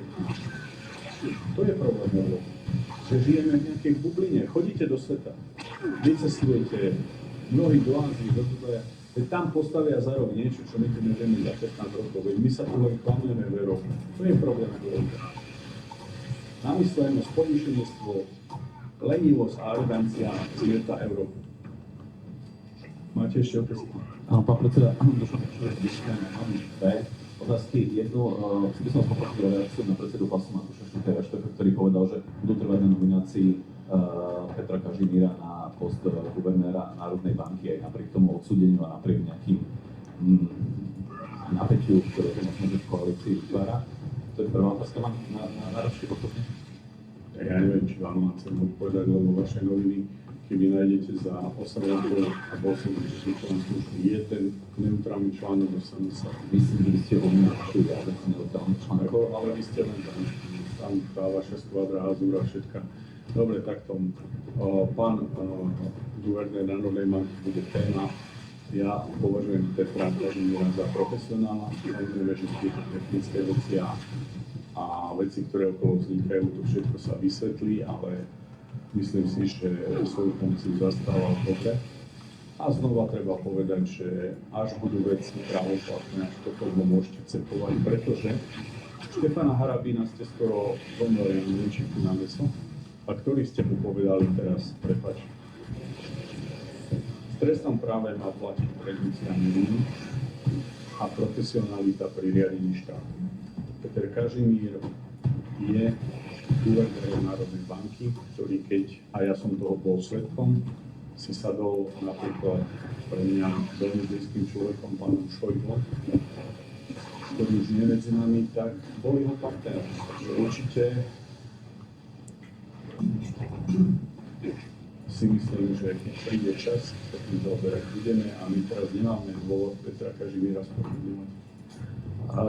Ešte jednu otázku. Vy ste kritizovali prístup médií v súvislosti s tým oslovením politikov a ja rozumiem, prečo ten názor máte. Na druhú stranu, napríklad v konkrétnych prípade Ministerstva kultúry, ak sa udeje tak závažná vec, že príde k odneseniu busty niekam na neznáme miesto, bez toho, aby boli občania informovaní, vyvoláva to otázky. Navyše to urobil generálny tajomník služobného úradu, čo je pozícia, to je človek, ktorý má na starosti vnútorný manažment ministerstva. Tak to jednoducho, že vyvoláva otázky, že nebolo aj vinou ministerstva, že jednoducho nespravili tlačovú konferenciu, transparentne neinformovali o tom, čo sa stalo, ale okolo toho možia a navyše to urobil to úradník, ktorý vlastne toto nemá v kompetencii práce. Poviem vám, čo je problém vášho správania. Osobitne Perekova, Serebiakov a taký sopliak Kovačíka nový s kamerou, čo tu beha. Idem na to, ale tu takto mám zbehnúť s kamerou za vami a vy máte úplne iné starosti. Aj pani ministerka išla na úplne iné rokovanie. Pani ministerka dala svoje stanovisko médiám, ktoré uznala za vhodné, pretože povedať a pustíte denníku je nadávať rozhovor. Vy budete furt milovať Šimečku. Však pán Šimečka starší akcionár. Veď vy nás nenávidíte, denníke, nenávidíte nás. Jasné, že keď vás zakladali ľudia spoza túto Dunaja, ktorí zbohatli v Amerike na IT, ale veď vy nemáte schopnosť objektivity. A pani ministerka sa vyjadrila. A je neetické, neslušné naháňať nás s kamerami. A čokoľvek vám povieme, preto sa také čudujete, že vás ignorujeme. Veď to článok, to sa preknúťte, aby PS, ktorý bolo pomaly za lídrov, neviem akých ľudí, jednoducho ja vám poviem, keby sa tak vznikala PS, že sa vyskladajú oligarchovia, čo by sa s tým robili? Vy trošku nevíte, potom keď vám politicky dá, čo treba robiť, tak zrazu NMS, Ipsos a podobný, manipulovať a rozprávať analýzy. Vy si robíte, čo chcete v tom. Pane, môžem ešte aj nezaslúžite si nič. Aktuality. Ste klamár. A už sa sleduje, ja sa s vami udelujem. Ste klamár, pozdravujem pána Barbieho. Ste klamár ako novinár. Neviem, akú školu máte skončenú? Akú máte skončenú školu? Nie, lebo ani nemáte na to, aby ste robili novinár. Ja to len ešte takú korekciu, nechcem, aby to vyznalo ako zlomyselne, ale teda, ak sme sa bavili o tom videoakovi a to je nemecká, to je len tak. Jasné, ale ešte raz, švajčiarským kapitálom, ja som mal možnosť Nemecku sa s pánom zástupcom vlastníkom rozprávať, či ste Švajčiari, či Nemci, všetko to zvedí od Košera. A určite, keď ich platia Švajčiari, tak nie to zachránia na Slovensku. My sa páči na Aký za teďko televízor, aký za rozhodčí teraz, keď ste to už aj naznačili, týka sa toho, nazvime to zatiaľ plánu, ktorý prezentoval aj prezident o navýšení obrany. Hovorí sa tam o tom, že by to bolo teda konflikt 1,5. Nehovoria o tom, že by to malo byť skokovito, ale že by to malo byť v nejakej dimenzii 10 rokov. Ani v takomto prípade, že teda nie si za to, aby sa to takých spolu 5% navýšilo, alebo ako vy máte predstavu, ako by to malo byť? Slovensko má 12 000 vojakov. Každý rok pôjde do armády 5 miliard. Uvedomíte, akože suma 9 miliard ide do zdravotníctva. Čo mi tento náš malý štát, čo nám to pomôže, 5 miliard dostáva. Viete, ako to funguje? Kúpime zbrane a potom nám dávajú faktúry za úložky. A dopadne to ako v Afganistane, že keď bude konflikt, tak budeme musieť odpakovať všetky zbrane a my nám nedajú software, ani sa s tým nepohneme, hej. Keby tu bola skutočná vojna, tak nám toto nič nepomôže, hej. A ešte jednu vec vám poviem vážne, akože, aby v tom bolo jasné. Kooperácia armád v Európe má význam, pretože NATO je podľa mňa prekonaný pakt. Spolupráca európskych armád a dielba. Budujte vy pozemné vojska, vy budujte letectvo. To by som považoval za normálne. A 5 miliard takto malý štát? Viete, akože, vy si uvedomíte, aké sú to peniaze? Akože, keď to nejaký politik presadí, tak ožubročí tento národ. 5 miliard je šialená suma. To Slovensko skape. Ľudia, a všetci, čo tu sedíte, nebudete vedieť platiť hypotéky, nebudete mať z čoho žiť, pretože ten štát bude skapínať. 5 miliardy likvidačná suma. Už teraz pri 2% sme na hrane. To je 5 miliard dávať do zbrojenia na to, aby sme sa tvárili, že máme lietadlá, obrnené transportéry, veci a ja vám poviem tak, že ak by bol skutočný konflikt, dneska bude mať úplne iné rozmery, tá vojna je vedená úplne iným spôsobom, nepomôžu vám tieto zbrania a veci a ja hovorím jednu vec, že želám si, aby si konečne Trump sadol s Putinom ako niekedy Gorbačov s Reaganom, aby toto šialené zbrojenie skončilo. A prosím Boha, aby, nedaj Bože, nejaká vojna, jak vznikla na Ukrajine s Ruskom, aby sa nedostala do Európskej únie, lebo asi ľuďom je už fakt tak dobre, že to najdlhšie obdobie histórie ľudstva v Európe, keď vojna nebola, keby už nás to mrzelo. Som proti peniazom zo zbrojení a my za to vlastne prematiku. Ja som sa tiež v sobotu, myslím, že aj vy ste boli na tej negativnej konferencii a zaznela tam aj taká vec, myslím, že to potom sa povedal šéf Svetového združenia Slovákov, že treba nejakým spôsobom zmeniť volebné hlasovanie zo zahraničia, že dokonca by bolo aj proti tomu, aby sa hlasovalo poštou. Tak, aký je na toto váš názor? Myslíte si, že by to malo byť zachované? 4 roky som bol predsedal Ústrednej volebnej komisie, 10 konzultujeme každej komisie. Je to veľmi vážne podozrenie pri hlasovaní zo zahraničia, že je porušovaná anonymita, časová súvislosť, aj súkromie tých, ktorí hlasujú. Ak sa nevyrieši ochrana toho a nezmení sa systém, tak bude lepšie to robiť, pretože dochádza k únikom informácií, dochádza k mnohým manipuláciám a musím sa o tom rozprávať, ako zabezpečiť, ak človek zahraničný hlasuje, aby o tom vedel aj môj, a aby v momente, keď sa to dostane na Slovensko, aby sa k tým informáciám nedostal ani to skôr. Máme tam vážne podozrenie na úniku informácií a manipulácií o hlasovacích zahraničí. Preto to bola téma, sa k tomu hlasím. A ešte raz poviem, vážim si každého investora, aj vášho majiteľa zo Švajčiarska. A mal som tu možnosť aj z vlastníkmi rozprávať. Ale nevážim si tých, ktorí sa správate ako Turčín Poničan, zapredanci, Janičiari, pretože ste tam mnohí v tej redakcii. Pán Petrovičku, tak ešte mám poslednú otázočku, že je Šinková slovenská televízia. A ja sa chcem spýtať, SAS potvrdili, že v druhom čítaní chcú prísť pozmeňujúci na návrhom na celkové zrušenie transakčnej dane. Zase sa vraciam teda k tomu návrhu zákona. Boli by ste za úplné zrušenie tejto dane? SAS vládla dane zrušala, teraz tieto iniciatívy, to sú znova také výkriky zločiny, ale my ideme svojou cestou. Samozrejme, v našom programe bude úplné zrušenie transakčnej dane, ale ak by som úplne zrušil transakčnú daň, tak táto vláda sa rozpadne.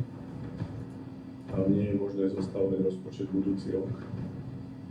A ešte stále je pre mňa, nechcem, aby to zle vyznelo, ale dôležitá spolupráca, aj keď to nie je ľahká spolupráca so Smerom, ako nejaké sny Sasky. Saska tu vládla dvakrát, rozbili vládu. Ten najneschopnejší človek sa tu tváril ako odborník na ekonomiku Sulik. A teraz, čo Saska navrhuje, môže byť politicky ľúbivé, ale nie je teraz hneď priechodné. Ale ja budem robiť všetko preto, aby v budúcnosti transakčná daň bola úplne zrušená. Vieme, že tie rokovania aj so Smerom boli náročné. Sami ste priznali, že bolo ťažké sa s nimi dohodnúť. Ako ste presvedčili nakoniec Roberta Fica? Viete, mnohí do mňa lípete, ale verte tomu, že presvedčil o niečom Roberta Fica. Tak to je množstvo rozhovorov, ústupkov. Ja viem, že by ma v nejakom momente aj rozprával, ale presvedčil som. Ako takto vám to rozoberať nebudem. A ešte mám jednu otázku, ak dovolíte, a k tomu sviatku. A je tu kritika teda, že prečo to bol 17. november, prečo nie iný štátny sviatok, ktorý by teda nebol tým dňom pracovného pokoja? Viete čo, ja to poviem aj tak, že mnohí zákonník práce pozná pomerne dlhé ustanovenie dovoleniek a sú obdobia, kedy proste si človek kvôli medzinárodným zvolám my sme napríklad, čo ste takisto možno neposledný 20 minút ľudia, mali dlhšie dovoleniť aj mladí ľudia. A ľudia to zakončujú. Ako 17. november bol politický kompromis, ostane štátnym sviatkom, je to dátum, kedy nastali významné skutočnosti pre našu spoločnosť, ale myslím si, že ľudia dokážu uznať aj to, že sme štátom s najväčším počtom sviatkov, kedy sa nepracuje. Podľa mňa to bolo aj politicky také ľahšie riešenie, ako sa hádať Robertu Ficovi na iných témach. Je to také šalamúnske rýchle riešenie a určite bol to z tých dní, ktoré nám pripadali, že živnostníci a malé firmy nás podporia a pochopia to.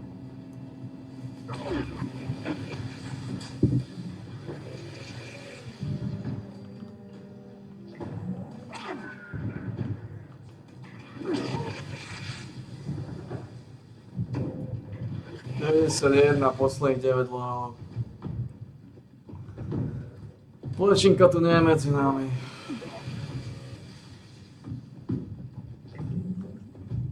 Plečinka zvolal.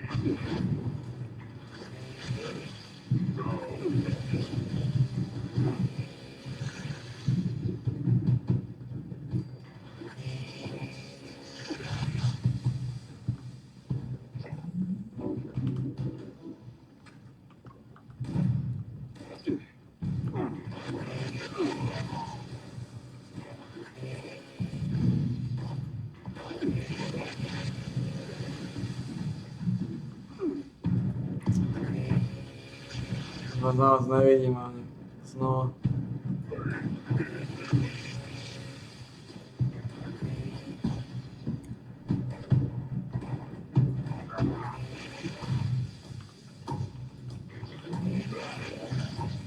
A posledných 9 levelov to už nejako pretlačíme znova.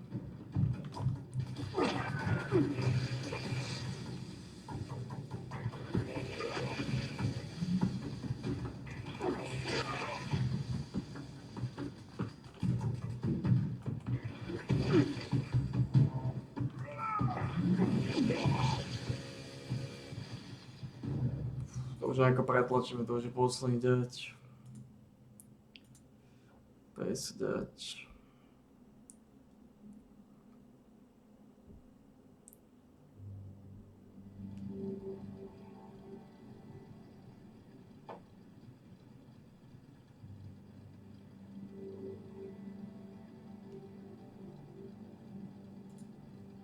All howdy all, grab yourself a drink. It is time for some Path of Exile 1 discussion.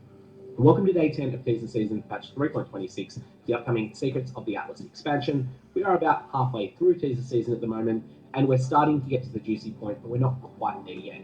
Today, there are two things that we're going to be discussing. The first one is an MTX promo Grinding Games are running that will enable you to get some free MTX if you're interested in 2 days' time. Actually, when I say 2 days, it's actually a bit less than 2 days, so I think 42 hours, 41 hours, that sort of time frame. The second thing we're going to be discussing was their main teaser video for today, which has a hidden frame in it. So that hidden frame relates to the future of gold. We'll come to that in a second. Anyways, let's talk firstly about the Twitch live drops. The Twitch live drops is a promo Grinding Games run, basically to build a little bit of interest amongst enfranchised players in watching the main live stream announcement. Historically, for Path of Exile 1, this has seen Grinding Games give away something from the back catalogue of MTX that they've accumulated over the years. Most of the time, this will be a cloak or a set of wings, some sort of back attachment, and it'll be something that enfranchised players either already own or have already made a decision. You know what? I'm not really that interested in that. I'm certainly not buying it at full price. I might take it for free. This time, they're doing something different. This time, they're providing a brand new MTX. This is going to be a helmet MTX, and it's going to be one that is going to also have a little bit of a gimmick attached to it. So the undead themed helmet looks kind of cool, and on top of that, it also provides a counter on the number of times your character has died, and also the number of monsters your character has killed. Now these are statistics that the game tracks already, so you can just type /kills and /deaths, I think, in order to see these numbers in game. But you can also share them. You can link this thing in global, and then if your KDR is as bad as mine is likely to be, then all sorts of other people that see that can then have a little bit of a laugh at your expense. It's all fun and games. The key things that are important to know about this: I'm going to be rebroadcasting Grinding Games' announcements with my commentary. That's going to be taking place over on my Twitch. I mostly use YouTube these days. I don't use Twitch all that much, but I do fire it up for when these major announcements happen, and that's largely because of these Twitch drop promos.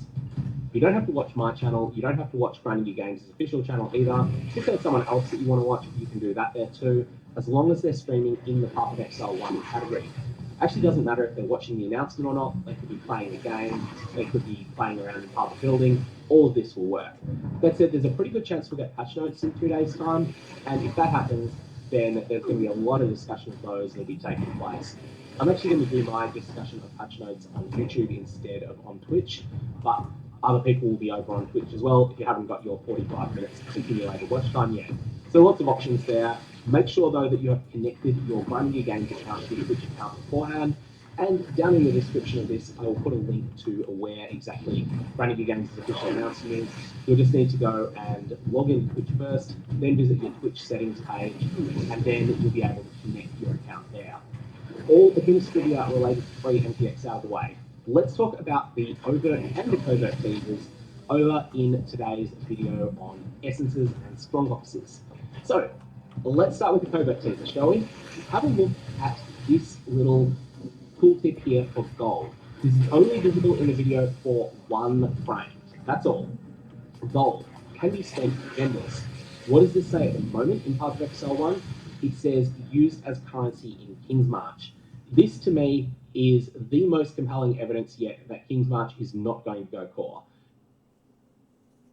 The reason I say this is that I think the wording would be different if it was possible to spend gold on distinctly not vendor things that you can do in King's March, such as re-rolling the list of available NPCs to work for you, or paying hourly wages to your farmers.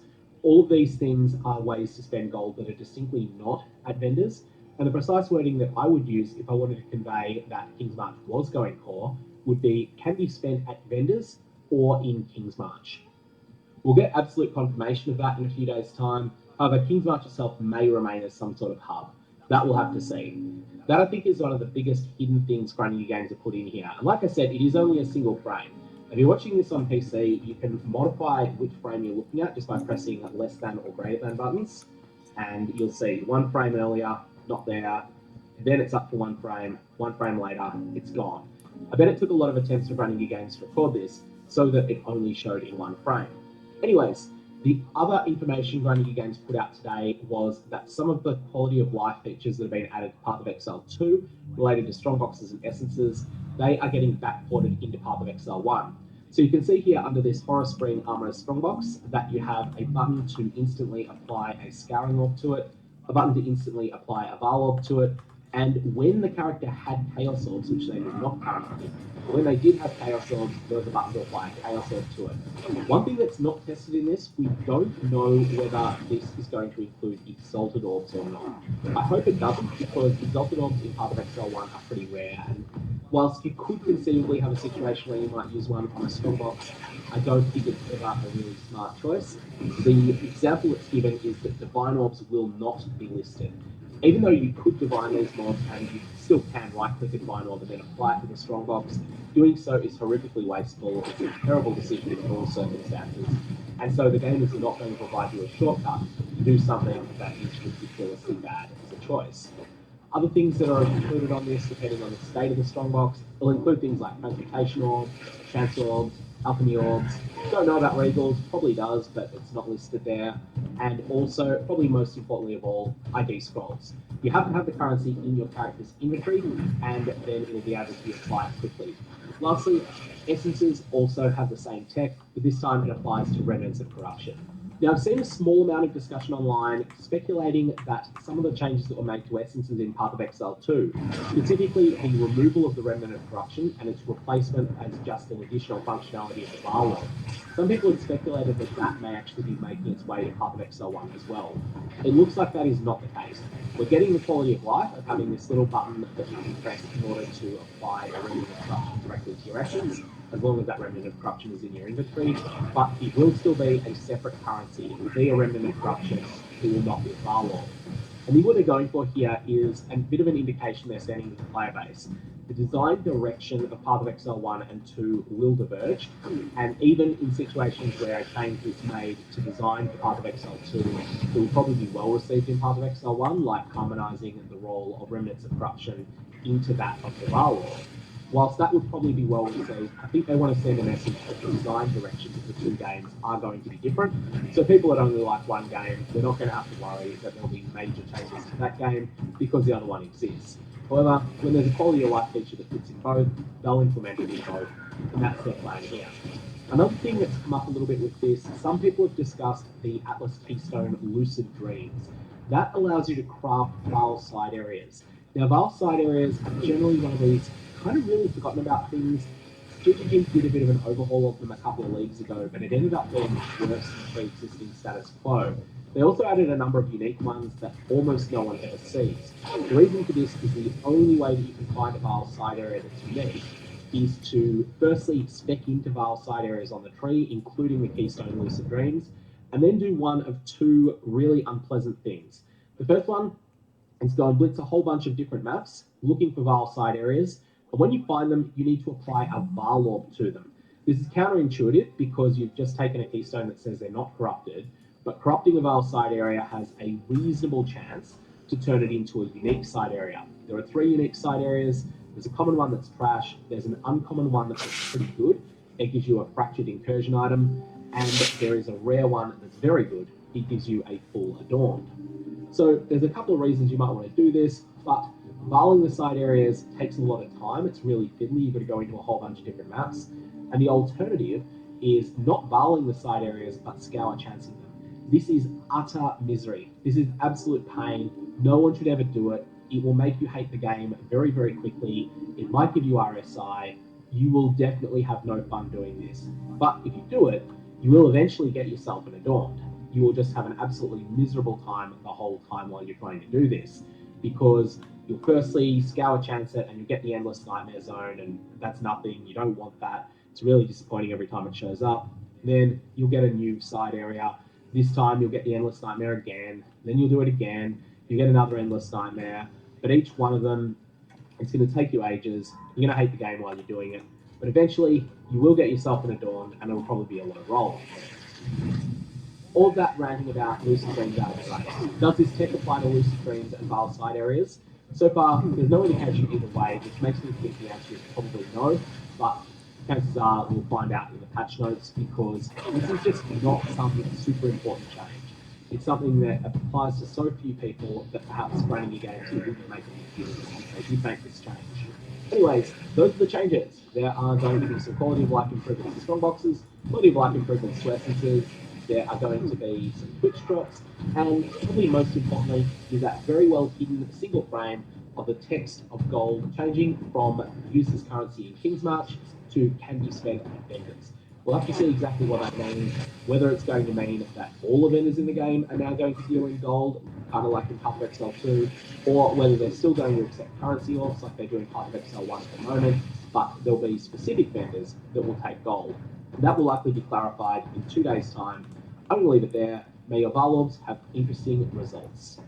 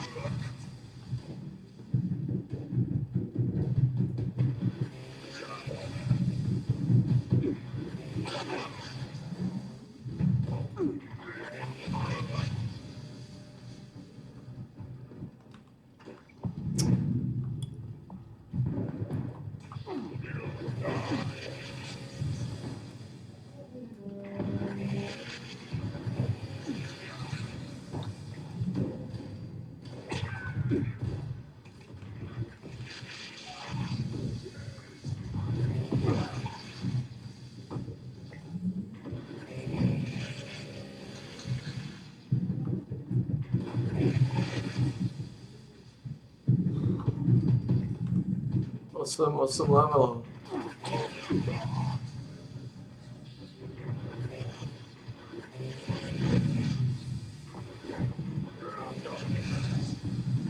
What's the awesome level?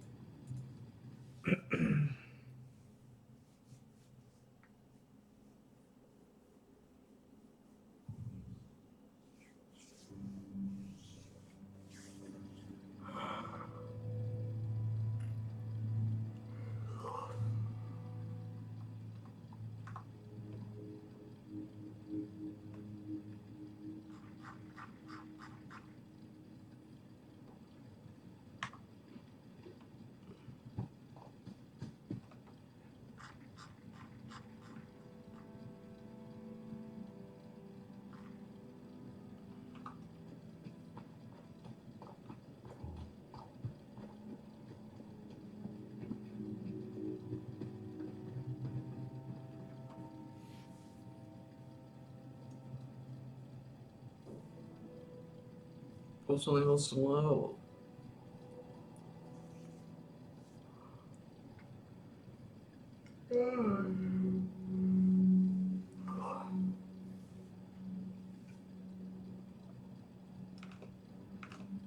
Fuck.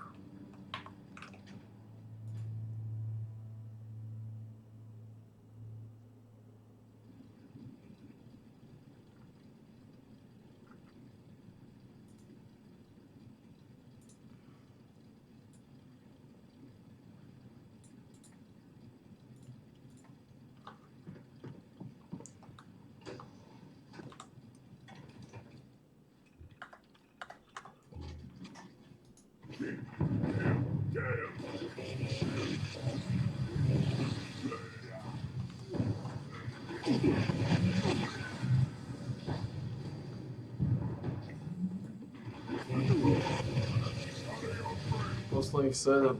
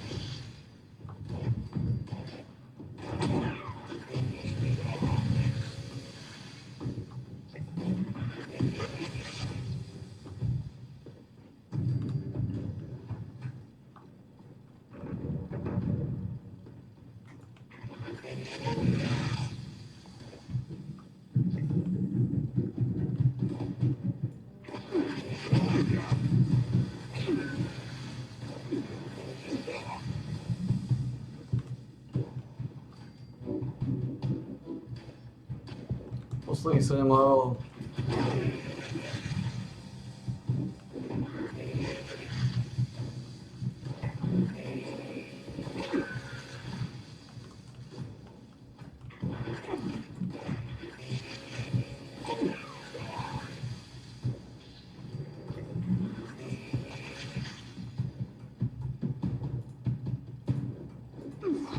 Fucking hell. Oh man, zase tento konec.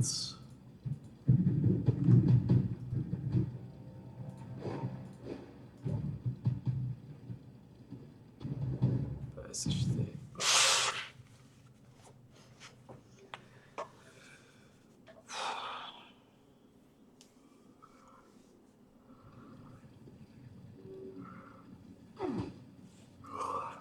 What?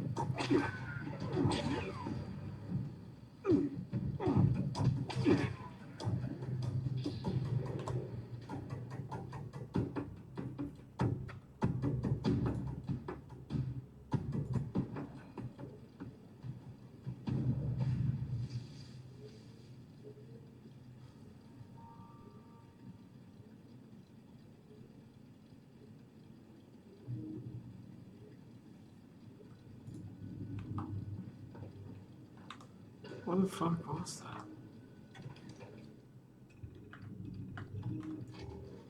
What the fuck was that?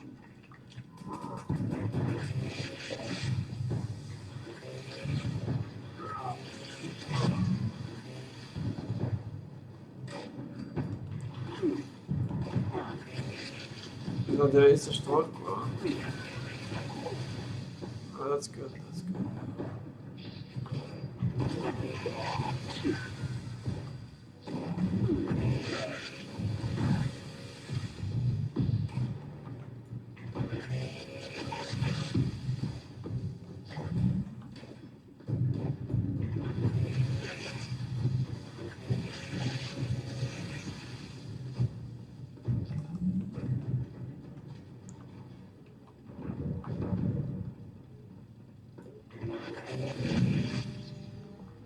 Štvorka, to je posledných 6 level. V momente, ako dám 94, čiže za chvíľu.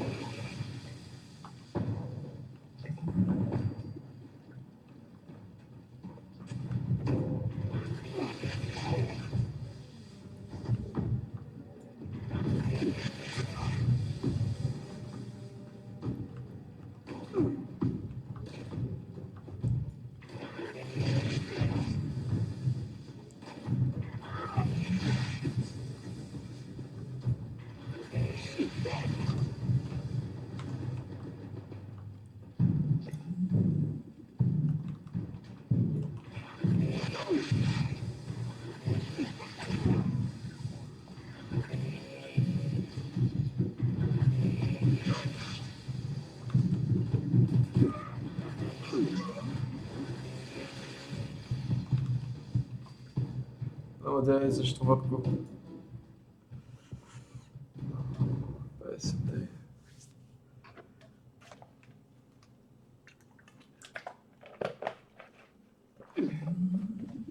Posledných 6 level.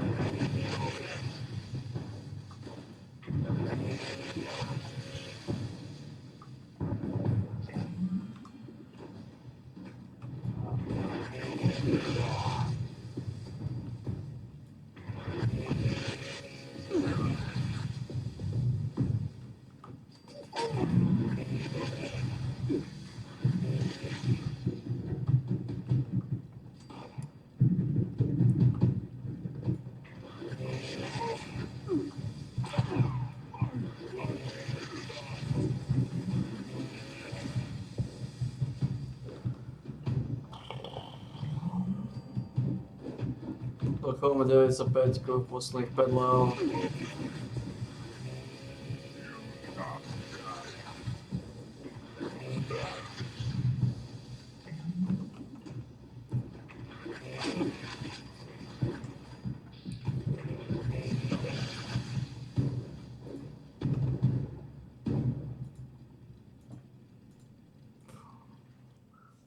Tri.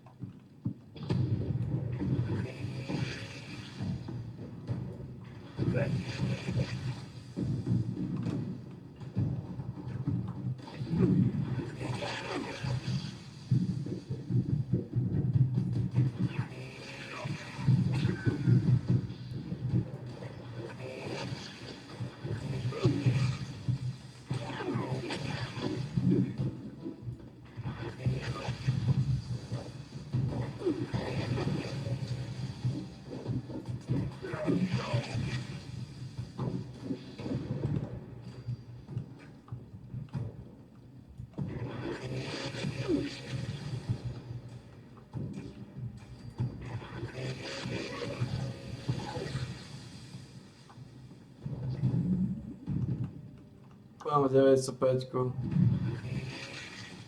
Máme ešte? Ešte raz?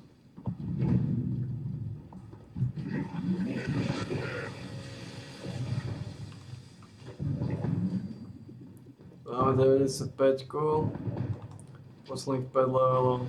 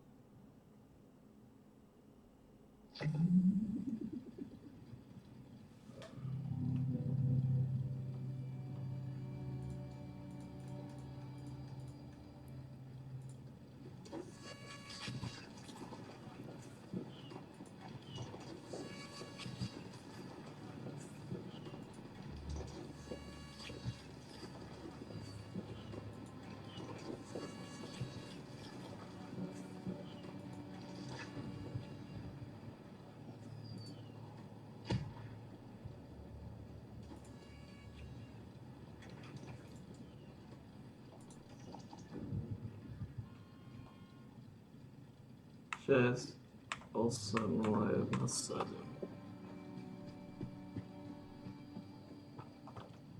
Ako máme tasty squirrel stew?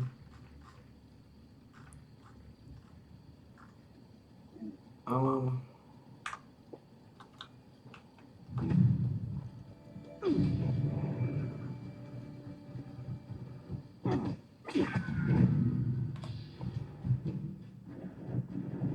Ako sme na tom s broiled scorch beastami?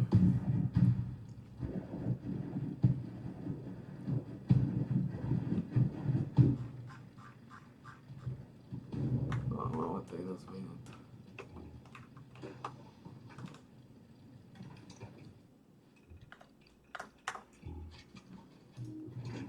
Posledných 5 levelov.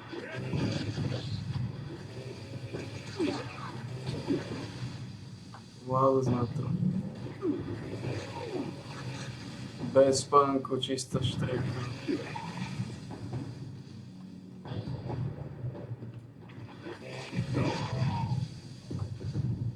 Bože, boli sme to zvládli, že keď som teraz odkvecol a zomel a dal som 95 levelov. Čo sme skoro tam.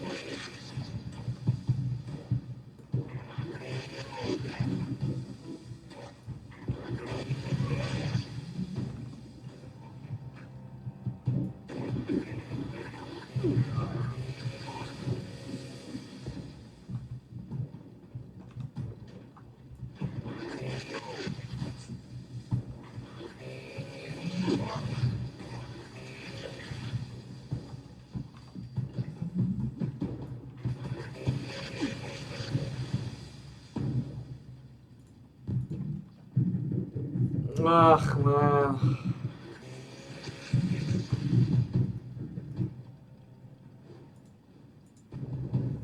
Šest, 0-6.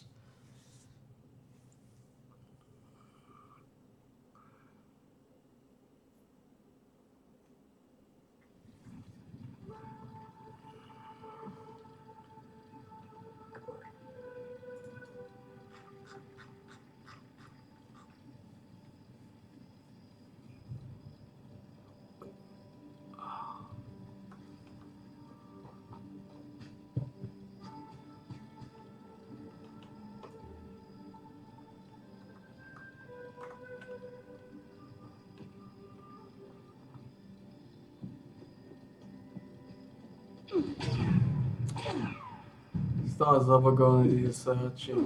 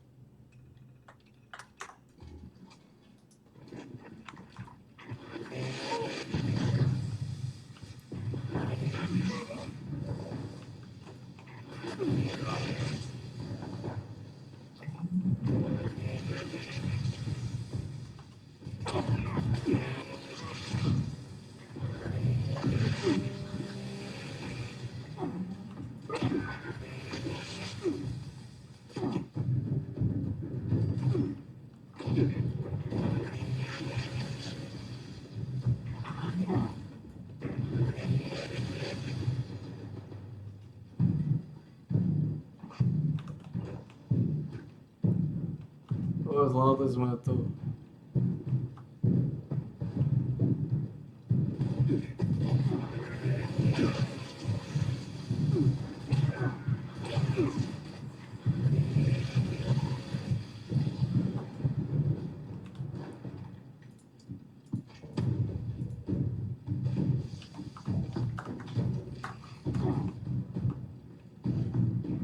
Fakt tam ještě jeden.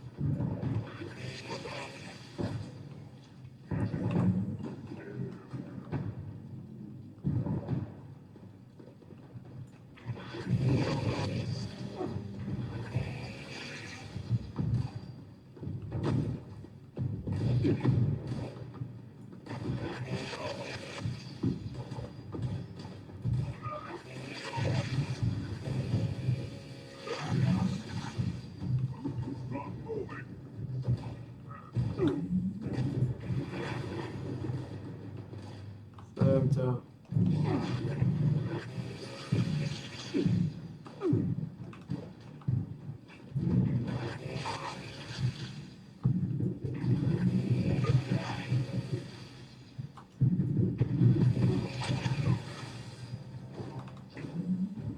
Máme 96, ideme 97, posledné 4 levely. 09.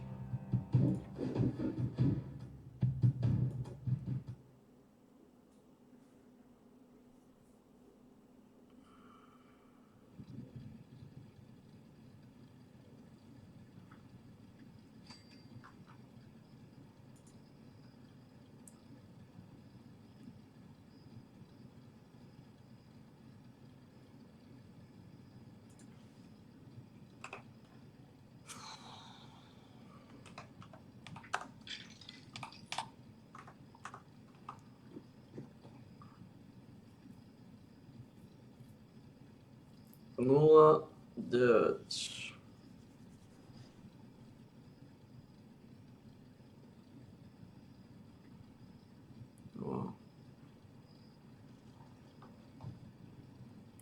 Táto pila sa nepokazila ani raz.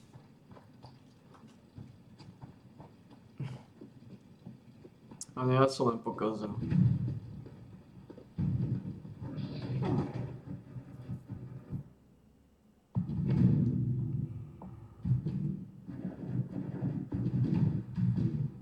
Za 9 hodín sa nepokazila ani raz.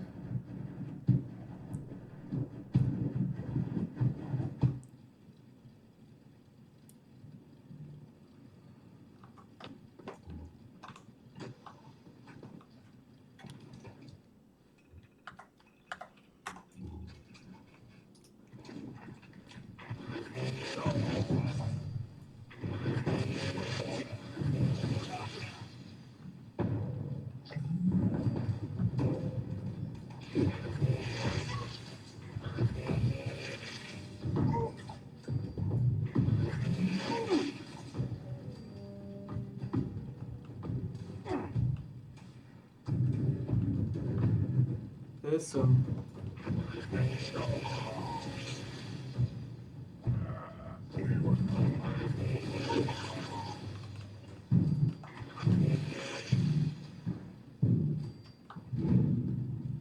Piče, prečo musí tak kokocky chodiť?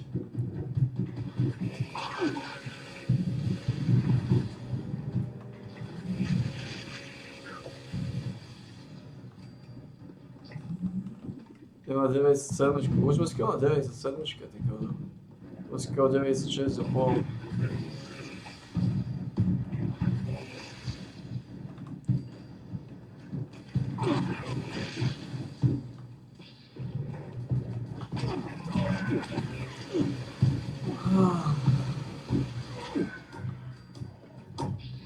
Chvíľu si môžeme ísť vystať kocu.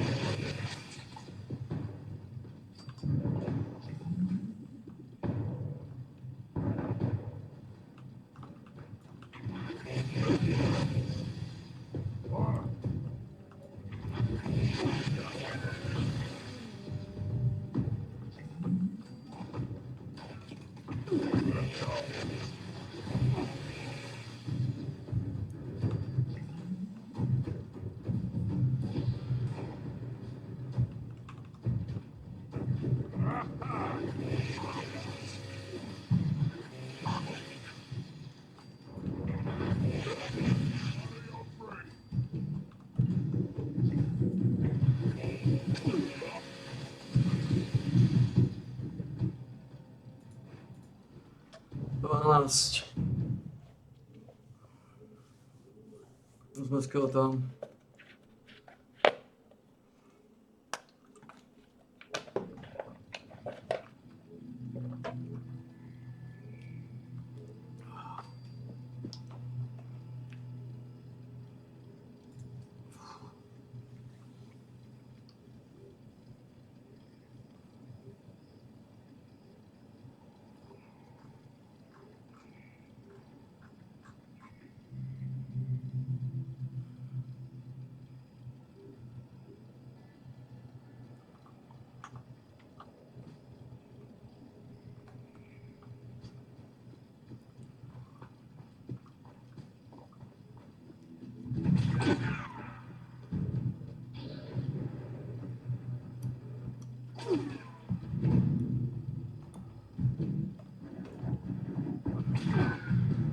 Oh, fuck off.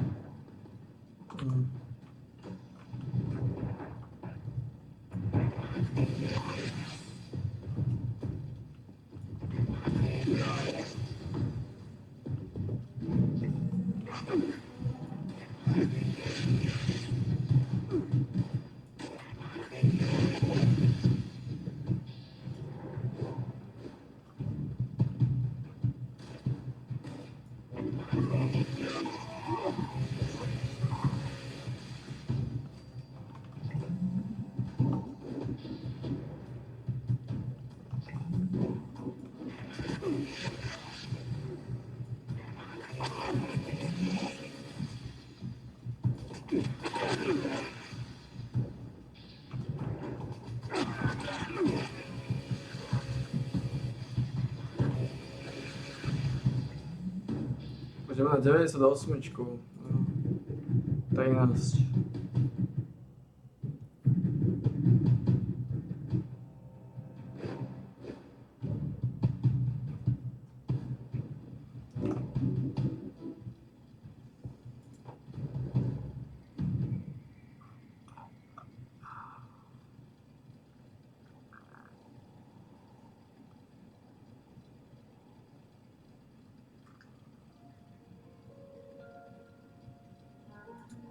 Wybranie pani na stanowisko przewodniczącej Komisji Europejskiej w poprzedniej kadencji było ogromnym błędem i niektórzy do dzisiaj mają kaca po tej decyzji. Jest pani twarzą wszystkich unijnych, klimatycznych.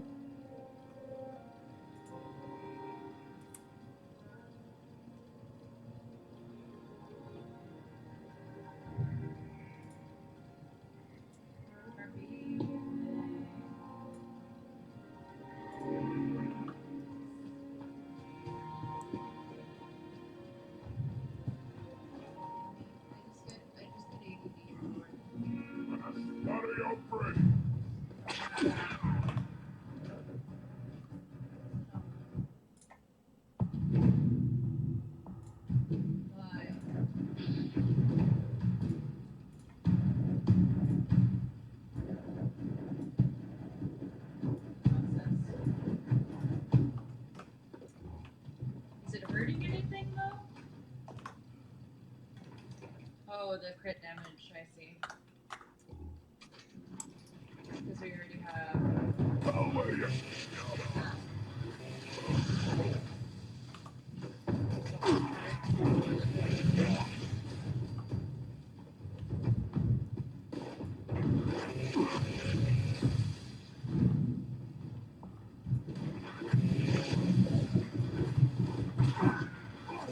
To posledné tie levely.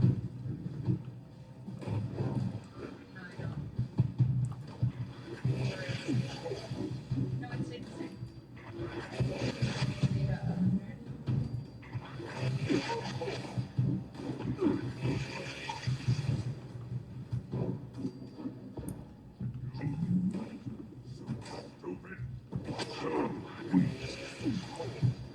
I'm really excited that I'm actually enjoying this. The Ranger gameplay.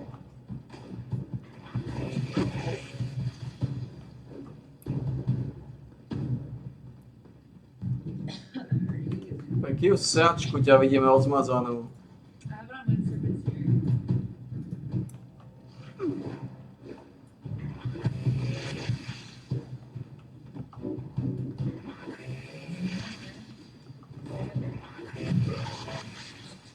Ako odsype pávek za dvojka. To sú piči svety.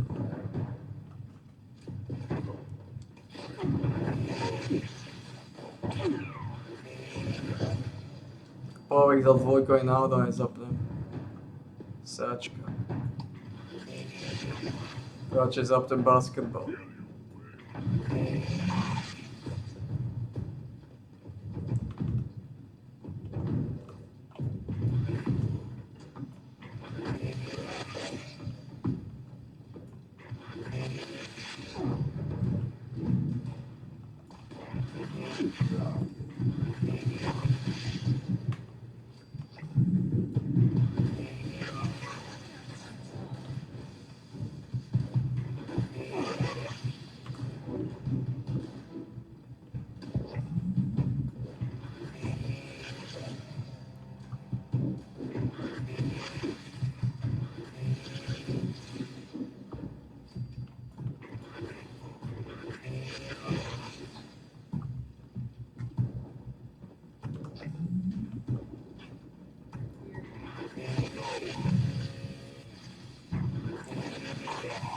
Ideme 98. Remove what from this?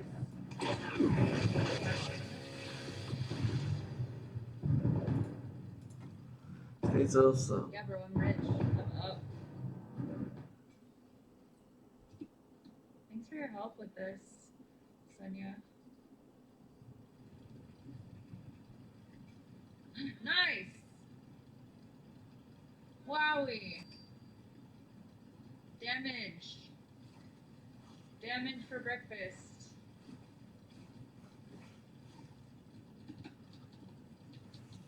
I don't have any to stop, so I can't generate a frenzy first. Hell yeah, congrats. I had like 7 the other day. Here's a strong hand. No, zvykli sme si na plečníku, zbali sme ako samozrejmosť. Plečníka už nie je medzi nami.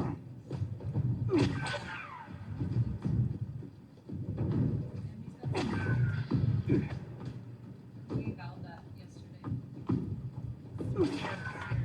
We did it.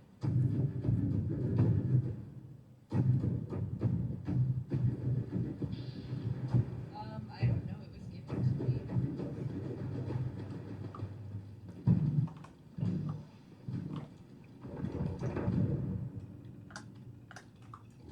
Looking on Exotic Street.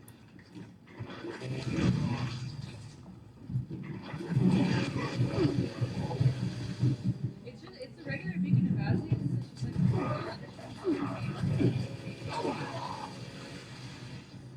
or no, from the because I'm not using them. I was received.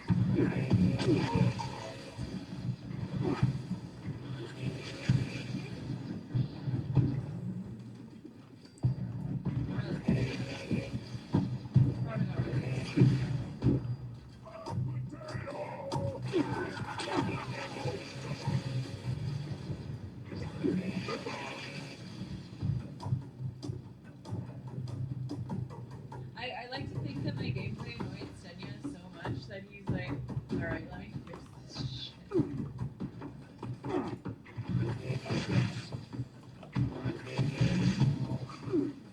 Sráčky.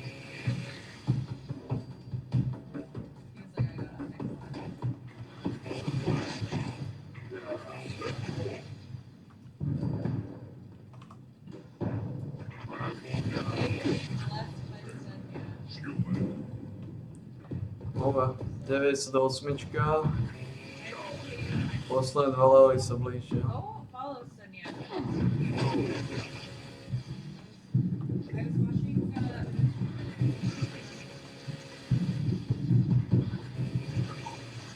shout out, dude. Thank you so much. Go ahead and send you a follow.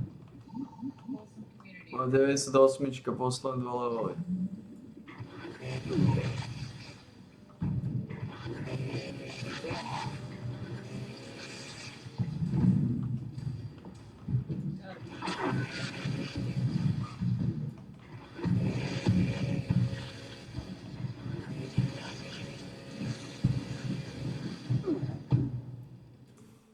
Fuck.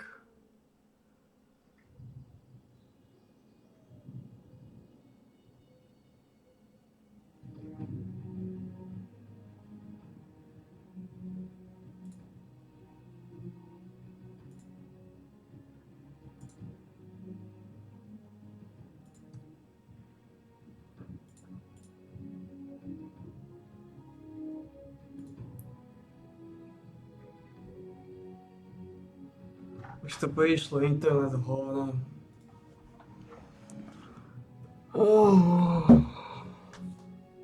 A skoro som to stihol.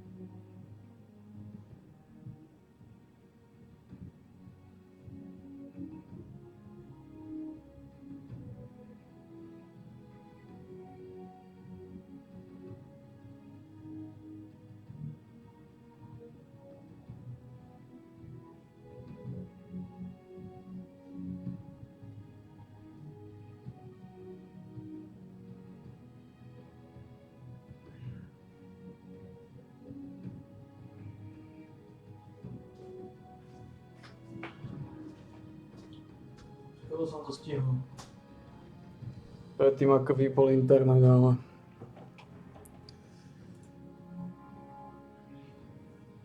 Myslím, že to nebolo ešte to nespojezdne.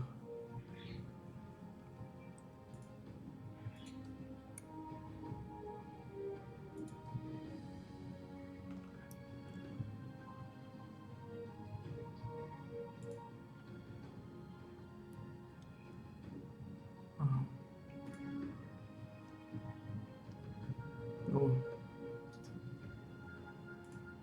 To sa nespojazdí.